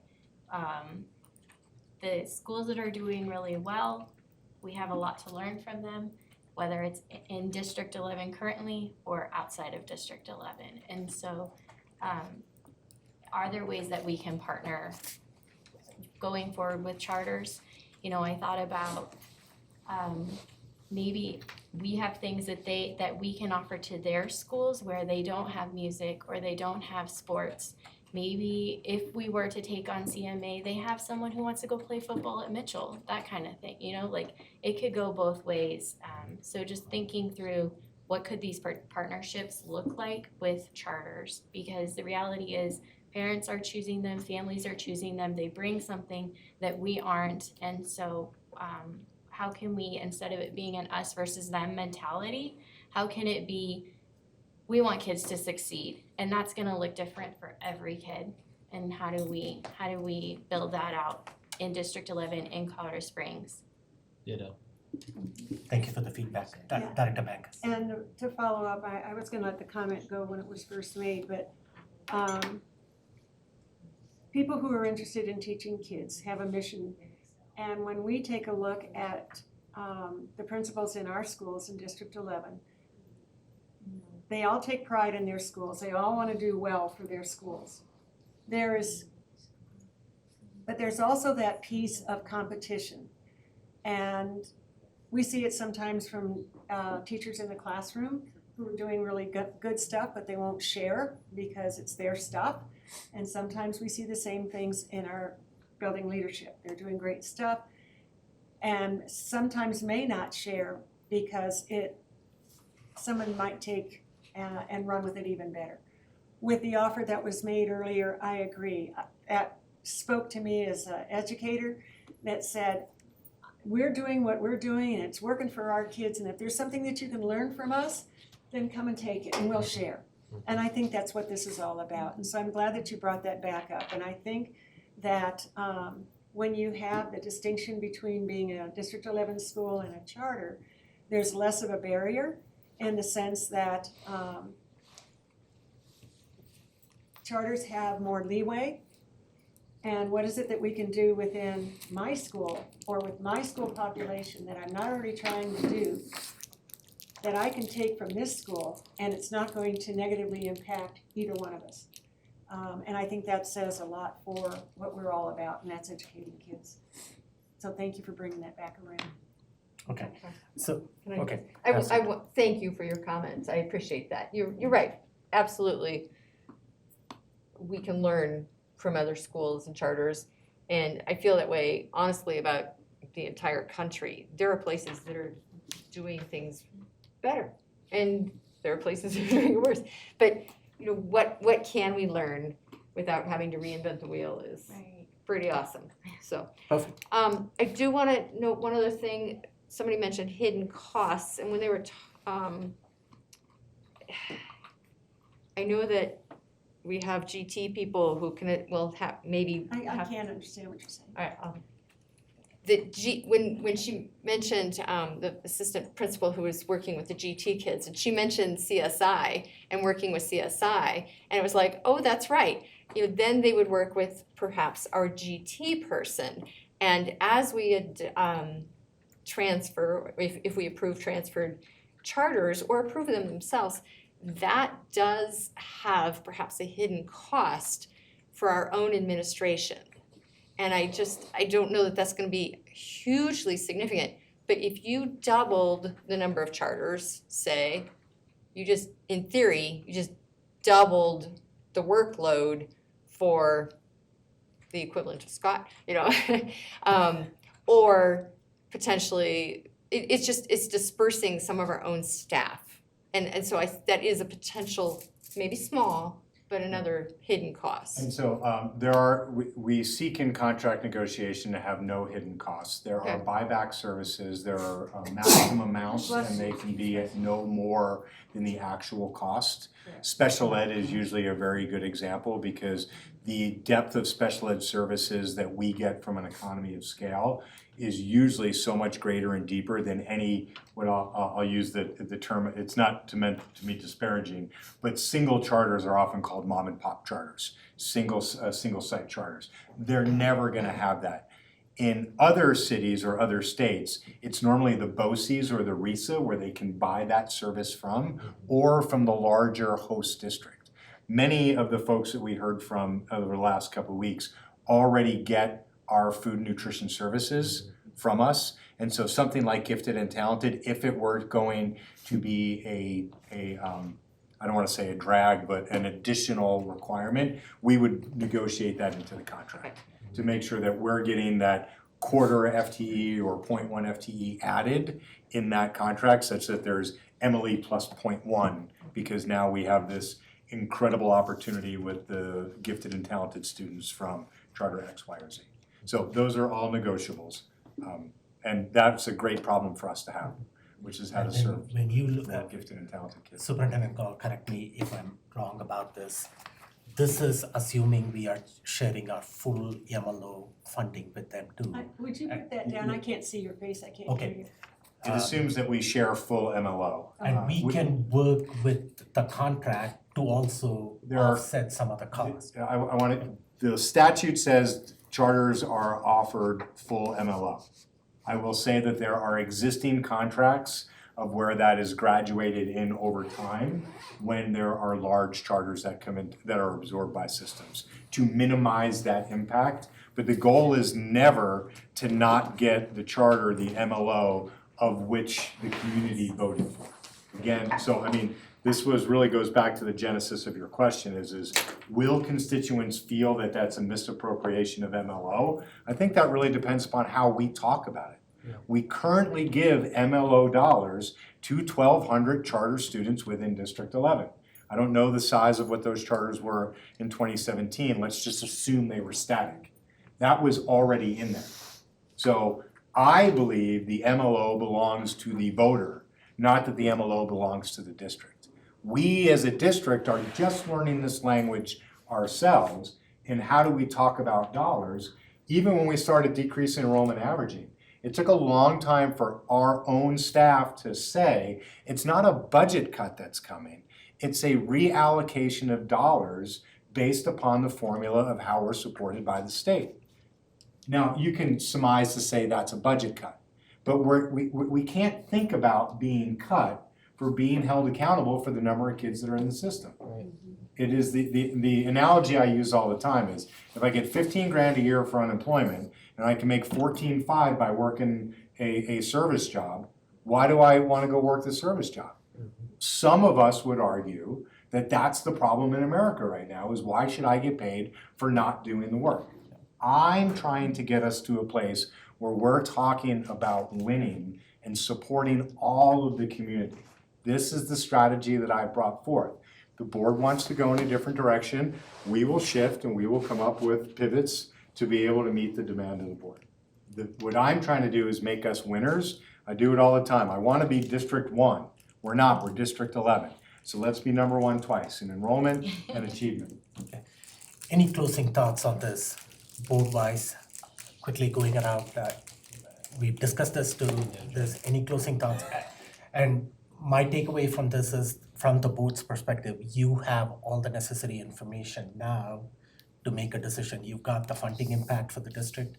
You've got the presentation from both the charter schools that was here.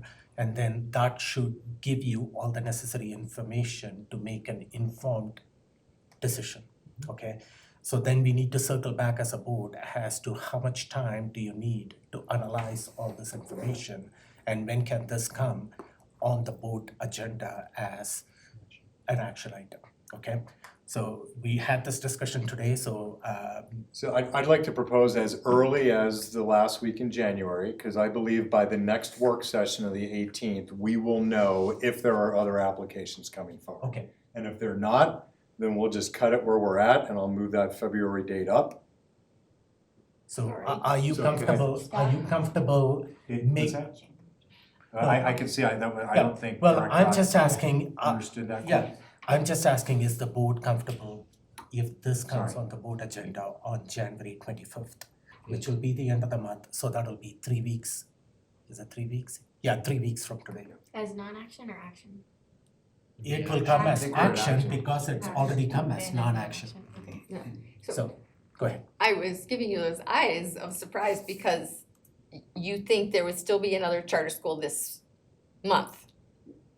Is that what you? No, what I'm saying is I Okay. think I'll know if there will be one in February this month.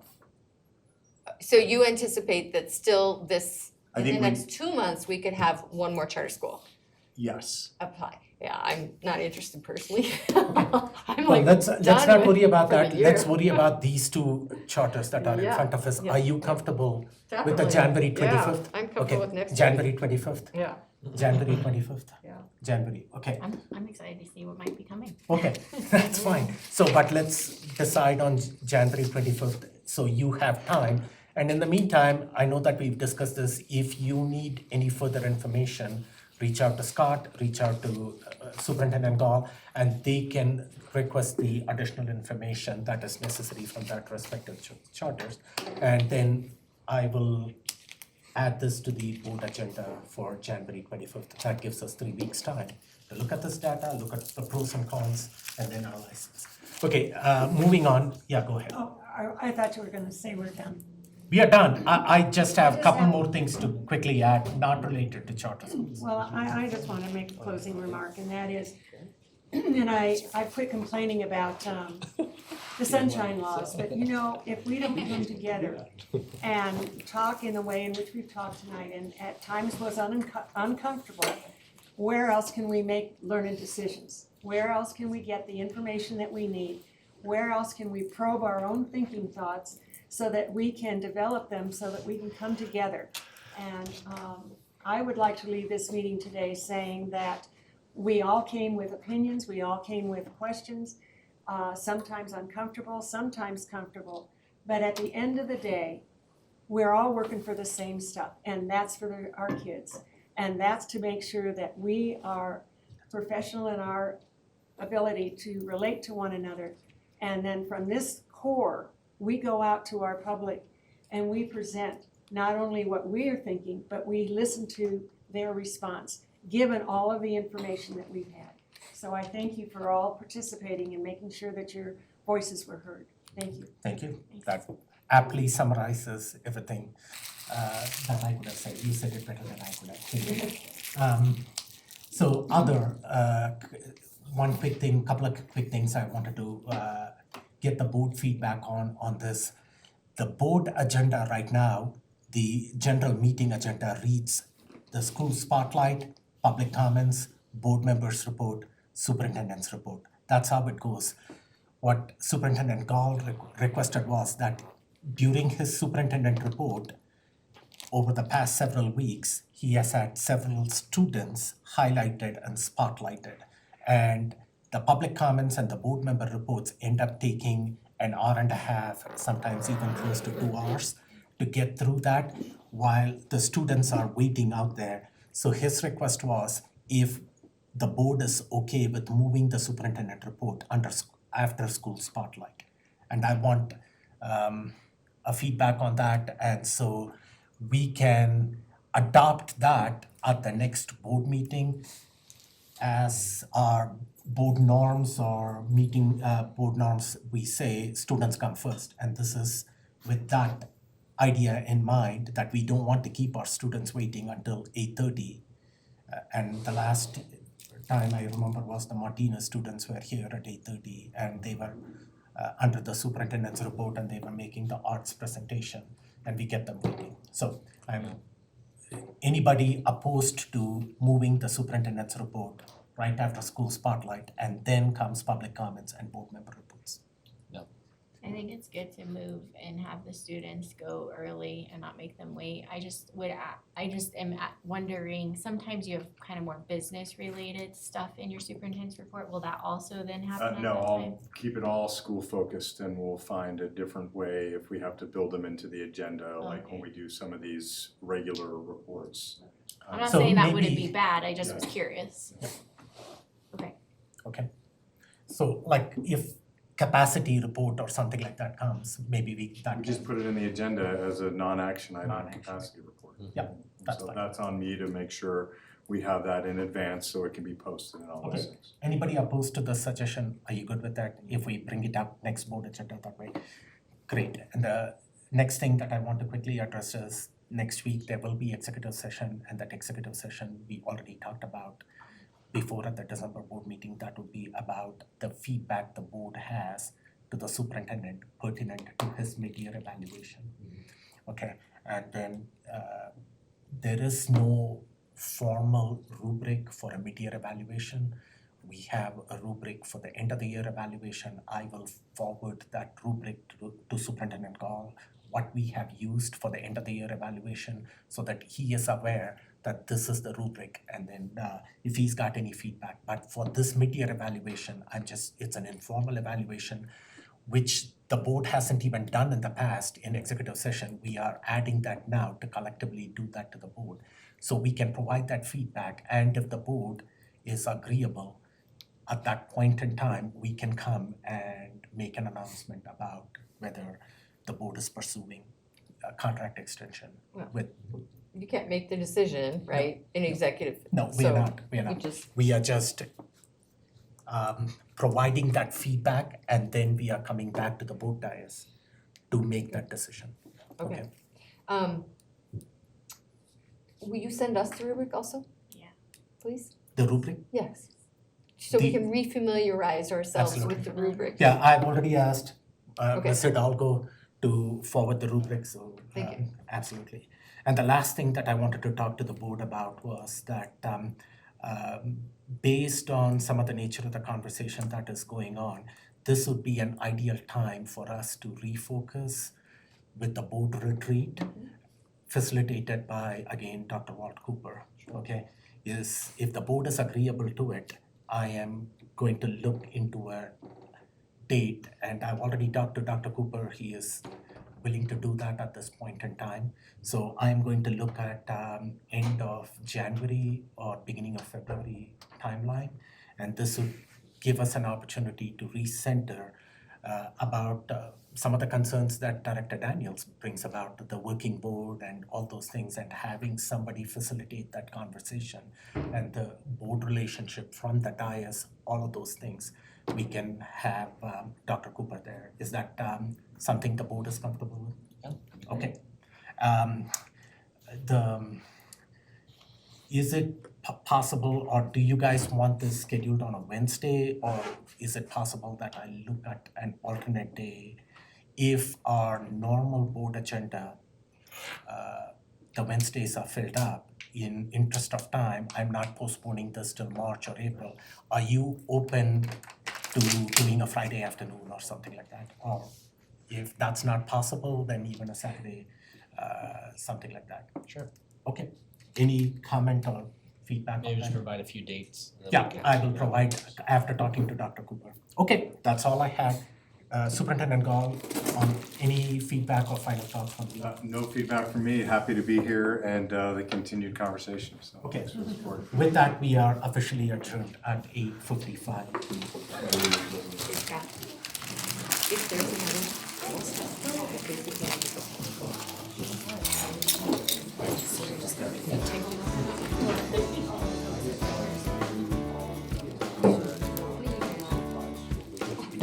And so, here's the